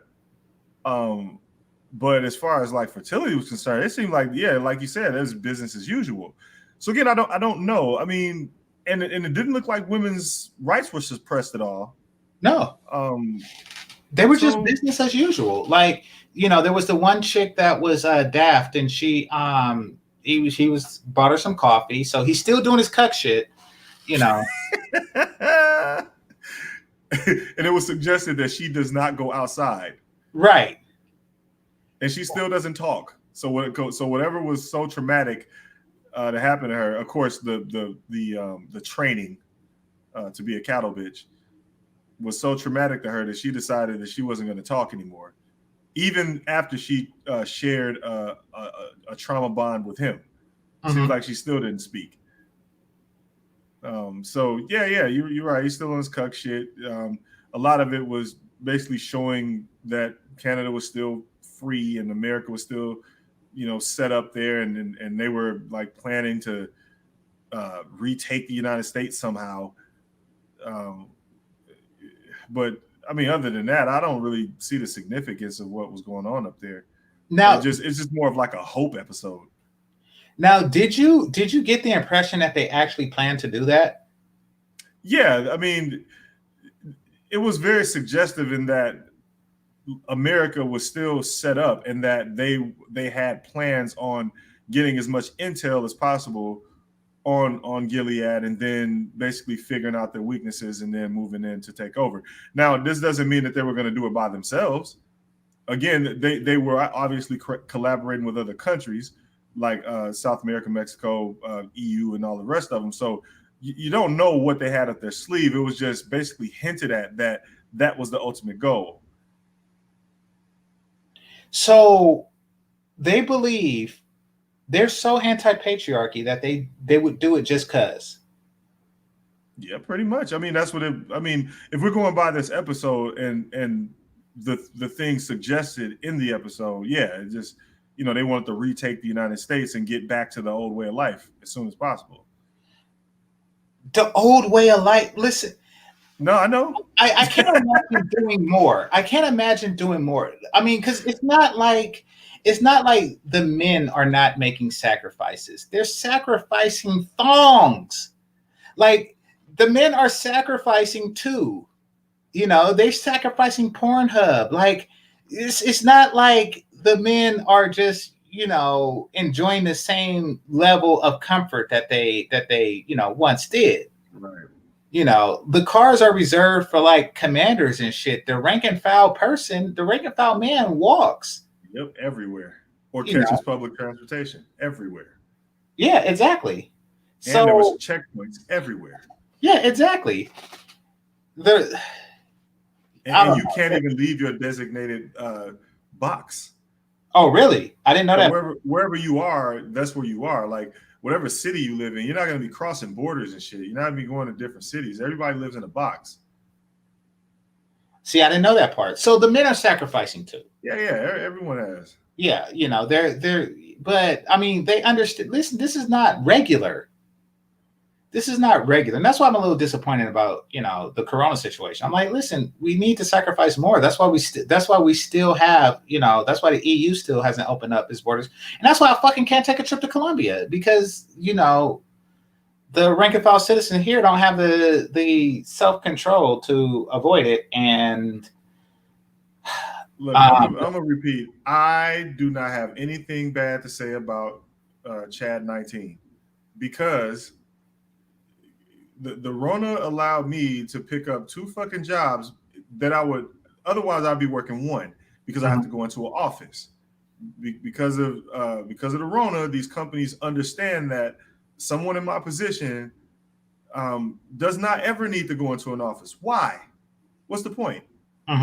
I do everything from a computer. I log into router, switches, firewalls, and fucking systems. Like, there's no reason for me to just be in an office, sitting there all fucking day, spending more than half the day trying to figure out how to keep myself busy when they pay me to make sure that they don't lose money when shit hits the fan. They don't pay me to sit there and do busy work. They pay me to know what the fuck I'm doing when shit hits the fan. Right. So I really don't have anything to say about the. I mean, to be honest with you, if it was over right now, I would still be happy about it because the companies I work for understand that they don't want to go back to the office. They've been 200% more productive since the run. There's no reason to go back to the office even when it's over. You know, so I mean, for me, it's great. Well, yeah, I mean, companies do save on office space. More people should work from home completely. And carbon footprint is reduced by significantly. Yeah, I agree. So, you know, what I'm saying is Gilead adapted. They reduced their carbon footprint by 78% and counting. Which is incredible. Which is incredible. You know, like, I mean, imagine like living off of 22% of your income or something like that. You know, like the change in lifestyle that's required for that is equal. And, you know, like, salute to them for that. Right. And the only caveat is the cleanup of millions of dead bodies. Yeah, exactly. Exactly. Which is fucked, but yeah. Right. Hey, without struggle, there's no progress, right? No pain, no gain. Yeah. Yeah, exactly. But so Canada's deal, like, I can see if they had like a better plan, but it's like, nah, y'all gonna be dead in a generation or 2 at the most. Like, yeah, so, I think most of the world would, right? Yeah. Yeah, except the ones that are taking the harshest measures. I mean, yeah, exactly. And Gilead will be there, you know, with all those kids. Those kids are going to grow up, you know, and hopefully whatever made their parents fertile means that they have an immunity to whatever's going on, and hopefully they have regular fertility. Right. I think Gilead would just pretty much swallow up North, South, and Central America. I mean, China's not going nowhere because you know they're going to implement harsh shit. North Korea's not going anywhere because they're going to implement harsh shit. In fact, this is going to swallow up South Korea because, I mean, who's going to stop them? Japan's fucking out of there and China's going to take that. Russia's just going to do the harshest shit they possibly can to get their fertility back up. And then they'll just swallow up neighboring countries like Turkey and Iran, Iraq. They don't give a fuck.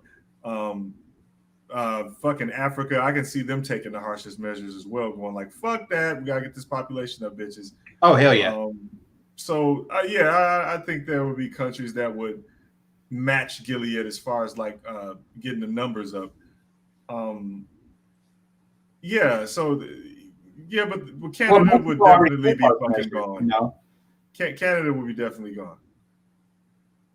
Mexico already took harsh measures, but yeah, Canada, and then the fact that they would attack, like, for some shit like that, like, really, that's some ultimate cuckery. Yeah, super cuck. But as far as the strong American presence, I think that because America was still a recognized country, they still had an embassy there.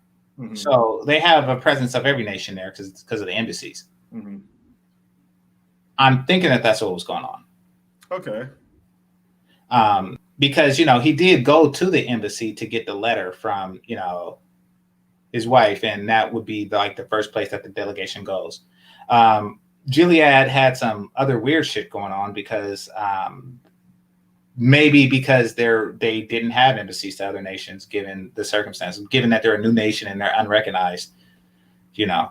but they would go to the Mexican embassy in America, in DC, typically for some shit like that. But instead, they wound up at the commander's house, right, of all places. right. So, I mean, who knows what they're planning? But it does not seem like, you know, they have, because it wasn't a bunch of pregnant chicks walking around. Like, they didn't seem to have any plans going on for Gilead. What I want to say about Mexico. Okay, so yeah, he made it there, and you know they hooked him up with, you know, the welfare, the universal package, that, you know, the free money that you get for running away from your own country and coming to ours. Right. You know, like this is what the Tiki Torch people you know, do. So Lasher, I appreciate the $25 super chat. I greatly appreciate that. So you say, I haven't seen the series, but Atwood's whole premise was to mock female reproduction. Really? And the backlash of what would happen if women went stupid on birth control and abortion. It was a backlash against abortion. I get it. Makes sense. Okay. I see. So you didn't even see it. And if you want to hop on, please feel free to, because I don't know much about the author. But I get it. So basically, it's satire. Women leverage everything. We know this. We know this by the way that they're doing sex right now. So, you know, they leverage everything. Oh, and submission. Did you hear Sister George's last thing? Yeah. I haven't watched it yet, but because I logged off of YouTube over the weekend. Okay. So I haven't seen it yet. I did see parts of some stuff where I saw my favorite cartoon character hop up there and basically start, you know, shilling his book, and then in so many words telling dudes to just, you know, bend the knee. Wait, who's your favorite cartoon character? ARC. Okay. I wasn't on when he was on. Okay. Yeah. But he was selling the book, and yeah, of course, as per usual. And basically his whole rhetoric was, you know, bend the knee. What else are you gonna do? When I got on, they were talking about femininity and what they want in exchange for femininity. If we give you half submission, then, or if you pay half the bills, you only get half the submission, which is bullshit, because like if you're submissive, you can't divide that. What the fuck? In exchange for, sure you can. Yeah, you can't divide submission. Either you're submissive or not. Like, what do you give me? Half a sandwich? You're echoing, bro. Because like if you're submissive, you. All right, I'm gonna mute you until you. I'm mute you until you get the echo and stuff under control. Headphones. Yeah. Or turn the regular thing off and just keep the StreamYard going. But so they leverage everything. In this conversation, they were leveraging submission. So it would not be ridiculous to assume that they would leverage reproduction. Mm-hmm. And yeah, I think that this would be the perfect scenario to do so, because, you know, reproduction would have to be scarce in order to do it, you know, on a massive level. I mean, they're doing it to a small extent now, but, you know, you can always say, I'll find somebody to take this sperm, you know, but if only 4% of the population are fertile, then that 4% have you by the balls. Right. You know, you are that 4% bitch. And if you think that there's an 80-20 rule now, imagine being the only fertile chick. And, you know, you're like 1 in 25 of the fertile chicks. Mm-hmm. And yeah. And there'll be like apps talking about, you know, seeking fertile situations, and, you know, and Chris Brown will like be fucking swiped right on and shit like that. Like it'll just be ridiculous. Yeah, I mean, in a situation like that, I would see some of the most extreme measures taken, like in history. I mean, it would be forced young people basically making babies as soon as puberty hit. Well, you have no other choice. Don't go into season 2 yet. Oh, okay. Yeah. No, I'm not. I'm taking a wild guess as to like if that was a situation that happened for real, I can imagine a situation where you just basically force the youngest of the young people to make babies as soon as they hit puberty because it just only makes sense. Mm-hmm. It only makes sense. Mm-hmm. You know, you already have old motherfuckers can't produce sperm, can't produce eggs. Like, why bother? Why even bother? Their genes are worthless. So you go as young as possible. Sure. It's the only way. Sure. But Hey. I mean, What's up, y'all? Peace to Zero, peace to Game Are you a first timer? Changer, Deviants. Are you a first timer, brother? First time. Huh? Okay, well, welcome. What's on your mind? Thank you. I'm an Atwood fan, and I know all of her works. I have all of her works. I'm a book collector, everything like that. I haven't seen a chat, but I know that what she was talking about necessarily about it actually, to be honest, Blue, and in the sense of what she's saying is these women are in these women from our time. Let's look at it in a time. You're breaking in and out, brother. Space. yeah, you're in and out. It's kind of like a Borg, but silent. Yeah. Am I bored? Well, it's like every seventh word is silent. Yeah. Do you have a router that you can stand next to? Yeah. I got routers. I got like a $900 microphone.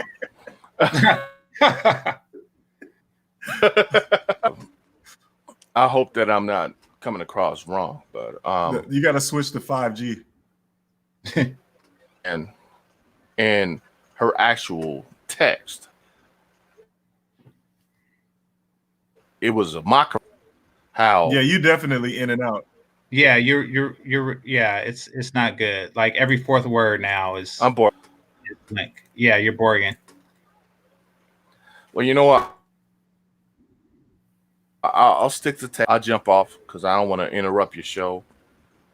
Well, I want to hear what you got to say though, because I want to hear what you got to say because, you know the author, so yes, I'm kind of curious. If you want to type it, if you want to type it, that's fine. But try logging out and then logging back in the StreamYards. This time closer to the Wi-Fi, the router.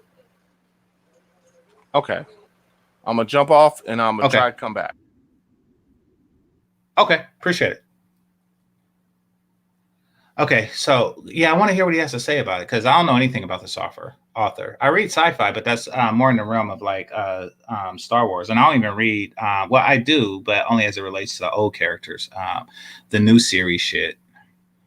Feminism has invaded sci-fi so ridiculously that it's hard to find like a good series to read. Zero, you there?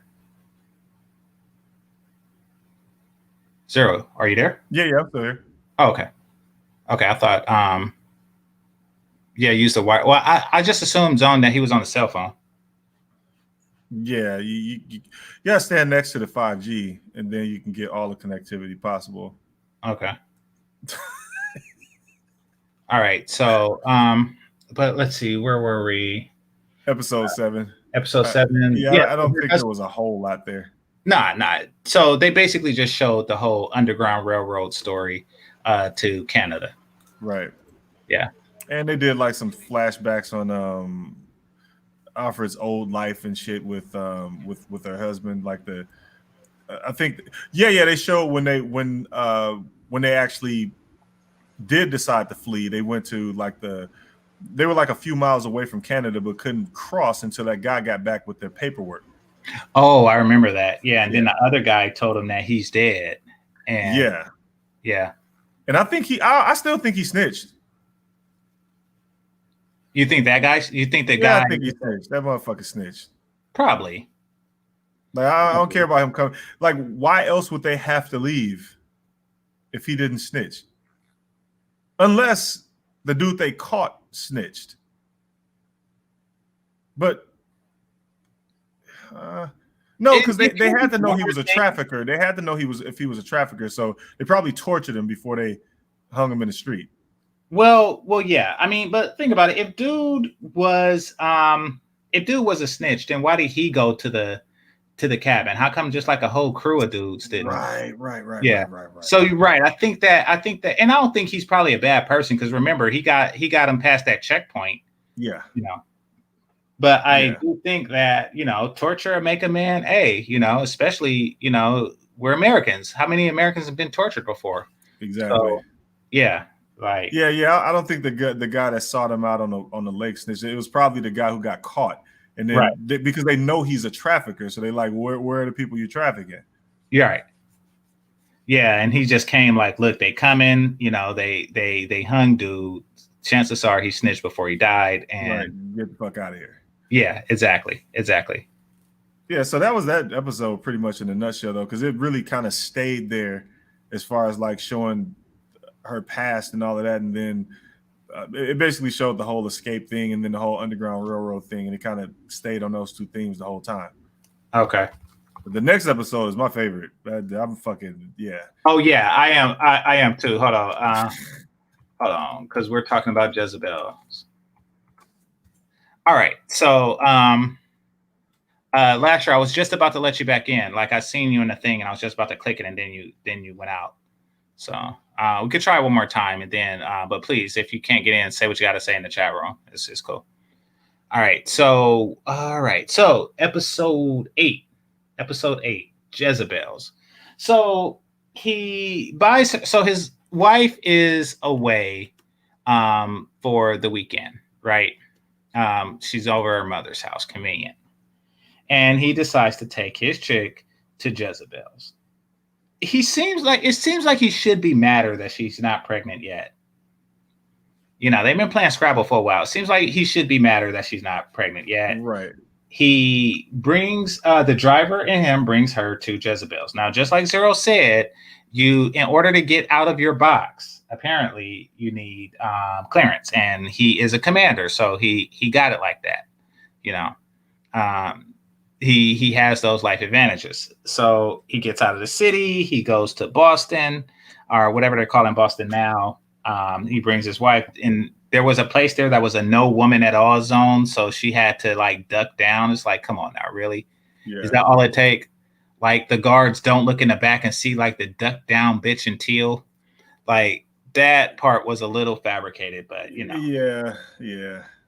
Like, I mean, maybe they looked the other way in Fuckville. Who knows? Well, yeah, they probably looked the other way because of rank. It's like, do I really want those type of problems? Like, do I really want to just bring him up and then, he just uses connections, and next thing you know, I'm shoveling toxic waste. Yeah, exactly. Exactly. It's like, okay, like I'm gonna pretend like I didn't see that. I mean, it's not like you're gonna tell, Trump, like, hey, that's littering. Sometimes you just shut the fuck up.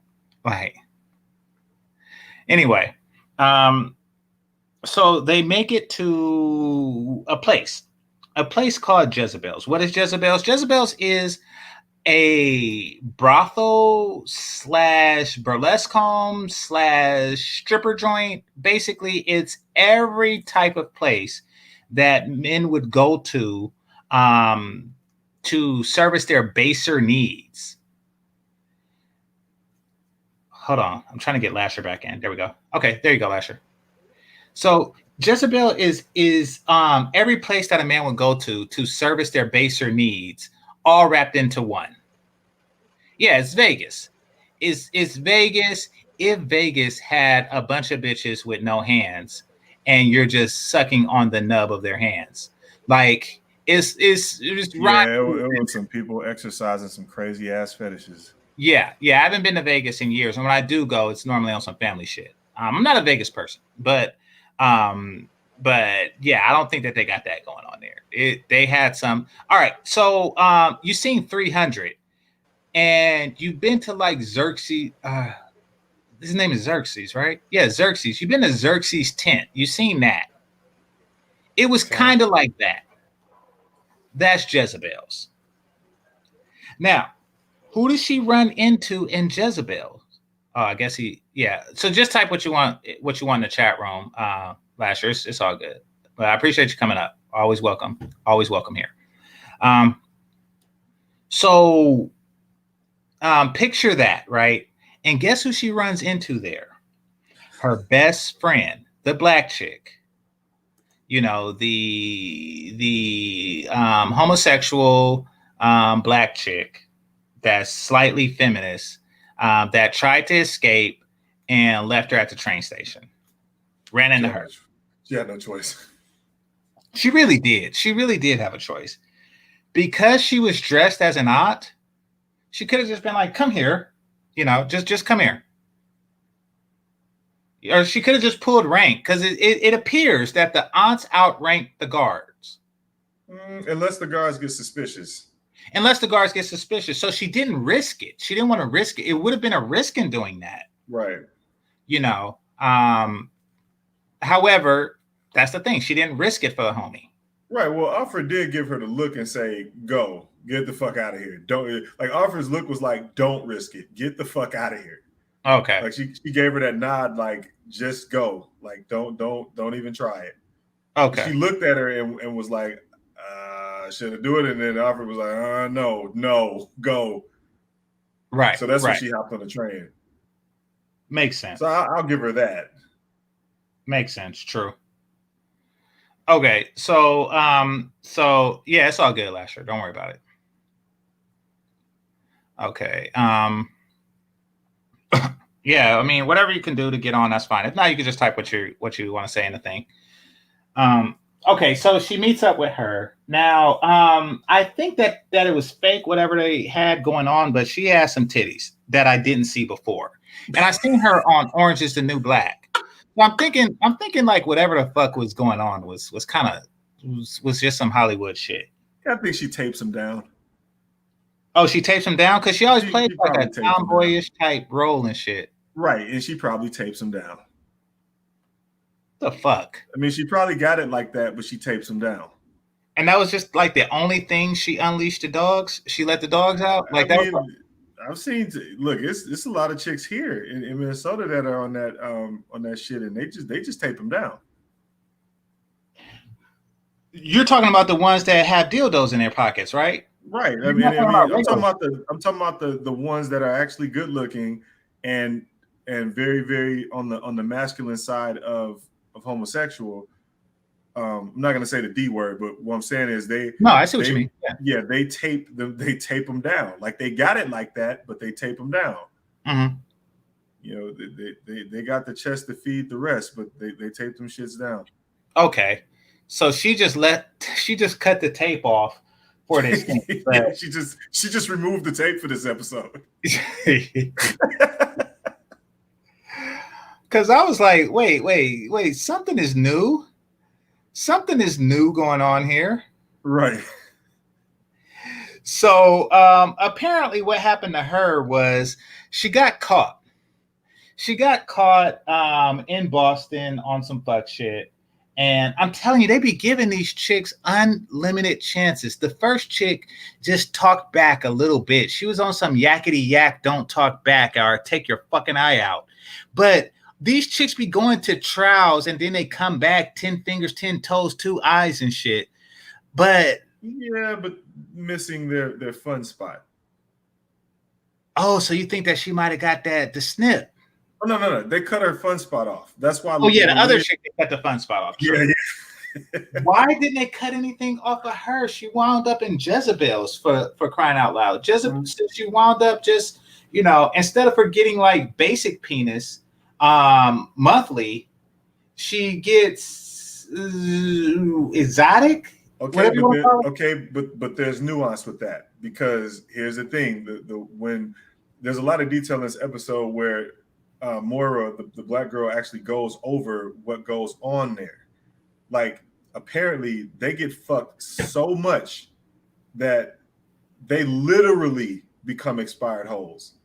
Right. She said 3 years max. Right. Like that's how much they get fucked, like to the degree where they can't even use this shit anymore. And I can imagine that. Like every day they getting ran the fuck through, and like these dudes are like coming in from everywhere. All these military guys and fucking commanders and everybody, and they just get fucked nonstop. And they don't. And think about it, they treat them like they're not people. They're just fuck toys. They don't care. They don't care what they done been. They don't care how many times they done been ran through that night. They don't give a fuck. They just keep running through them until they're no longer useful, and then they throw them away. And it's raw. Yeah, and it's raw. You know, and most of them are assumed to be unable to get pregnant, so they just going ham on them hoes. And some of them are. Some of them were probably like wayward Marthas. Yeah. I mean, the Marthas that are there are actually like much more loose in attitude, like the Marthas at Jezebel's are way different than the Marthas in town. You know, they curse, they act normal, they have sex with the people that come in if they like them. Cool. So Houseboy's getting it from the Martha there. Yes. Yeah, and he might be getting it from Marthas all over. Like everywhere he go, he just fucks a Martha. Yeah, on some fuck friend shit, especially in Fuckville. And that's again, what happens when you take away TV and Tinder and the internet and shit like that. Like, listen, exactly. You got something better to do. Yeah, hormones out of control. And again, the way when I listen to a girl explain the situation there, they're not people. Like they don't look at them like women. They're not women. Like even when the commander was talking about, like he relished the fact that these chicks had high positions and have been reduced to fucking sex dolls. Mm-hmm.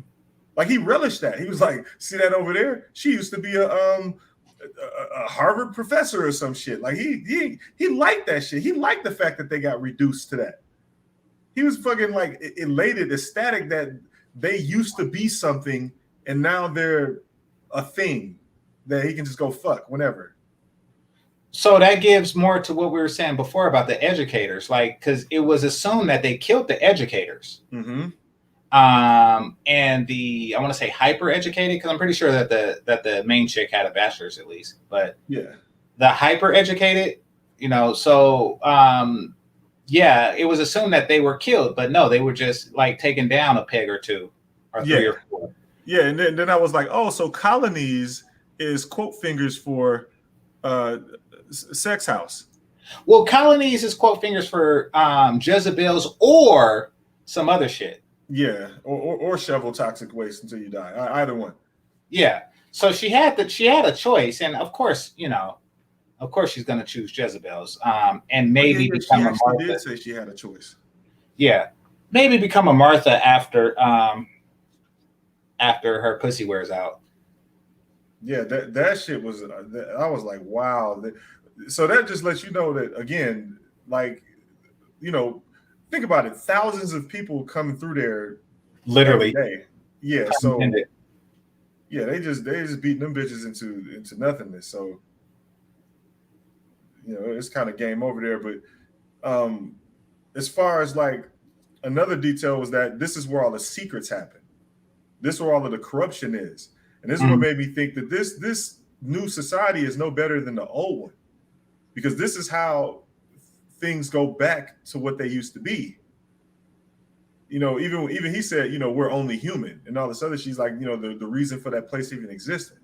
Because again, how are they even going to tame the military? Because one of the things I preach all the time is like, you're not going to have a society if you can't divide the pussy up. Okay.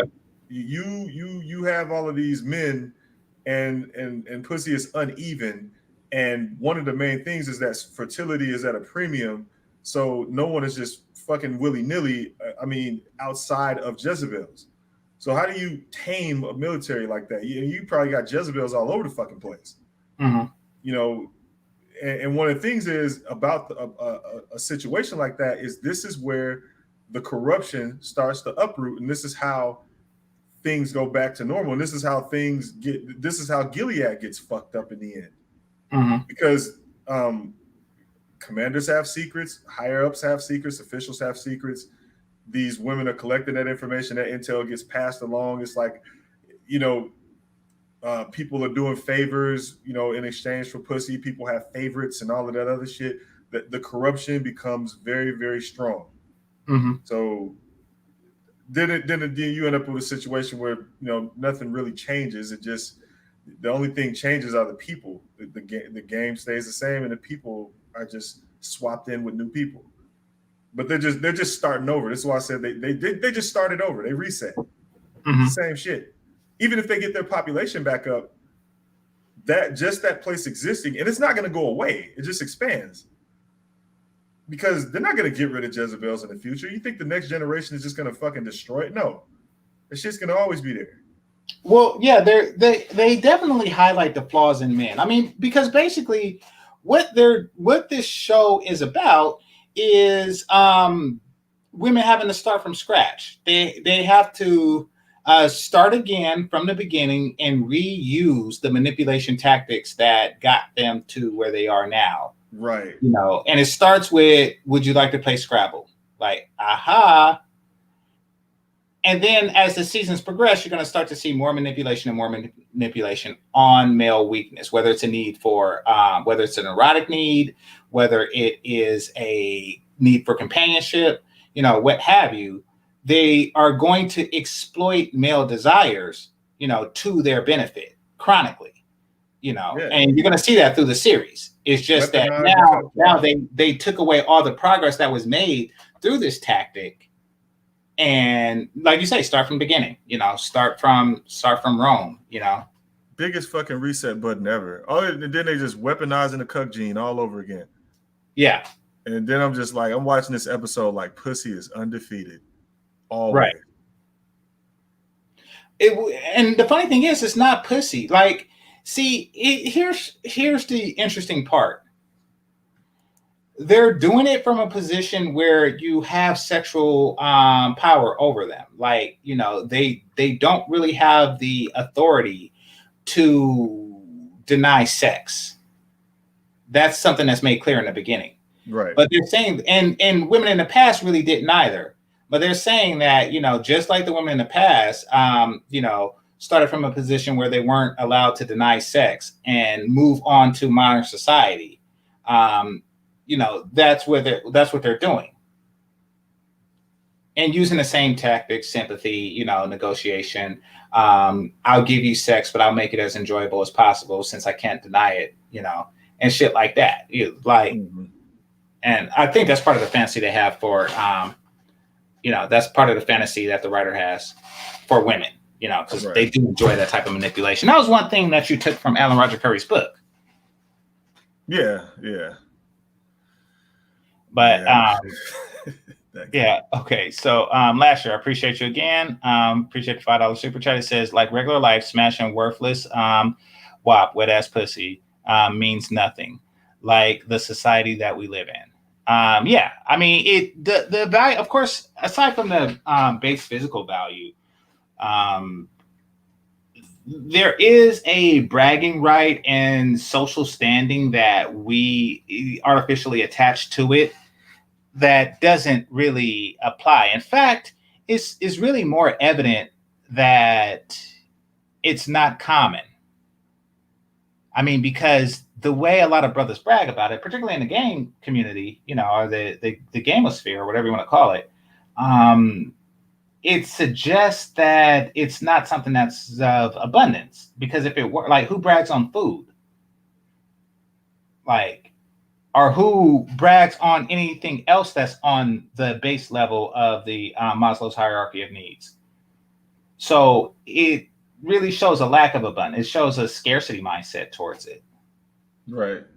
I read a psychology book on sex where, so it's explained that when a man is having sex with a woman, like, it's the ultimate form. It basically, first of all, it's the ultimate form of domination. Like when you're having sex with a woman, you're literally in control of her, of literally her will, because Amazon style, yeah. But you're in control of her will, because at that point during the encounter, you are the one that actually is in the driver's seat. I mean, of her not only physical state but also emotional state.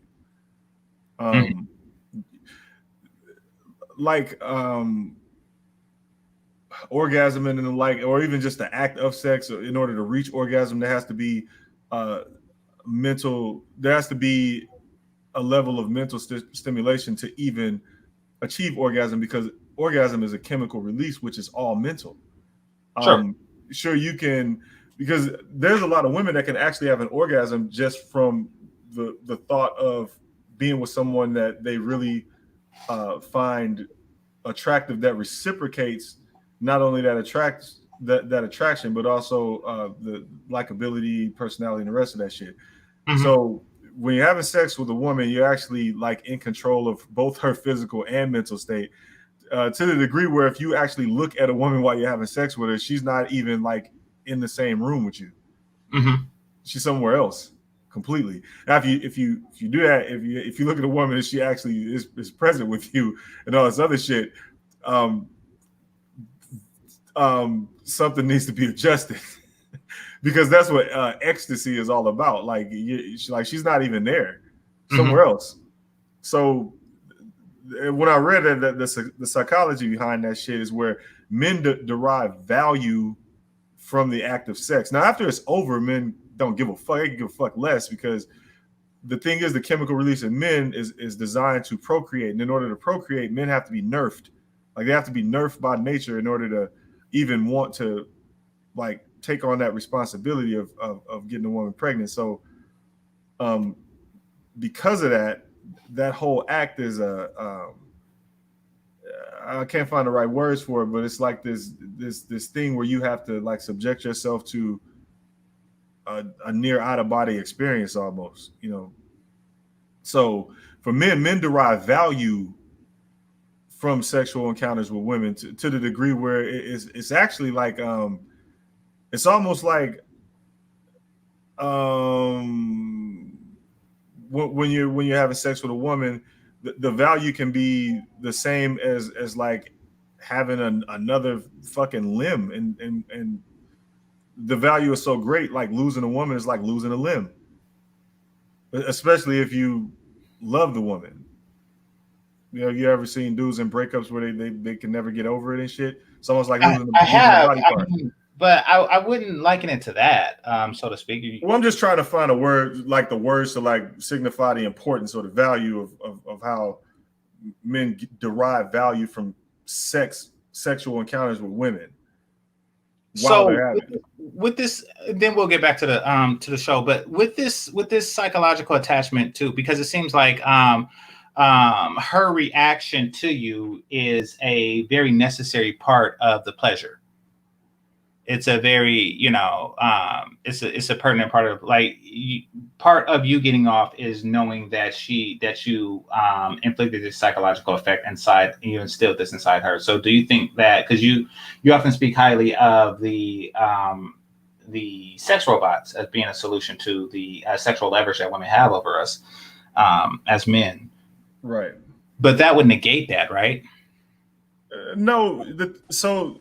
Again, men have just the act of, like, men have to be tricked into thinking they're procreating, which is why the sex doll shit works, because you're being your brain is being tricked into thinking that you are procreating with a woman. And again, men derive value from just the act of sex with a woman. So if your brain is being tricked into thinking you're having sex with a woman, you therefore derive value from having sex with a fucking sex droid.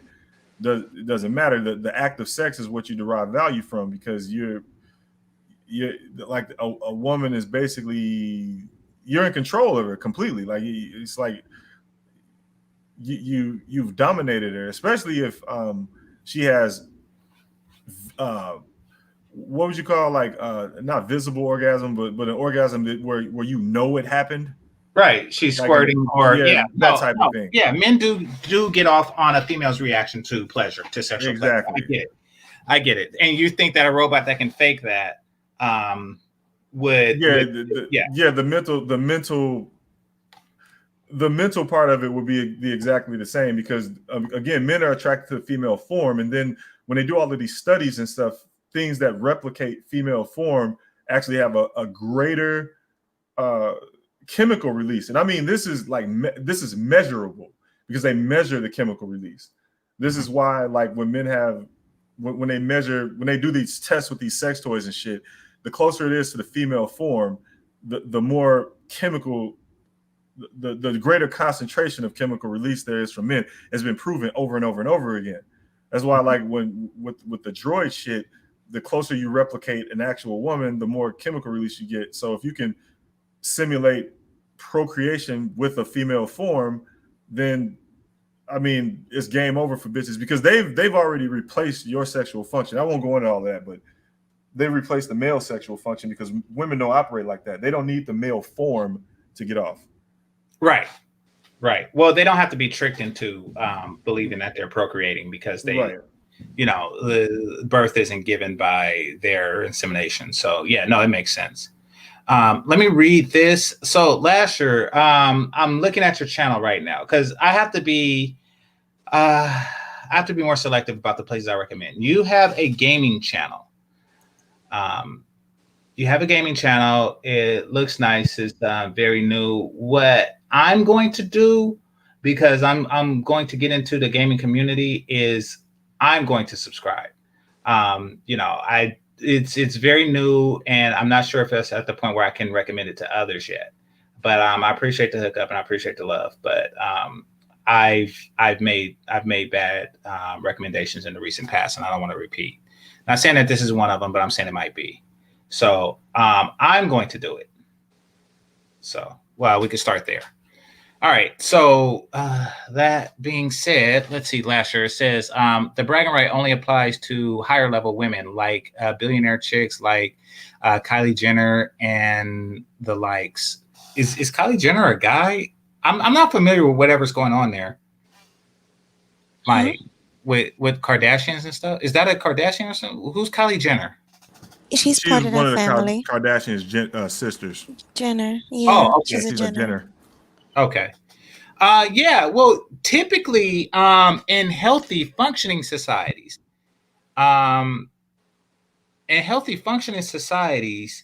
beauty would have value, meaning that men would only brag on women who are attractive. In our society, in our dysfunctional society, we brag on getting pussy. We don't really brag on getting it from quality women or anything like that. We don't brag on getting it from the best, brightest, or most beautiful. We just say, I got it. And those who brag about it, which really isn't something a person does in adulthood, but those who brag on it, it seems like they're omitting that detail on purpose. Now some of them will brag on their occupation. But I guess then you're really bragging, and this isn't me trying to shit on the game dudes, but you brought up the topic. I mean, that's what you're really, that's the exact opposite of what men do. Like, that's what women do. Like, right. Women don't say, I just had sex with a handsome guy. They say, I had sex with a professional baseball player. Like, they say, I had sex with a insert title here. Where, no, they do. I had sex with a doctor. I had sex with a congressman. I had sex with a city councilman. I had sex with a, state senator. I had sex with, you are your title. Like, they insert the title there. And guys, would do the same thing in functional communities, only if that title implies beauty. I had sex with a porn star. I had sex with a stewardess. I had sex with what do you call those chicks who deliver, who sells medicine, who those pharmaceutical sales. I had sex with a pharmaceutical salesman. I had sex with a Hooters waitress. Like, I had sex with a model. I had, like, we do that, or in healthy society, they do that when the title implies beauty. But in our community, we do that when the title implies wealth. Right. I just had sex with a DMV worker. Like, really? This is why I said game shit is bitchinese, because you're thinking the same way a woman would. Yeah. That Yeah. is true. Pretty much. But yeah, I appreciate the super chat, Lasher. And yeah, I'm subscribing. I'm gonna start subscribing to more gaming channels. Those who follow, and this is a good place to start since you're starting up. For reasons, Melody knows why, but yeah, I'm gonna definitely start doing that. Yeah. So that's that. All right, let me go back to my notes. And so, did we thoroughly cover Jezebels? Let's see. So she talked to her friend. We didn't go over Nick. You're talking about, so yeah, Houseboy. Nick is getting information in exchange for lettuce and shit like that. That's picked from the garden. Weird as it sounds, that's what's going on. He's getting all kind of information. As we know, he's an eye, which is a fancy word for a spy. He's getting information in exchange for penis and lettuce. Right. So, yeah. And they kind of went over his past and how he even got involved with the new society. Exactly. And this gives credence to what we were thinking earlier, that it affects all walks of life. Yep. Here he was having trouble sustaining employment. He has all these problems. And it wasn't a sexual thing. I don't think he was an incel or anything like that. And he didn't seem like he was at the stage in his life where he was really concerned with a woman's fertility, or he just wanted stability. So he was sick and tired of capitalism shitting on him. Right. A society that was working to the best interest of those on top, capital, as opposed to the best interest of the man itself. And it seems like that's what one thing at least Gilead is doing. Like, they made sure every man had a job. You didn't really see it didn't seem like unemployment was an issue, because if you could carry a rifle, you got a job. If you carry a wrench, you got a job. If you carry a hammer, you got a job. So at least that's the impression I got. If you could wash blood off the side of a building, you got a job. If you can hang a motherfucker, you got a job. Like, if you can shovel coal, you got a job. So, it did seem like it addressed that problem, that it was something that a large contingent of people who get, outsourced or downsized or something like that could relate to. And let's face it, people complain about immigration, and this isn't me buying into this utopia of Gilead. People complain about immigration. I don't, but people do, because I believe in fair competition, even if it's global. But there is no greater job grab than women's liberation. Yep. With immigration, you may be losing like 20% at most of jobs to outsiders, jobs that you probably didn't qualify for, or you just refuse to work. Like, you're not an H-1B engineer, nor are you willing to pick oranges. So, for most Americans, it really don't apply to you in that regard. Either way. They complain about that, but there's no larger. We're talking about 50% of the population just went into the workforce at once. Come on now. That is the biggest one ever. So with Gilead, you got a job even if it's working at the coffee house, because they're not hiring females for that position anymore. Right. And one of the perks is you get to cuss bitches out. Exactly. I don't even think they're going there for coffee anymore. Like, they just like, something. This coffee thing is overrated. Like, And when they get there, the next time they get there, it'll still be two of them, but they won't be in their workout gear, and they instead of saying, do you have what's your problem? They'll say, under his eye. Or some shit like that. So I was watching the series. I got Melody into the series. So what did you think of like Jezebels? Do you think that it's a hypocrisy or what? Me? I'm sorry. No worries. All right. The Jezebels, what do I think of them? Well, let's put it like this. As a woman, right? You have five options. You could be an aunt, you could be a wife, you could be a Jezebel, you could be a handmaid, or you could be a Martha. Which would you choose? Honestly, if the wife is there, I'll probably choose the wife. Okay. But if I had to choose out of like the handmaid and the Jezebel, I would pick the Jezebel. Really? It makes sense. Okay, Yeah. that's interesting because if you were paying attention to that episode and heard the description of what goes on with the women there, like they get fucked into an unusable state. Yeah, 3 but years tops. Now, she said that her pussy would wear out in 2 years. Could that mean that 3. she's 22? Or could that mean that she's 21 and like all pussy expires at 24? I don't know. But no, she said you get fucked and like your shit is going to wear out in 3 years. Because think about it. Thousands of dudes are running through this fucking place every day. Like, and they don't care if you just got fit. They don't give a fuck about any of that. You're just a thing. Oh, okay. So like that ass, like they're like, these are not women. They're just things that we fuck. they are fuck dolls, basically. Yeah.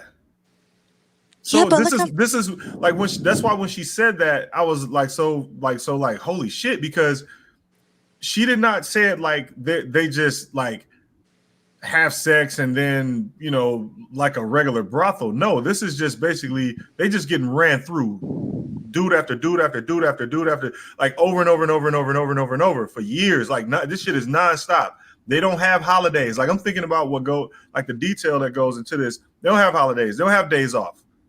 It's just get fucked until you can't no more. Okay. So I think that one of two things could be meant by what she said. One, like they get tired of her pussy after 3 years, like an old movie or something like that. Like, you know, okay, it's time to bring in a fresh new meat. Like, who's the new girl type deal. Or, I mean, it could mean that, but it didn't look like that. It didn't look like a chronic gangbang thing. Like, the guys were taking time out to romance them. No, like, not gangbang.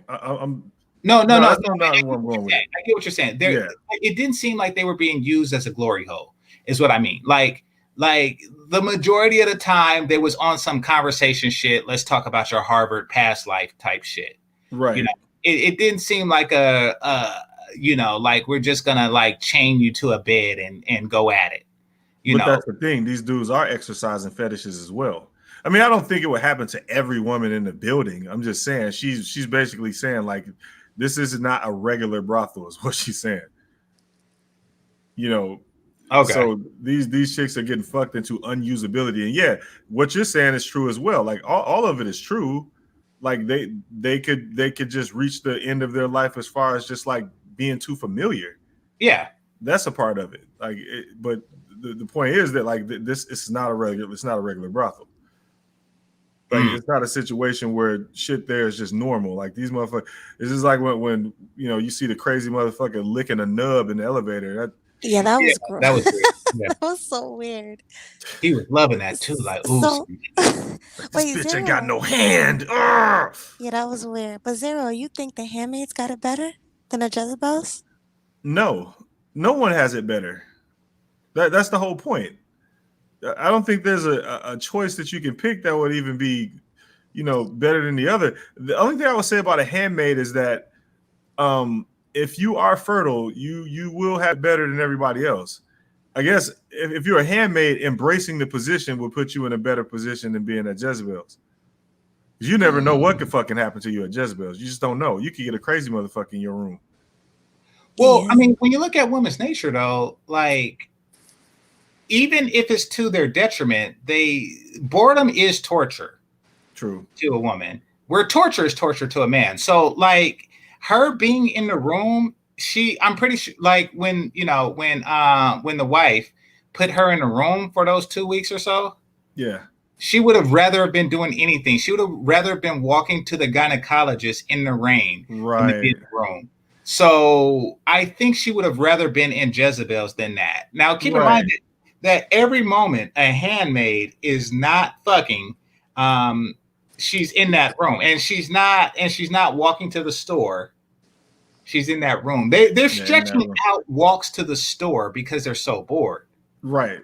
So I think that's a special type of torture that probably would exceed sexual exploitation. And then I suppose if you are at Jezebel's, you have way more freedom than you would at inside the box. Whereas you could just you could actually. I mean, that's what women are doing anyway at Jezebel's. They're manipulating femininity to get information out of people, to move shit around, to have things done for other people, to make communication networks across fucking Gilead, all of it. So yeah, I guess you could actually, you got more freedom there, I guess. And you got women to talk to and stuff like that, just and obviously the men coming there are weak as fuck. Otherwise, they wouldn't be coming there. True. Yeah. So there's that. So yeah, the human interaction aspect and just the goings on, you get some alcohol in you, I'm sure, and just gossip. I mean, like women on some weird shit. Like, I guess I need to think that through a little bit more. Yeah. Good decision. Right. Boredom is like the worst thing for a woman. I mean, and that's the thing. And I think that's where this whole Pookie Ray Ray educated lame argument comes from. Because a woman would rather be in danger than be bored. Right. As evidenced by the bitch that killed herself. Yeah, exactly. A woman would rather be in danger than to be bored. And so, yeah. But and then you kind of revert to, boredom anyway, like after you are sexually invaluable, you kind of just wind up a Martha anyway, like that's destined. So might as well have some stories to tell. Right. Might as well get in all you can. Yeah. Get it in all you can. All right. So let's see. All right. Okay, so we covered that one. All right, let me read this, and then we will go on to, let's see, episode 9. So we're almost done. All right. So, Game Changer fans, get the lights up and get the super chats up. Yeah, appreciate you. Melody and Jessica X help me out. Jessica's here? Okay. Is she? I don't know. I thought she'd be asleep by now, but yeah, she is. Shout out to her. Okay, I appreciate you. I appreciate the time. The $10 super chat.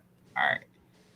So, all right. So episode 9, let's see. They went back to Jezebel's. I started lazy watching at this point, like as far as the rewatch goes. They went back to Jezebel's. The one-eyed chick stole the baby. Right. But the reason they went back to Jezebel's was important. Well, yeah, she went back to Jezebel to, they all had their own reasons. Right. But she wanted to see her friend again, get some information, et cetera, talking about May Day. May Day is like a plan that they had to do some shit. Right. So we'd have to go back, though, in episode 8 where she met with that girl at the end of the episode and asked her, about May Day. Mm-hmm. And then she was like, my notes. Let me go back a little bit right quick. Right. So the woman who likes other women, the one handmaiden who seen her lover / Martha hung in front of her, she snapped, stole a car, ran over a guard, and ran the car into a building. But before doing that, she talked about May Day, like she's no longer a part of May Day because she's been compromised, she's been interrogated, and they don't trust her anymore. But apparently there is a La Revolution going on. There is a network of women and cucks who are making like an abolitionist movement, whatever you want to call it, but they are passively rebelling against the system. Yeah, it's a give us back our freedoms movement. Yeah, exactly. Give us free type shit. Yeah. and give us our iPhone while you're at it, and give us our Tinder and all that good shit. So, and give us our lipstick. So she heard wind of that. She went back to basically convince her friend that she should be as strong as she was before. Because what happened to her friend, the black chick, was that she was broken. She was broken. Jezebel's and, the thousand penis, just broke her. She wasn't the same woman anymore. She just, lost all of her fight. And, she's been given a choice, fuck or fight. And she chose fuck. And, so I guess she reinstilled that hope in her when she told her that her husband escaped. She can make it to the north. So, that I'll let you take it from there, Zero. No, that was exactly right. Yeah, she is completely broken. Keep in mind that Offred at this point is also completely broken. Like at this point, she's resigned herself to her position there, in Gilead and shit. I mean, she's actually playing up the manipulative, seductress shit. She knows how to work the commander's emotions and shit. She's basically given into her situation. So both of them have pretty much given in. The difference is Moira was broken in a different way. The black chick was broken in a different way. She was like, fuck it. I would rather be a hooker than suffer the shit that you're suffering. Also, we are not getting the fuck out of here. It's impossible. And I'm not going to risk my life to do it. I would rather just be here and accept the end when it comes. So she was broken in a different way, but Offred was broken in a way where she accepted her fate and was more on some, I want to help my daughter if I can. Mm-hmm. Like she didn't, I mean, she had made that decision ever since the kids got rolled through the ambassador meeting and shit. Mm-hmm. So again, Offred was at the point where her brokenness was she is irredeemable. She didn't really think about getting back with her husband so much as just knowing that he was alive and then being satisfied with that. Right. But later on in the episode, she actually she got some more fire under her, and I mean you can go into that. Actually, you got it. Oh, okay. So, before she got the fire lit under her, Crazy Girl. I mean, if you want to talk about Crazy Girl, we can, because that takes place before Offred actually got renewed vigor. Okay, so Crazy Girl just got sick of. Okay, so Crazy Girl, and she wasn't born crazy. She just went through a lot of psychological shit. She lost her eye. Okay, here's the thing. Women, and this isn't me sounding like Calvin Candy or some bullshit like that. This is just personal observation from what I noticed. The punishments that apply to men don't necessarily apply to women the same way. Men respond to pain and a sense of uselessness.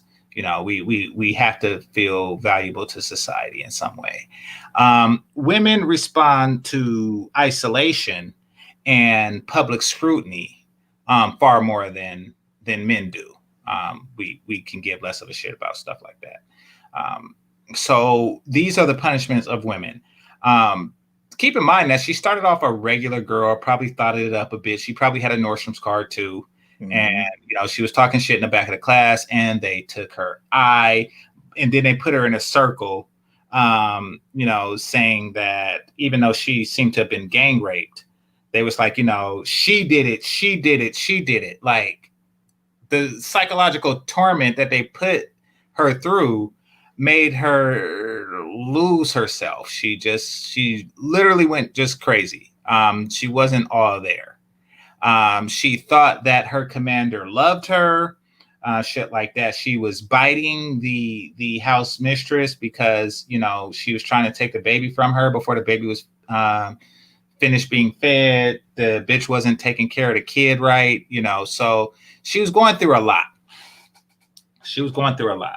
And so when the child was weaned off her breast, she said, I don't want to leave the baby, so I'm going to kidnap it.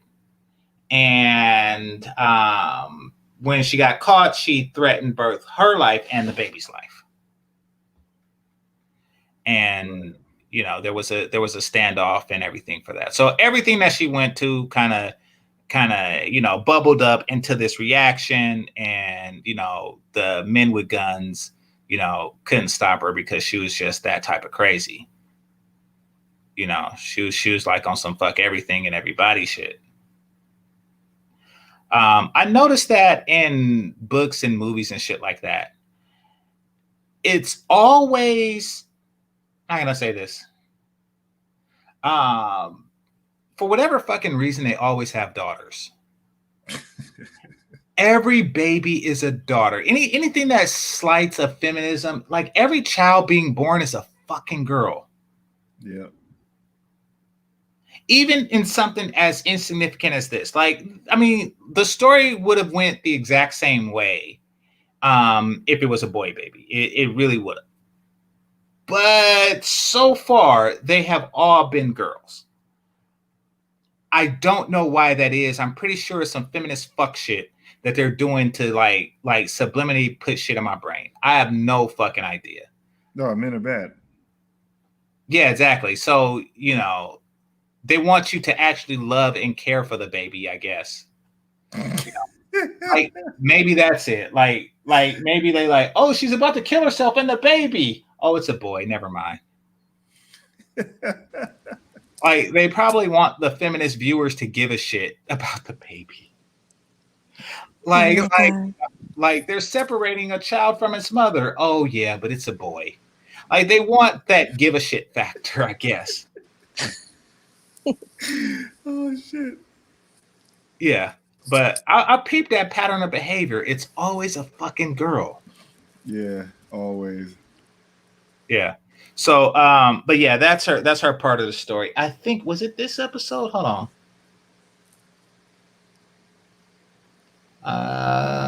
Okay, I'm gonna just treat it like it was this episode because I'm not sure if it was this one or the last episode. Episode 10 is the last one. But so the commander, after she accused him of lustful sexual interaction, because remember, they're only supposed to do some ceremony shit. Right. They're only supposed to do that weird ass shit between the wife's legs once a month, and you're not supposed to touch her. You're just supposed to stick your penis through the hole in your zipper and go at it. So this motherfucker was getting blowjobs and shit. From a crazy bitch. Right. Like he's sucking on nipples and everything. So they take offense to that. They put him in front of the tribunal, and his wife even said, I want the harshest punishment as possible. Something about, to purify his soul or, get him to the heavenly gates. So what did they do? They took the motherfucker's arm. Nigga. Bro, the way they did it though, holy shit. They surgically removed his arm. I was like, man, so you can't say that they just tried to make a utopia for men and, and hell for women. They like, the men have to sacrifice something too. And I agree with it in spirit. In spirit, they're saying, the reason why we got here is because we couldn't control our penis. You have to have some sexual discipline. That's why, you fuck your handmaids like this so you don't fall into lust, which is really like sexual gluttony.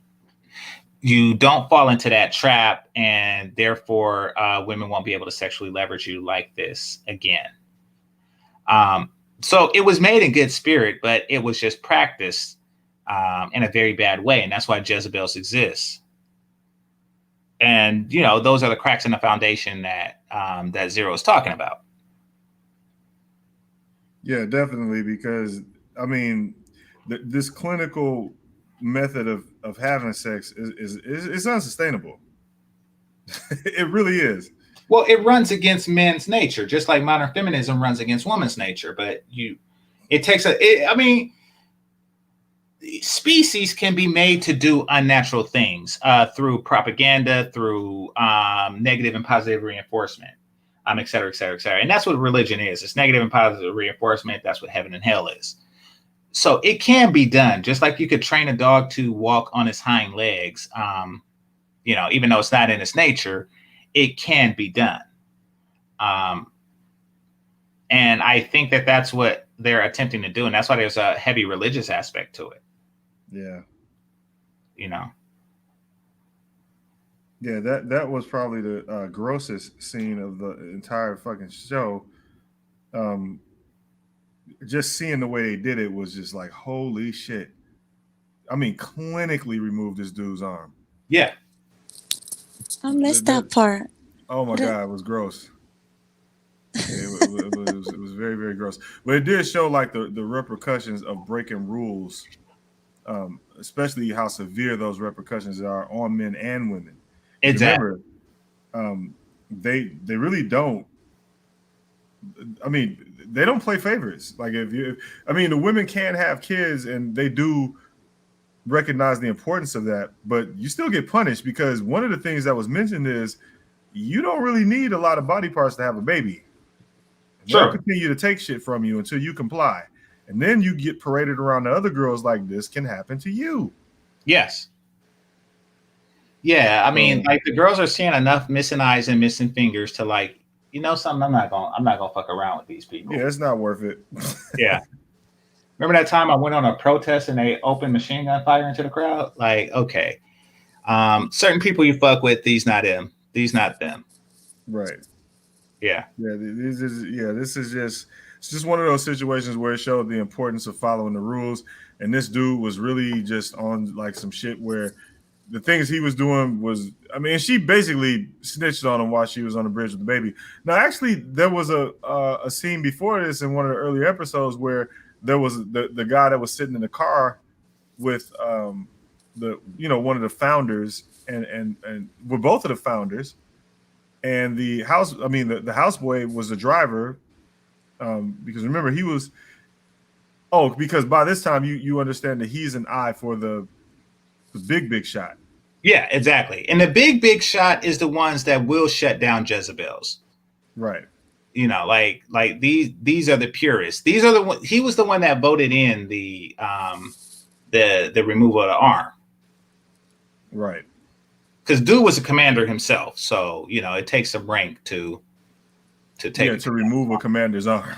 Yeah, exactly. So during this episode, so it was already pre-established that if you break the rules, you fucked, because one of the dudes that was in the limo, he was one of the founding fathers of Gilead. Like he was one of the big shots, and he got caught fucking his Marthas, a few of them, not just one, a few of them, and he was never seen again after one of those earlier episodes. I think it was 5. Right. So they don't fuck around there, and this just like put a stamp on it, basically that they don't fuck around. So and think about it.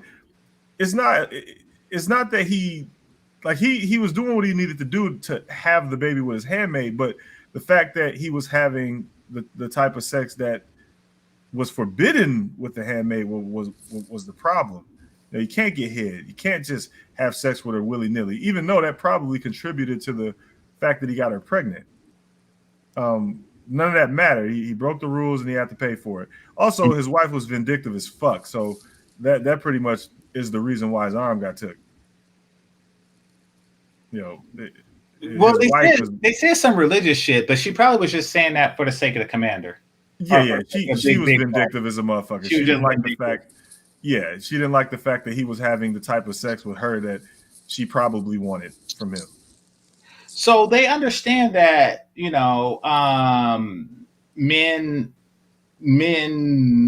without dick control, without sexual discipline, force women to react in a way that's very destructive to society. You know, I think that they see that now because feminism is that, like, you know, Right. it's a backlash for something, even that's done in small quantities. So yeah, you can't really lead someone else if you can't control others if you haven't first practiced self-control.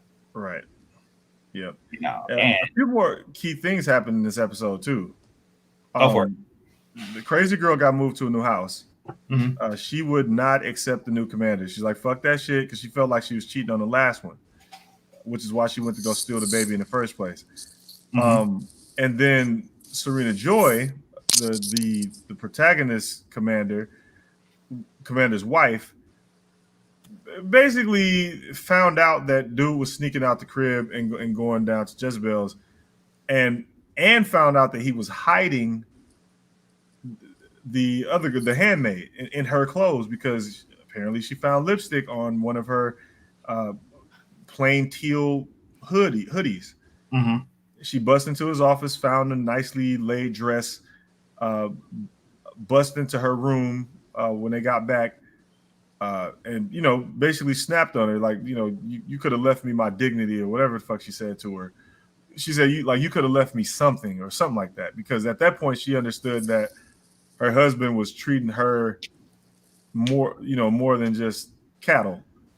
And at that point she was just like, well, I don't really have anything to live for except this fucking baby.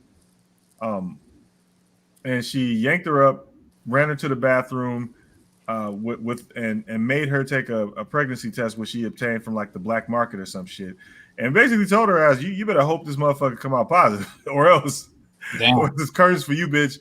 So she made her piss on the stick. She ran out in the hall, started praying like a motherfucker that it would come out positive. Mhm. It did. She came back and was like, she came back, said some shit to her, and that's when the handmaid snapped back like, bitch, I ain't get pregnant for you. But no, she's like, I didn't get pregnant. You think I wanted to bring a baby into your fucking house? Congratulations. She Yeah. said congratulations, and she was like, you're congratulating me for, what do you call it? Rapé or something like that? Yeah. She was like, you think I wanted to bring a baby in this house, bitch? Is you crazy? Yeah, exactly. Now, keep in mind, people are new. Lipstick don't really exist in their world, in their society. Exactly. Yeah, so, you know, but also with the wife, there's no fire in the relationship anymore. Now, it could be that, you know, there's no more decent panties. Like there's no more French cut, you know, there's no more booty shorts and shit like that. So, you know, and she's kind of been reduced to behave in a way that's so demure that it takes away a lot of the passion in the bedroom. Even though that's not part of the rules, it's still, what's the best way to put this? What you do during the day kind of, you know, instills passion for what goes on at night.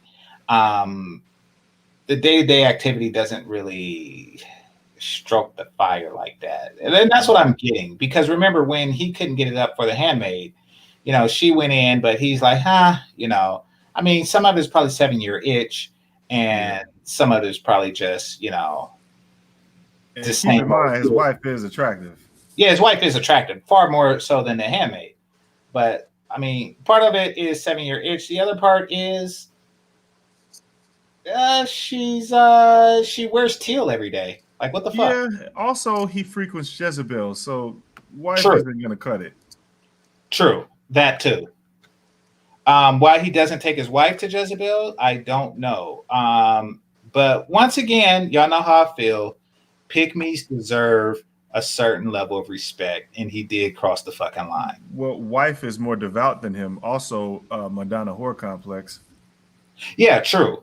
That's an obvious thing, and she has definitely put more into a Madonna role than ever. Society places her in that role, and yeah, that's true. Nevertheless, pygmies deserve a certain level of respect. Hey, y'all know how I feel about the pygmies. Pygmies deserve a certain level of respect and decency. This episode let a lot of shit out of the bag. A lot. Actually, this is the episode where Serena Joy and the other commander's wife went on their walk, with security, and somebody stopped by to look at the baby, and the security was like, "All right, bitch, get away from the crib." But while they were talking, she was, explaining how so Serena Joy was like, "Well, damn, it's awesome that your handmaid can get pregnant, and you got a baby out of it. That's pretty cool." This bitch was like, "I don't care about that shit. I can't wait for this bitch to leave." Yeah, like she's just basically praising her for having the ability to even get kids in her house, and this bitch is like, "No, I can't wait for this bitch to leave." It's like living with a feral cat. Yeah, I remember the feral cat thing. I was like, "What the fuck?" Now, don't get me wrong, she's crazy, but be happy. You gotta fucking live in surrogate and shit. She gave no fuck. She couldn't wait for that chick to get out of her house. And then there was a scene where she tried to hold the baby, Serena Joy, because she desperately wants a baby. So she tried to hold her baby because she wasn't even holding the baby right. The other chick, she was just fucking bouncing it up and down. She has no maternal instincts whatsoever. It's like she doing it for the status and only the status. Like dead ass. Yeah. So Serena, who has motherly instincts, she's like, let me hold her. I think I can get her to stop crying. She's like, "No, bitch, get your own baby." She's just not a person. I mean, you take that combined with cutting your husband's arm off and shit. She's just she's almost like sadist. That bitch is horrible. Yeah, she is. She is. So can you imagine what the chick? Oh, by the way, when you're pregnant and you have a kid, you get ice cream. Yeah. All the ice cream you want to eat. All the ice cream you want. Get ice cream. Ice cream. All the ice cream you want. She was like, "They're real nice to me now. I could do anything I want to. I get ice cream. It's vanilla. You want some ice cream?" Yeah. Yo, that scene was hilarious as fuck. She's like, "You want to know a secret?" I thought it was gonna be something like on the commander and shit. She was like, What's the secret?" She was like, "I can do whatever I want." Yeah. But, I mean, what can they do, really? There is a point where they have the ultimate leverage. I am breastfeeding this kid. There's that's the ultimate leverage right now. So she's like, "Give me some fucking ice." What they gonna say? Right. Hey, why did she spit that cookie out? Oh, because she was like, "I'm not finna get this bitch the satisfaction." She's like, "Fuck that." But she's seen her eat it, so she did give her the satisfaction. Right. But she, it was for her. It was personal. She was like, "Fuck, I'm not finishing this goddamn cookie." When she bit it, she seemed like she was in ecstasy. When she bit that cookie, she was like, "Holy shit, this is good." Then when she walked away, she was like, "Fuck that." Just spit that shit out. She's like, "No, I'm not finna finish it, and what's in my mouth is going in the sink. Fuck this cookie." And she left it on the counter. No, she washed it down the sink. No, she washed the part that she ate down the sink. She left the rest of the cookie on the counter. Oh, okay. She put it down and walked out the bathroom like, "Fuck that cookie. And I hope this bitch find it." So they're just mind fucking each other, aren't they? Yeah. They're just mind fucking each other back and forth. I'm telling you, women love shit like that. They love fucking mind fucking. They do. They do. It's like a regular fight. We like to watch MMA, boxing, or some shit like that. Maybe a war movie or two. It's like that, but it's mind shit, and they're mentally slapboxing each other. The shit. Yeah. It really is an exercise of mental kung fu. Yeah, exactly. And they're watching it like, "Oh yeah, she spit the cookie." I had no why in the fuck? I thought she liked cookies.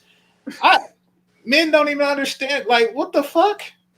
But when you break it down, it's like, okay, this is just some female shit. Right. She's like, "Fuck this bitch." It was funny because when she put the rest of the cookie down on the bathroom counter and walked out the bathroom, she meant for her to find the rest of that cookie. You see, fellas, this is what I mean. I know it's not that many people watch because I know my movie reviews don't get much, but fellas, this is what I mean when I said on previous videos, stay the fuck away from vagina issues. You see two women going at it on their mental fuckery, or they come to you with some gossip and shit. Like, do you know this bitch said this? Or do you know this bitch does that? Do you know she put on too much makeup? Stay the fuck out of that. Get the fuck out of there. That is the worst place you can be in. And those mind games, you're gonna be in the middle of these fucking feminine mind games that and you don't know what the fuck is going on. You just know that you're fucking pissed. Right. The little shit, like the cookies and shit, like this, they start doing that shit to you, and you just like, what the fuck? I'm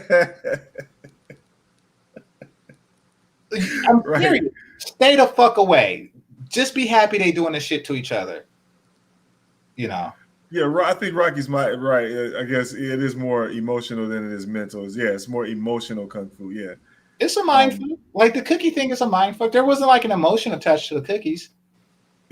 Yeah. Well, there was emotion attached to it, but yeah, I suppose. I mean, because she knew what she was doing. You know, she obviously wanted her to find that cookie. She obviously wanted her to understand that she didn't give a fuck about that cookie. Or you know, she wanted that. She wanted to evoke those emotions. She knew that there was going to be repercussions. She knew it, but she did it anyway because she was like, "Fuck this bitch." Fellas, this is how fucked up they are. Because when we get mad, we just knock a motherfucker out and like not even think like past it. Like, don't even come up with creative ideas. When she took her to the doctor and rolled up the tinted windows. Like, fuck you, bitch. You can't look outside. Dude, would you have thought of that? Would you have even thought of that? Of just closing the tent so she couldn't even look outside. Exactly. No, I wouldn't have gave a fuck about the tent. We wouldn't even thought like, oh, you want to walk? Go ahead. Yeah. You know, like we wouldn't even thought that she's deriving pleasure from walking. I'm telling you, these fucking mind fucks, whether you call it emotional or mental, these fucking fucks, stay the fuck away from it. Like when two chicks are going through their shit, like, you know, such and such is wearing makeup, or is, you know, such and such thinks she's hot, but she's not. Stay the fuck out of it. Right. Stay the fuck out of it. I stay because you get it on YouTube. Of course, in real life, you're going to be partial to, you know, maybe your girl or your mom or whoever because they already have a relationship with you or some shit like that. But like on YouTube, like, you know, if two chicks want to, like, just stay the fuck out of it. Yeah.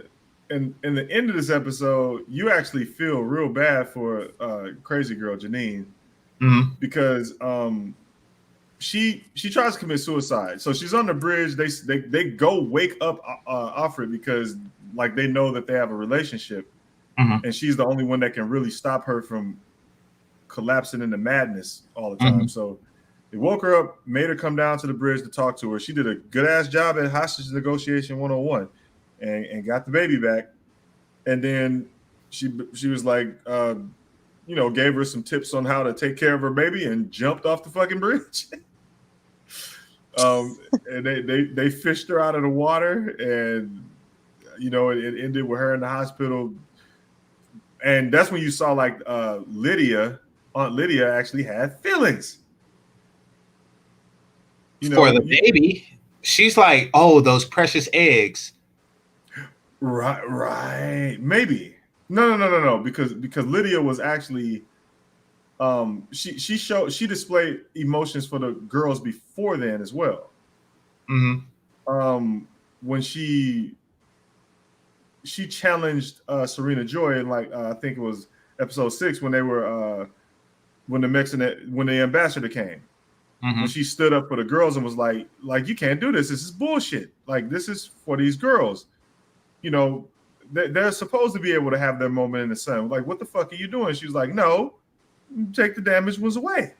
And then Lydia was actually crying over that shit. She's crying about it. So that established that she has some emotion. Yeah, she did offer her like a plate of dessert. Right. Yeah. But but again, she stood up for them and then she cried about it and then finished it off with like, you know what? You girls deserve something. So Let's go get some ice cream and shit. Let's go get some dessert, whatever. She's an interesting character. Yeah. They go more into her past in season 2, I think. I'll find a way to cut it down, but yeah, they go more into her past on season 2. All right, so episode 10. Melody, did you have anything on episode 9? No, I started like lazy watching it from then. Yeah. All right, so let's see. Okay, before I start episode 10, let me read this. I appreciate you again. Last year you said, bro needs to realize that we need educated black men. 0. I got you. Much love, GameChanger. I love the conversation. Sub, y'all. Yeah, I appreciate it, man. I appreciate welcome to the channel, bro. I appreciate your support and everything. Salute to you. And yeah, it's good to have these conversations because a lot of the things that we think are natural and modern women behavior isn't. It's really a byproduct of social conditioning that comes through the idiot box. So I want to monitor that. I want to say, like, this is what they're trying to condition you to do, behave. You see it in shows. If you're older, you'll see it in shows as early as not That's My Mama. What's it called? What's Happening Now? With the single mother and shit like that. You and the working black woman and shit like you start to see it, and then you slowly start to realize how we got here, and that's why, even though they're never as popular. So Melody, don't feel bad that that our movie review didn't get that much, because I noticed movie reviews don't do too good here. Yeah. Either because of the spoiler aspect, or the people who really wanted to watch it already seen it, and they don't really need your commentary, I guess they're thinking, but they don't really do that good here. But I think it's important because people need to know that they're being brainwashed, and so monitor the stuff that you take in and show your kids better if we want to end this problem. And that's one thing Gilead does do. So yeah, I appreciate you, Lasher. Much love. Okay, so it was actually 0. It was actually on episode 10, at least according to my notes. It was on episode 10 when they realized that she was pregnant. So it starts off where the announcement she's pregnant, and because of the mind fuck and the manipulation that women like to go through, they get catty no matter what. This shit is bullshit. Fellas, stay the fuck away from it. When 2 women are going at it, stay the fuck away from it. Who was it? Was it my aunt or my father or somebody in Little League told me, because my coach was fighting the umpire, like fist fighting, was fighting the umpire on some bullshit. And I just happened to be outside the dugout at the time. And no, it was my mom. And she said, stay away when 2 grown men are fighting. She just told me, I was a kid, stay away when you see 2 grown men fighting, stay away. I'm like, okay, bet. If you're a kid and grown men are fighting, you don't want to get hit by a stray grown man punch. So, yeah. Right. So fellas, when 2 women are doing their nana envy or vagina problems or whatever the fuck they got going on, stay the fuck out of it. You see a half-eaten cookie, stay the fuck out of it. I remember, quick story. I remember I stayed with my mom, right? I stayed with my mom. I was maybe like 17 years old. And my mom went at it with the women who like women that lived upstairs, right? It was a couple of women that lived upstairs that were in love with each other. And if y'all think that they don't have problems, they have fucking problems. They used to argue regularly, right? Now you would think my mom would be sympathetic to their plight, because it seemed like one of them was getting her ass beat, but you think my mom would be sympathetic to their plight. Wrong. She's downstairs yelling, shut the fuck up. Oh my God. In the middle of the argument, they dealing with her yelling, shut the fuck up, right? Mm-hmm. So one day, because I left early, right? This is the summer before college, to go to work and shit. I opened the door, and by this point I was tired of hearing my mom bitch about the bitches, right? So I opened the door and I seen the earplugs on the door. They went down and taped some motherfucking earplugs to my mom's door. Now I could have been a good son and just took it away, but how funny would that have been? How funny would that shit have been, right? So I'm like, okay, I'll just leave the earplugs there. This is clearly some vagina shit going on. I'ma just mind my fucking business and leave the earplugs there, and my mom to see, for my mom to see, right? So went to school, went to work, came home in the evening and shit. Or no, I went to work and came home in the evening and shit, right? Mm-hmm. Lo and behold, my mom beat the shit out of one of the lesbian chicks. Wow. Oh my God. Just stay the fuck out. Just stay the fuck out. I see him going at it on some mind fuck shit. Just stay the fuck out of it. You know, that's the lesson learned there. But you could have prevented. You could have prevented an ass whooping by taking the earplugs away. How funny would that have been? This wouldn't have been a story if I did that. Yeah, that's true. Like, and besides, I seen it like, oh, this is a mind fuck. This is her way of saying, plug your damn ears if you don't like us arguing, which is a mind fuck thing. I'm like, okay, not my business. I'm gonna stay the fuck out of this, you know. Because you see, I didn't grow up with my mom. My mom, I visited my mom every other weekend. But after high school, my dad moved to Texas, and I stayed behind in Cali. So until school started, I stayed with my mom. So that's how that worked. But yeah, so I wasn't used to her personality. She was getting on my fucking nerves. And then I seen the earplugs. I was like, okay, yeah, this shit is about to happen. But yeah, I stay the fuck away from women, from shit like that, you know. And I learned it from my grandpa. See, my grandpa, he's older than a boomer. So, you know, he comes from an actual patriarchy, and he ran his house in a patriarchal sense. And even he knew better than to stay out of the bullshit. Like every now and again, when grandma would just get too outrageous, gossiping on the church bitches, you know, he'd shut the shit down. But like generally on the day-to-day, grandma was on the phone talking shit about church bitches. Like chronically. She like as a kid, you didn't even think adults just talk that fucked up about other adults, you know. And grandpa, he was an iron fist motherfucker, but he stayed the fuck out of grandma talking shit about Eastern Star and church bitches. Like he just let them do their thing. So salute to him. He knew how to handle shit like that. Yeah. All right, but I'm off topic. All right, so but this is where these mind fucks lead. Because for no reason at all, the bitch took her handmaid to a random empty house in the snowy woods, right? And you know, she just said, okay, park right here. So she's sitting in the back, and it looked like they're in a hearse, not a limo. She's sitting in the back of the motherfucker, right? And she's knitting. This chick is always knitting, right? And because when you take a phone out their head and they do something constructive for the family. For real.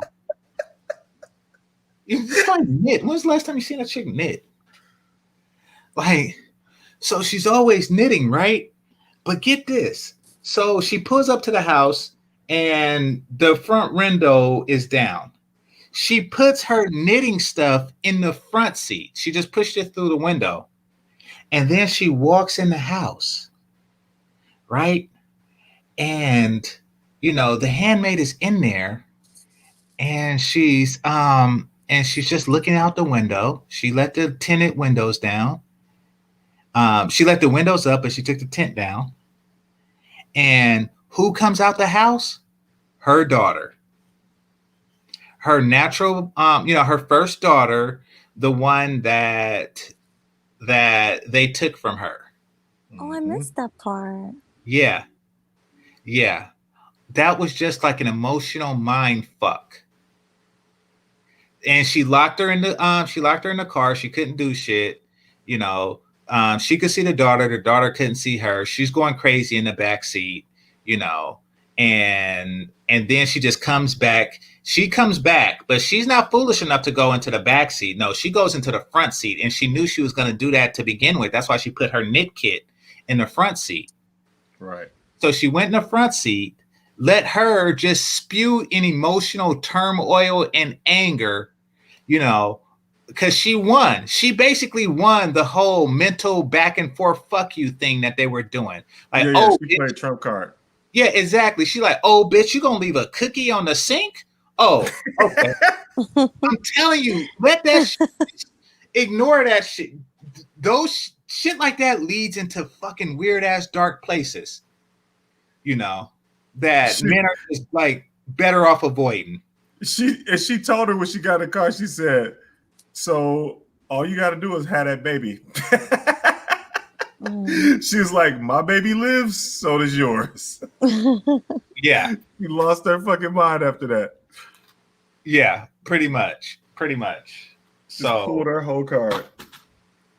So yeah, so she won that whole thing, but it's like goddamn. And as men, I personally wouldn't even want to hear that shit. Like, and that's why they say shit like that to other women. Like, don't say that. Like, yeah, I took her to see her daughter and left her crying and going crazy in the backseat of the limo while I just came back and ate a cookie and started knitting and talking shit. Like, the fuck? Yo, she super snapped on her ass from the backseat. She's going in. And then Serena knew she won. She knew she won. So she was just like, don't get upset. I was like, oh my God, this bitch is evil. Yeah, very evil. Because she could have just as easily went in on her, but instead she just hit her with the, don't get upset. Like, don't worry about it. It's fine. Exactly. That type of mental fuckery, just fellas, stay the fuck out of it. Women can't fight. So the energy that we put into physical self-defense in defense of others, they put into shit like this. Yeah. And this is why you don't tell your girl shit. Like, I remember when Aegon asked, can you and your wife be best friends, or your girlfriend, significant other, whatever? No. Yes. For this very reason. Yeah. Yes. It's like too different, and the shit don't work. Unless it's like grandpa, where he gave grandma like a little bit of rope to do some fuck shit and then just put a kibosh on that shit before it just got too out of hand and they start like fucking with people's kids and shit. Unless it's a household like that, anything less is gonna be some fuck shit. It's just not gonna work. It's not gonna work. And it's so many relationships where the man is really just on some defense of the woman's fuck shit type thing. Take the nigga Jerry, for example. It's like, listen, do you really want to be like a foot soldier and whatever fucking crazy ass escapade that this chick is going to have for you?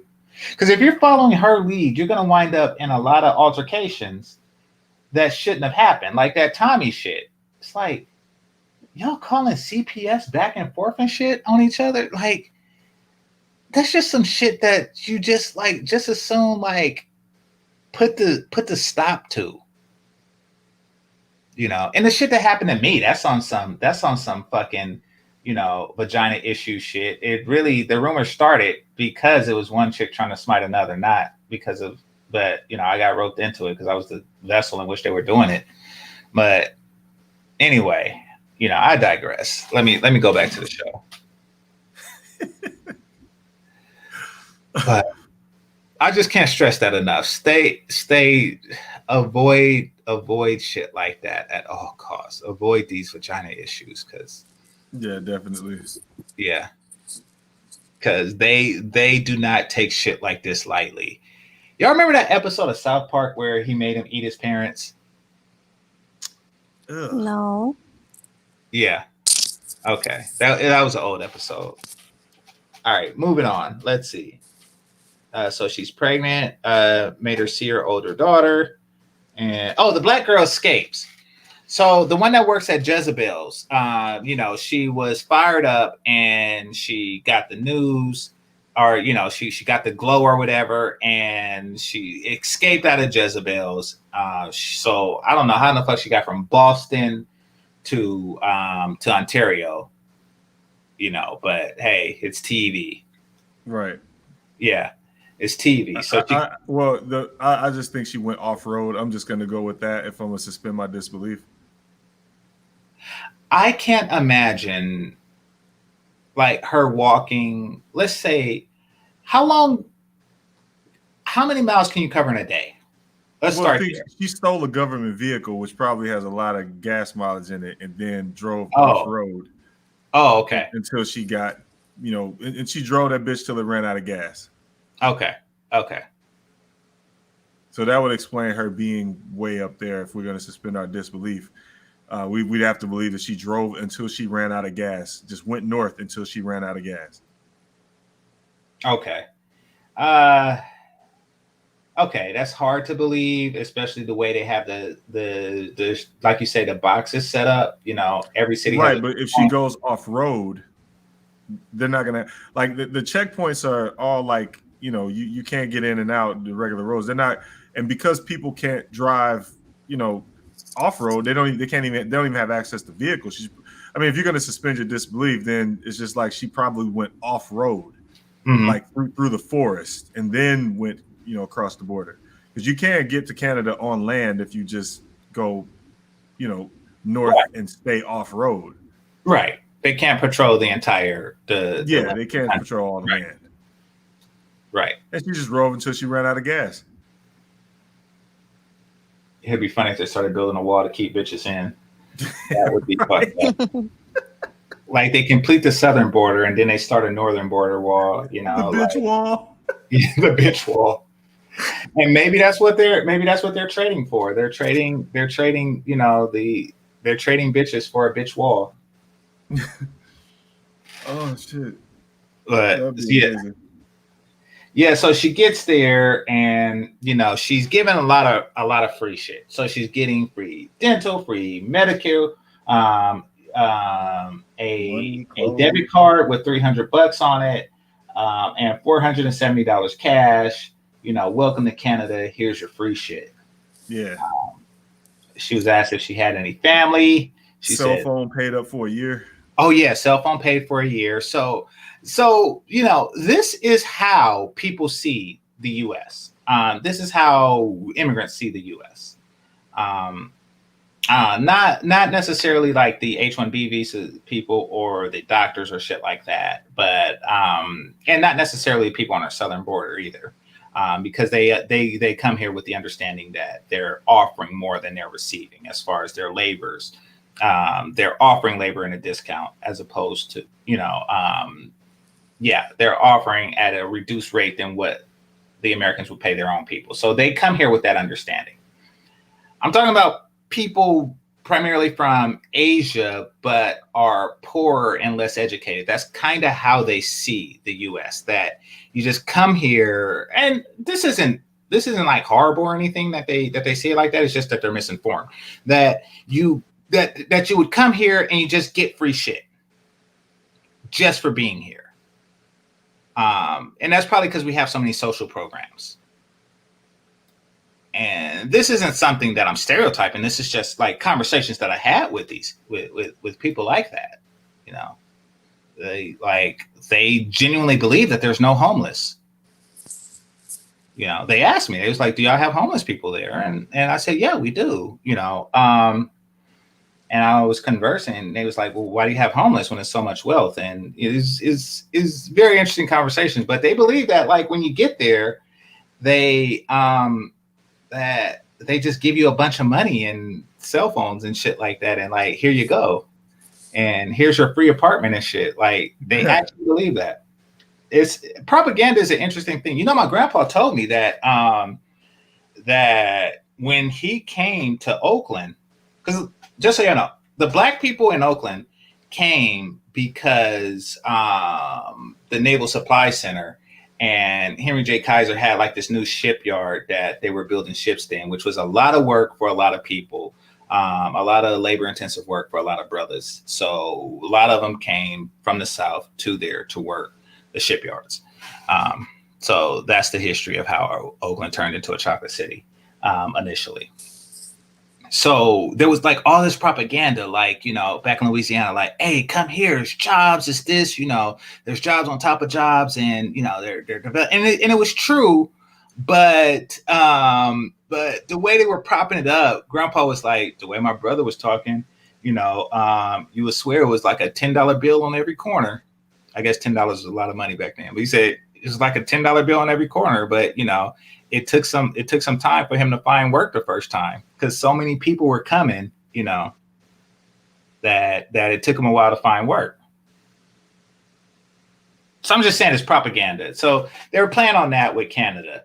Like, you just come here, and just for coming here, you get $470, $300 on a card, phone card, dental, medical, and shit like that. You just get all that shit.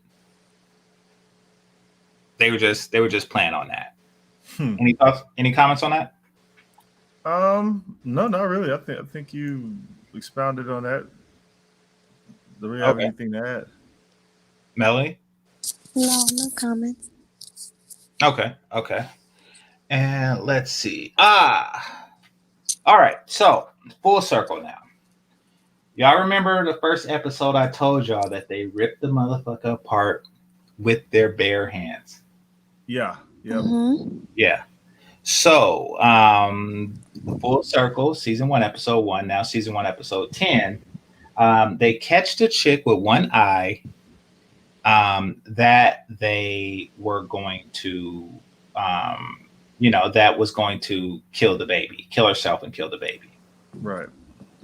So, you know, she was to be punished and made an example of, because she put the baby in danger. Now, I got to say, I think that, keep in mind, this might just be some vagina issue shit. And just like that chick looked like feminism, she might look like every bitch that other women don't like. But for whatever reason, it seems like all the women of the world have a very short fuse with her. Like, she was the first to get her eye taken out and shit like that. Like, yep. It seems like other women did shit. They tried to escape. You know, they just did shit. Other women didn't get punished. They didn't get maimed. You know, they didn't get maimed. She got the eye taken out just for talkback. Right. So. Yeah, go ahead. I'll tell you what I think about that after. Okay, so and basically the general consensus that I got from the series was that they're not going to kill you because you're too valuable as a fertile woman. However, she was sentenced to stoning. Yeah. By all of her friends. By your friends. There is something up. There is something up. You know that kid that got the ass whooping, and you hear it for doing the same shit that the regular kids do? You know, like the regular kids is picking berries off the neighbor's shit, but, you know, out the neighbor's yard and shit, you sneak over the fence, get some berries, and then hop back over. You know, all the kids do it, but the one kid's parents just get the shit beat out of them. Like, y'all know that. That was funny. That's her. Yeah, that is her. No, I can see that.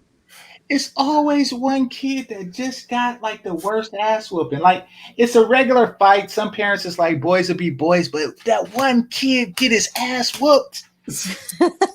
Like not in the fight by the parents. Like no matter, like it's just no justice for that kid at all. Yeah. Yeah. Like So- he can't play. He can't play tag with everybody else because his boundaries is shorter than everybody else's. Like, oh, you can't go past the fire hydrant, but all the other kids can go past the pole. You can't go past the fire hydrant. So they run past the fire hydrant, but not past the pole during tag to fuck with him. She is that kid in this situation. I swear. Yeah, she didn't get any like like she she couldn't got do anything. no slack. Exactly. She got no fucking slack.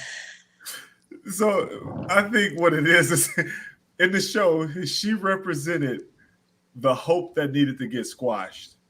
She looked like oh shit. No, she did. She represent because she never accepted any of that shit. She just wouldn't accept it. Like she would daydream about her just not being there and her old life. Like you could tell she was completely not accepting that life. So she was always on some rebellious shit. Yeah. Just like from the outset of the show, everybody else was speaking the new language of blessed be the fruit and shit, and she's in there still speaking like she in 21st century America, and she got her eye took for that.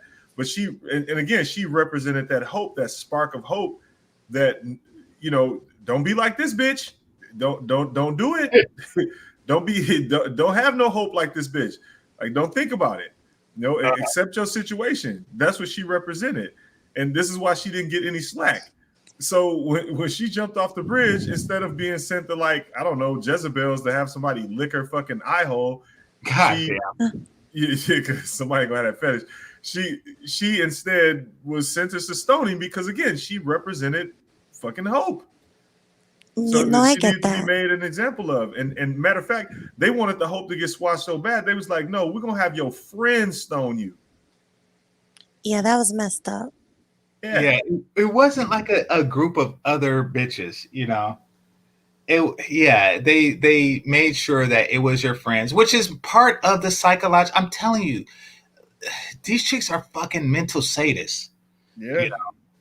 Women are mental sadists, like, because they know what it is. That's why the scarlet letter is a thing, like social approval is like at the core of a woman's desire. So to have your friends do it, and that's why they don't even bother. Like, a man don't care who's hanging them.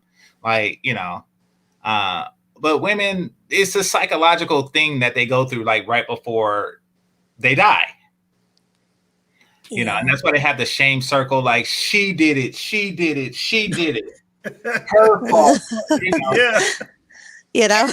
And they put you in the same circle, and now your friends and shit, the ones that you scrub blood with, is going to stone you, to death. Well, I'm glad they didn't stone her. Oh, you ruined it. Oh, sorry. I'm sorry. No worries. Oh my god. All right, let me be quiet. That's good, Melody. But on some I am Spartacus shit, on some I'm Spartacus. And that's what the scene reminds me of. Mm-hmm. I'm Spartacus. No, I'm Spartacus type shit. They didn't stone her. The black chick of all people, the one who was down with the program, was like, I can't do this. Now, personally, I'm be honest with you, I would just like sneak in a soft ass stone. Like when all the other stones are going, I'm just like throwing a little one like, hey, you the homie. So that's just like a, like everybody else stone gonna fuck you up, but mine's not. So just No. When she was sitting in the middle of the circle and said, not too hard, guys. I was like, what the fuck? Yeah. I was almost crying. That bitch is bonkers. Like she knew what time it was, and just said, "Not so hard, guys. Like go ahead and do it, but just don't hit too hard." She is all out of it, and they show her no mercy. She is the whipping girl of the crew. Oh shit. She is the whipping girl of the crew. She's the only one that's walking around with a fucking socket. Like, yeah. She's off the reservation. She's all. And she was normal. She started off normal. She always get the worst shit. Every time shit happens, like, get rid of the fucked up one. Like, wait, I'm not getting any. I wanted to go to the ceremony. Nope. She just had like everything fucked up about her. Everything she's the hope girl. Like, if I'm gonna be completely metaphorical about it, like the way she like her even saying "not too hard, guys." That's hope right there. Like she know that the stoning is coming, and the only thing she can do is joke, like by telling them to not hit her too hard, knowing that their job is to just knock her ass to death. I don't think she knows that. I think that that's part of her mental state. I don't think that she understands that this is a stoning to death. That would even go even further to the metaphor, because this bitch is so hopeful that she don't even know that it's a stoning to death. This is how, like, hope makes you crazy. Yeah. Yeah.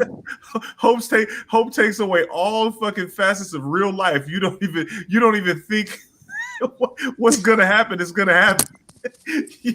You still got hope that you ain't gonna fucking get knocked out with rocks. Talking about not too hard. God. So they had their I am Spartacus moment. The first chick, the black chick, the one we was talking about before, the one that not the one that made it to Canada, but the one that what did she do? Oh, she was the one that was drug addict. Prostitute. Yeah. And she was down with the program, but she wasn't down with this. Right. So the guard knocked her ass out with the butt of the rifle. Oh, even further hope. She thought the fucking commander was gonna run off with her and have a family together. Oh yeah, exactly. That's the hope bitch. She represented hope in the show. She snitched on the commander. Yeah, because he broke it. He broke the contract. Exactly, and that's what so this new society is really trying to instill honor in men, but like you said, they got Jezebels and they just can't help but play Scrabble with the bitches. So it is what it is. You play Scrabble with your wife, right? Yeah, but she definitely represented hope, man. She was the hope girl.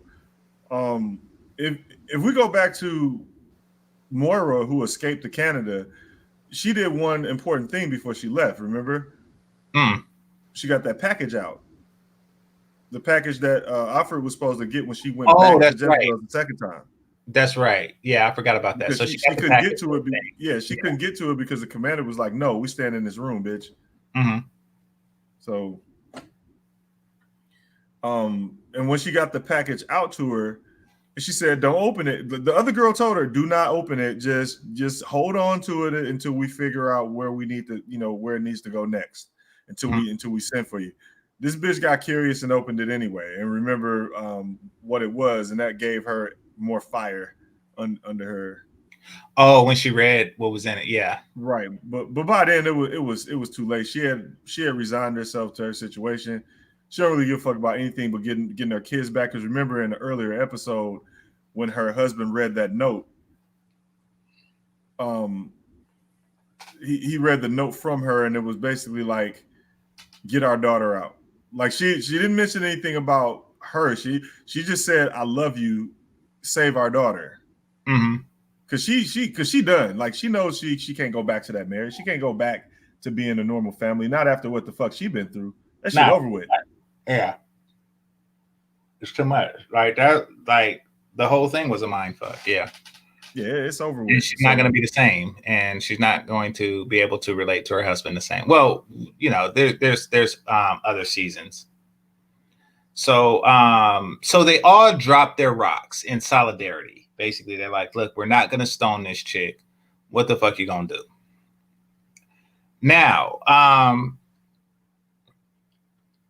in all reality, it should be a bunch of fingers and eyes and shit. Because keep in mind that they can still fulfill their primary objective. Right. You know, they can still fill their primary objective with when they're missing fingers and eyes and shit. Like, I swear, it seems like it should just be like a bunch of fingers and eyes missing. Like, but like, which hand do you wipe your ass with? Give me the other one. Yeah, exactly. Like a bunch of missing toes and shit. So they're giving like inconsistent punishment, in my opinion. Because if an eye is the punishment for back talking, what's the punishment for direct disobedience and open treason and doing it with a smart ass? Sorry, sorry, aunt. Sorry, aunt. Sorry, aunt. Just with the dismissive sorry, aunts. Like, like, what's the penalty for that? I'm telling you, the brunt of it was just reserved. Well, Lydia did say there will be repercussions. Yeah, exactly. Which is, and they ended on that. That's going to be season 2. We see the repercussions. Maybe it will be a bunch of fingers and eyes and shit. Who knows? If y'all haven't watched it, who knows? But, yeah, because it did. I mean, and she's pregnant, but it ended with her getting walked out the house by Gilead military. And sure. That's when you saw the power of the military, because they override the commander. Right. State business. Right, exactly. It does seem like they're higher on the hierarchy. And they didn't give a fuck about her pregnancy status. It seems like the commander is in some type of local government position, but he's not like in a military position, which overrides everything.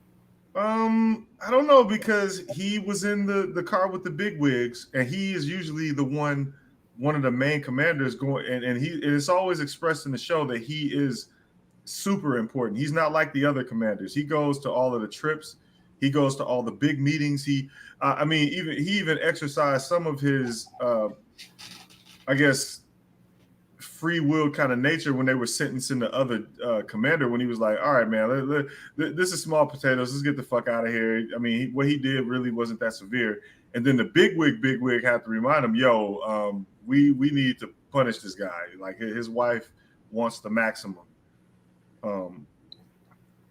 Because he was ready to just get the fuck out. Like, he's like, all right, this ain't shit. Well, okay, so they had a governing body, which seems like that was what most of the commanders were responsible for.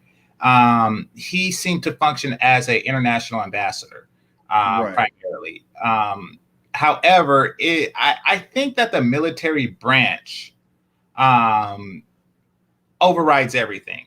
Yeah, supersedes no matter what. Yeah. Yeah, it supersedes no matter what, which is why he had to hide in the car and shit like that. Yeah, you have some leverage, but really it's, you're not above the military, so to speak. Now, they seem to have like local guards who he is above.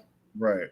And then there's the guy that came to the house and the Martha was there and she was torturing on his behest. Yeah. Seems like he's part of something greater than just the local guys with the guns and shit. Right. Like, and he's the reason why Jezebel's is a secret. Exactly.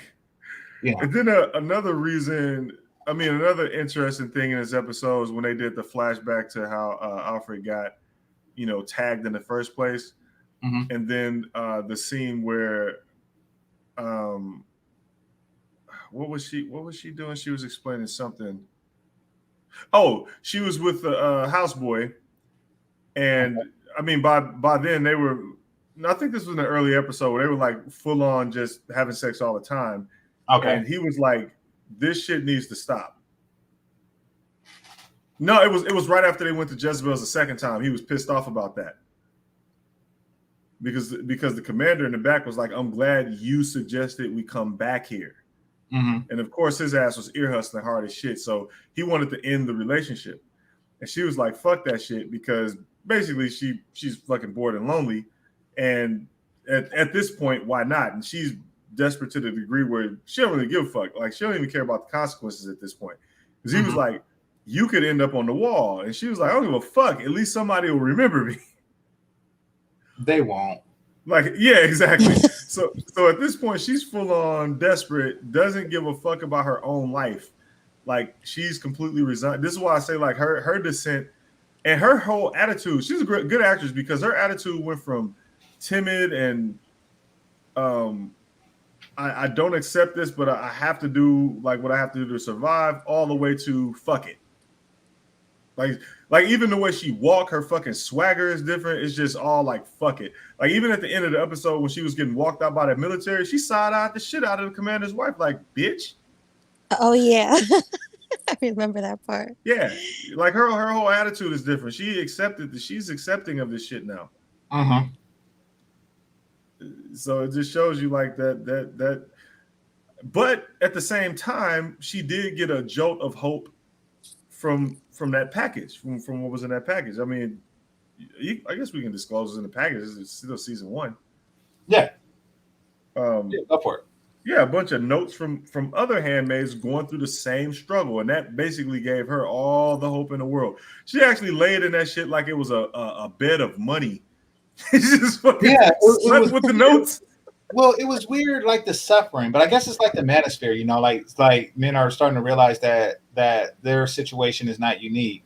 You know, maybe it's that, but it seems like they exchanged notes verbally between other handmaids and shit. Like they just like have a gossip network, like, you know, this is my life. Yeah, shared suffering. Yeah. And they actually made notes like that and sold them. Really? Yeah. Like people bought like copies of the notes and shit like that, you know. So they get like a more intimate view of the story. I mean, because you know how women like victimhood and like to personalize it. So, right. Yeah. And let's see. Every episode has a hope meter. Sometime ish is 1. Sometimes at 10. Yeah. Yeah, I can see that. I mean, well, there was some episodes where hope was lost, and then it was just like rejuvenated again, you know. But maybe that's the episodes where it was at 1. But, right. So yeah, this episode had a lot of resolution to it for this season. This shit was funny. It showed her her transformation. I mean, I haven't seen season 2 yet, so I don't know what else is to come with her. I don't know if she's gonna. You haven't seen season 2? More. I'm sorry. You haven't seen season 2? It's a couple years. No, I haven't watched season 2. So, it gets real. I don't know how much more of a transformation she's going to take, but I mean, if we start from episode 1 all the way to now, she's completely she's a complete different person. She's not even the same person.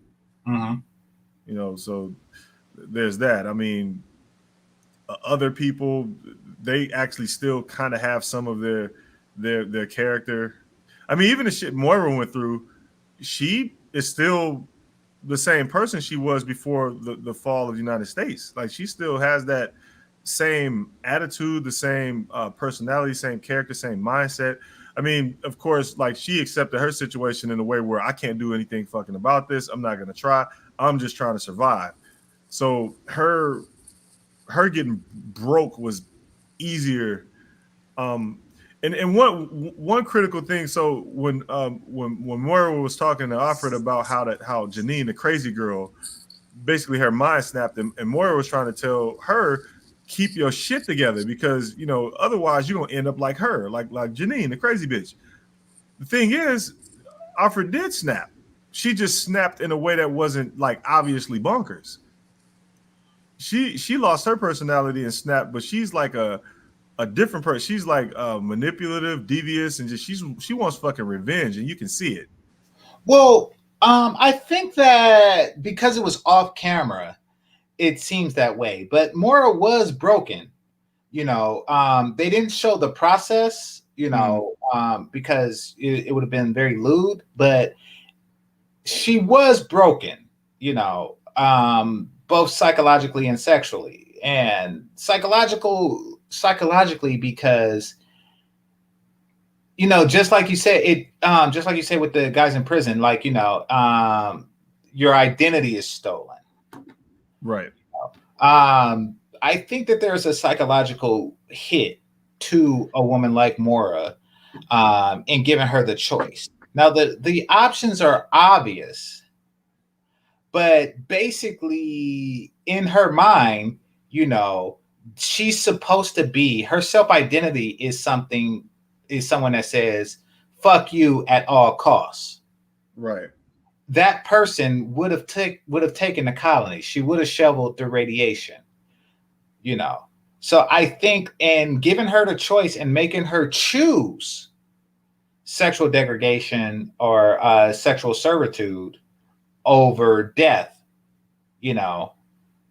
I mean, it's kind of like getting a samurai to accept capture. It's like, see, you're not a real samurai. Right. Like you actually took dishonor over death.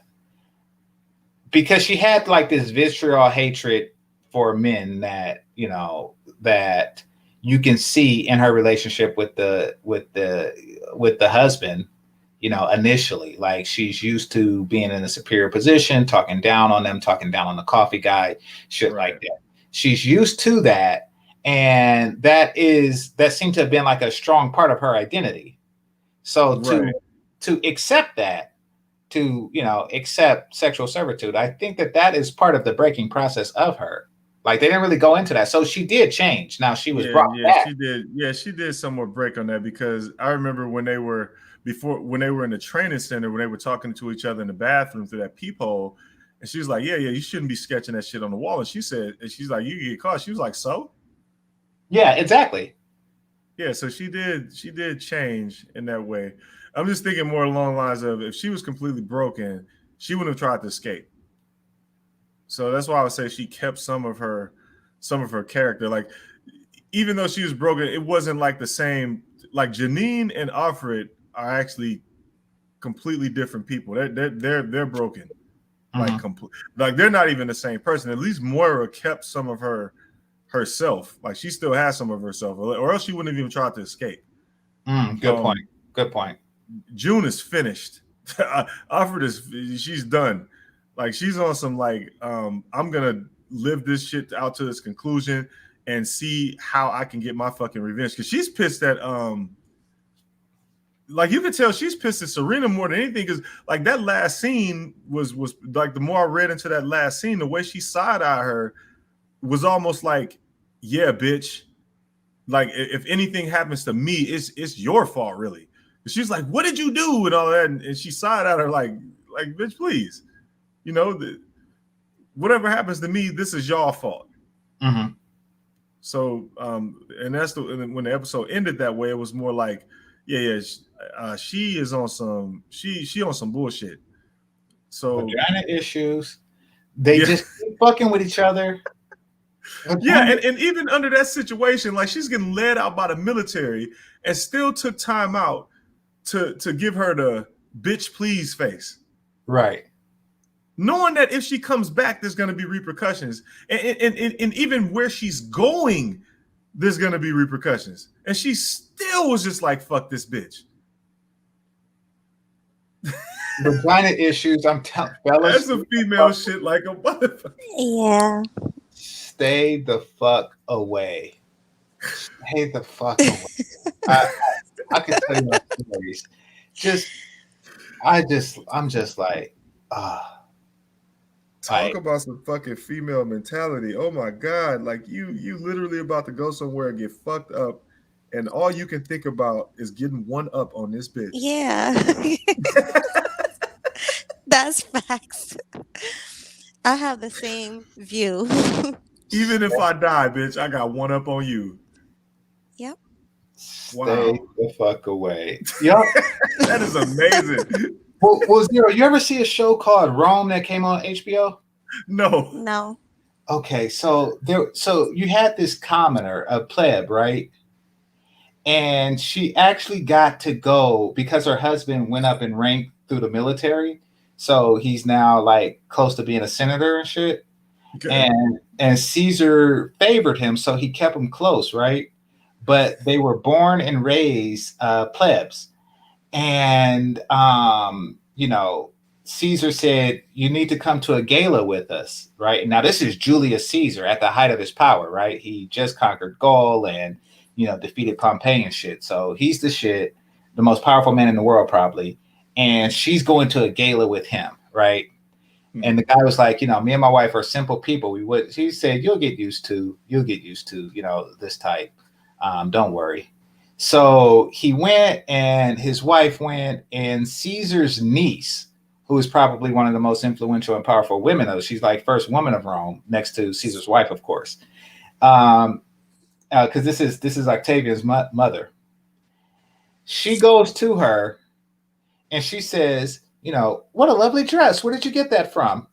And she was like, I made it myself. She was like, oh, dear me, I can't believe it. You made it yourself. And she did it with a smile. And then she told all the other like upper crest, aristocratic muckety muck bitches. She was like, look at this. Can you believe it? She made this dress herself. Wow. And they was like, oh my God, you made it yourself. Why? They did that shit the whole fucking night. Yep. They did that shit the Sounds whole about right. What is the point? I'm telling, just stay the fuck out. What's the Sounds fucking about point? Right.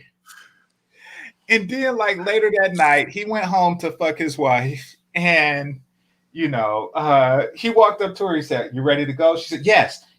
She's like, they're nice, but it's just, and then she went home.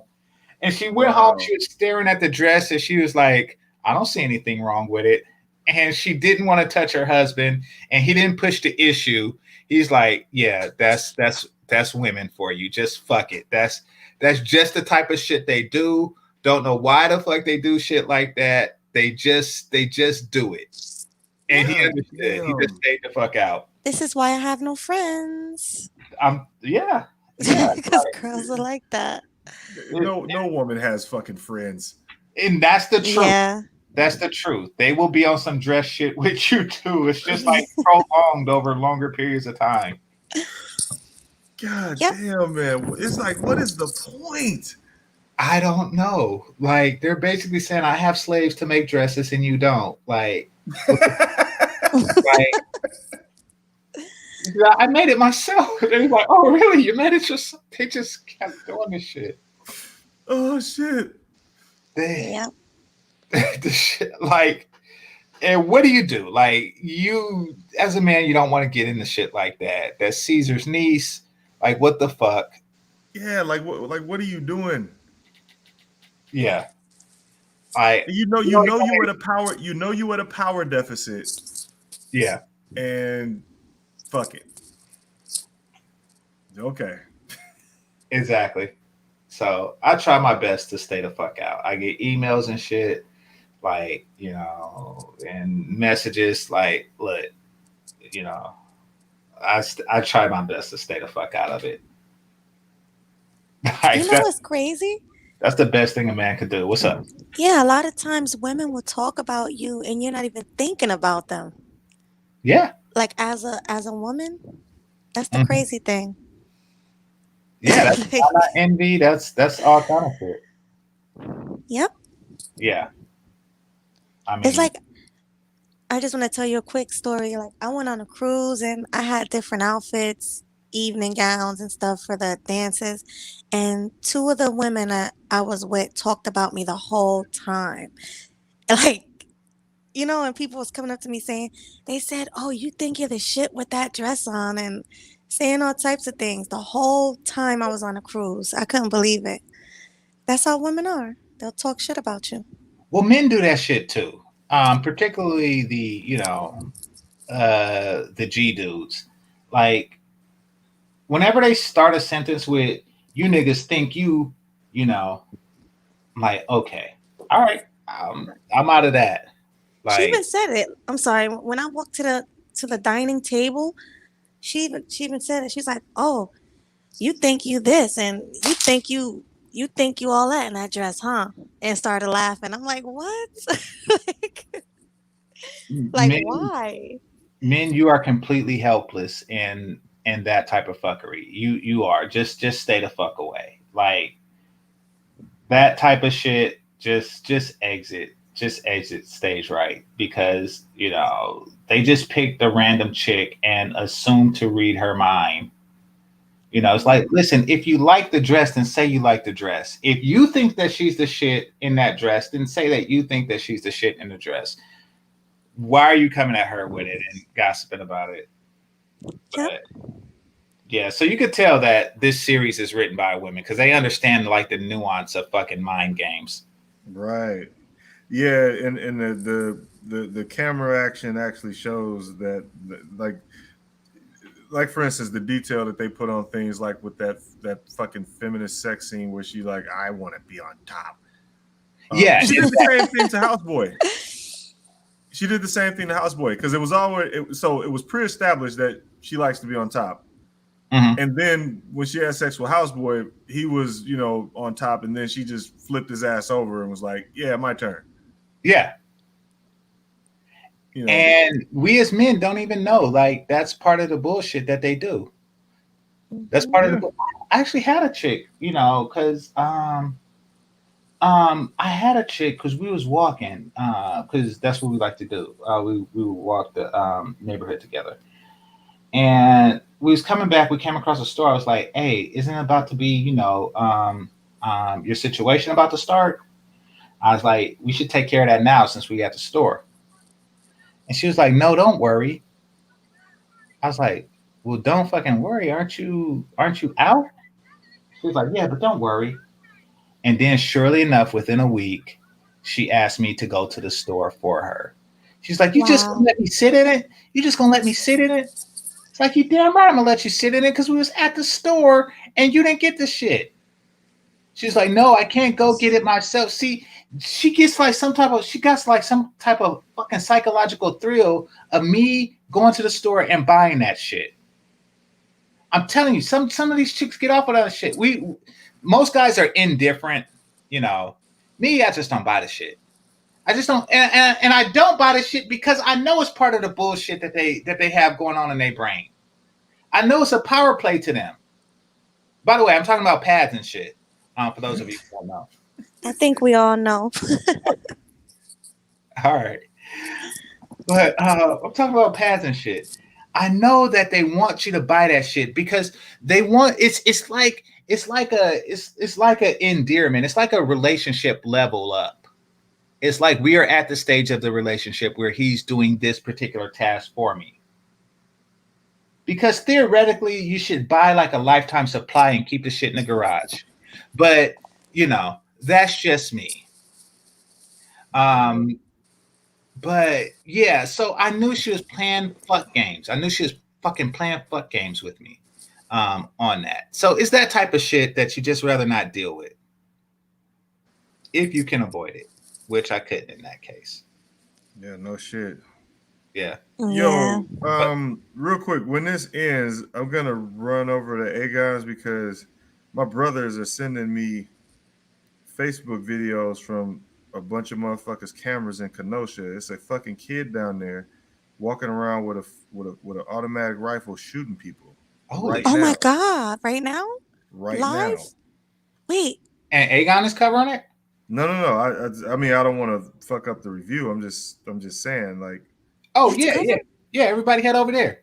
That's what the fuck is happening. Like this nigga is shooting people. Oh my god!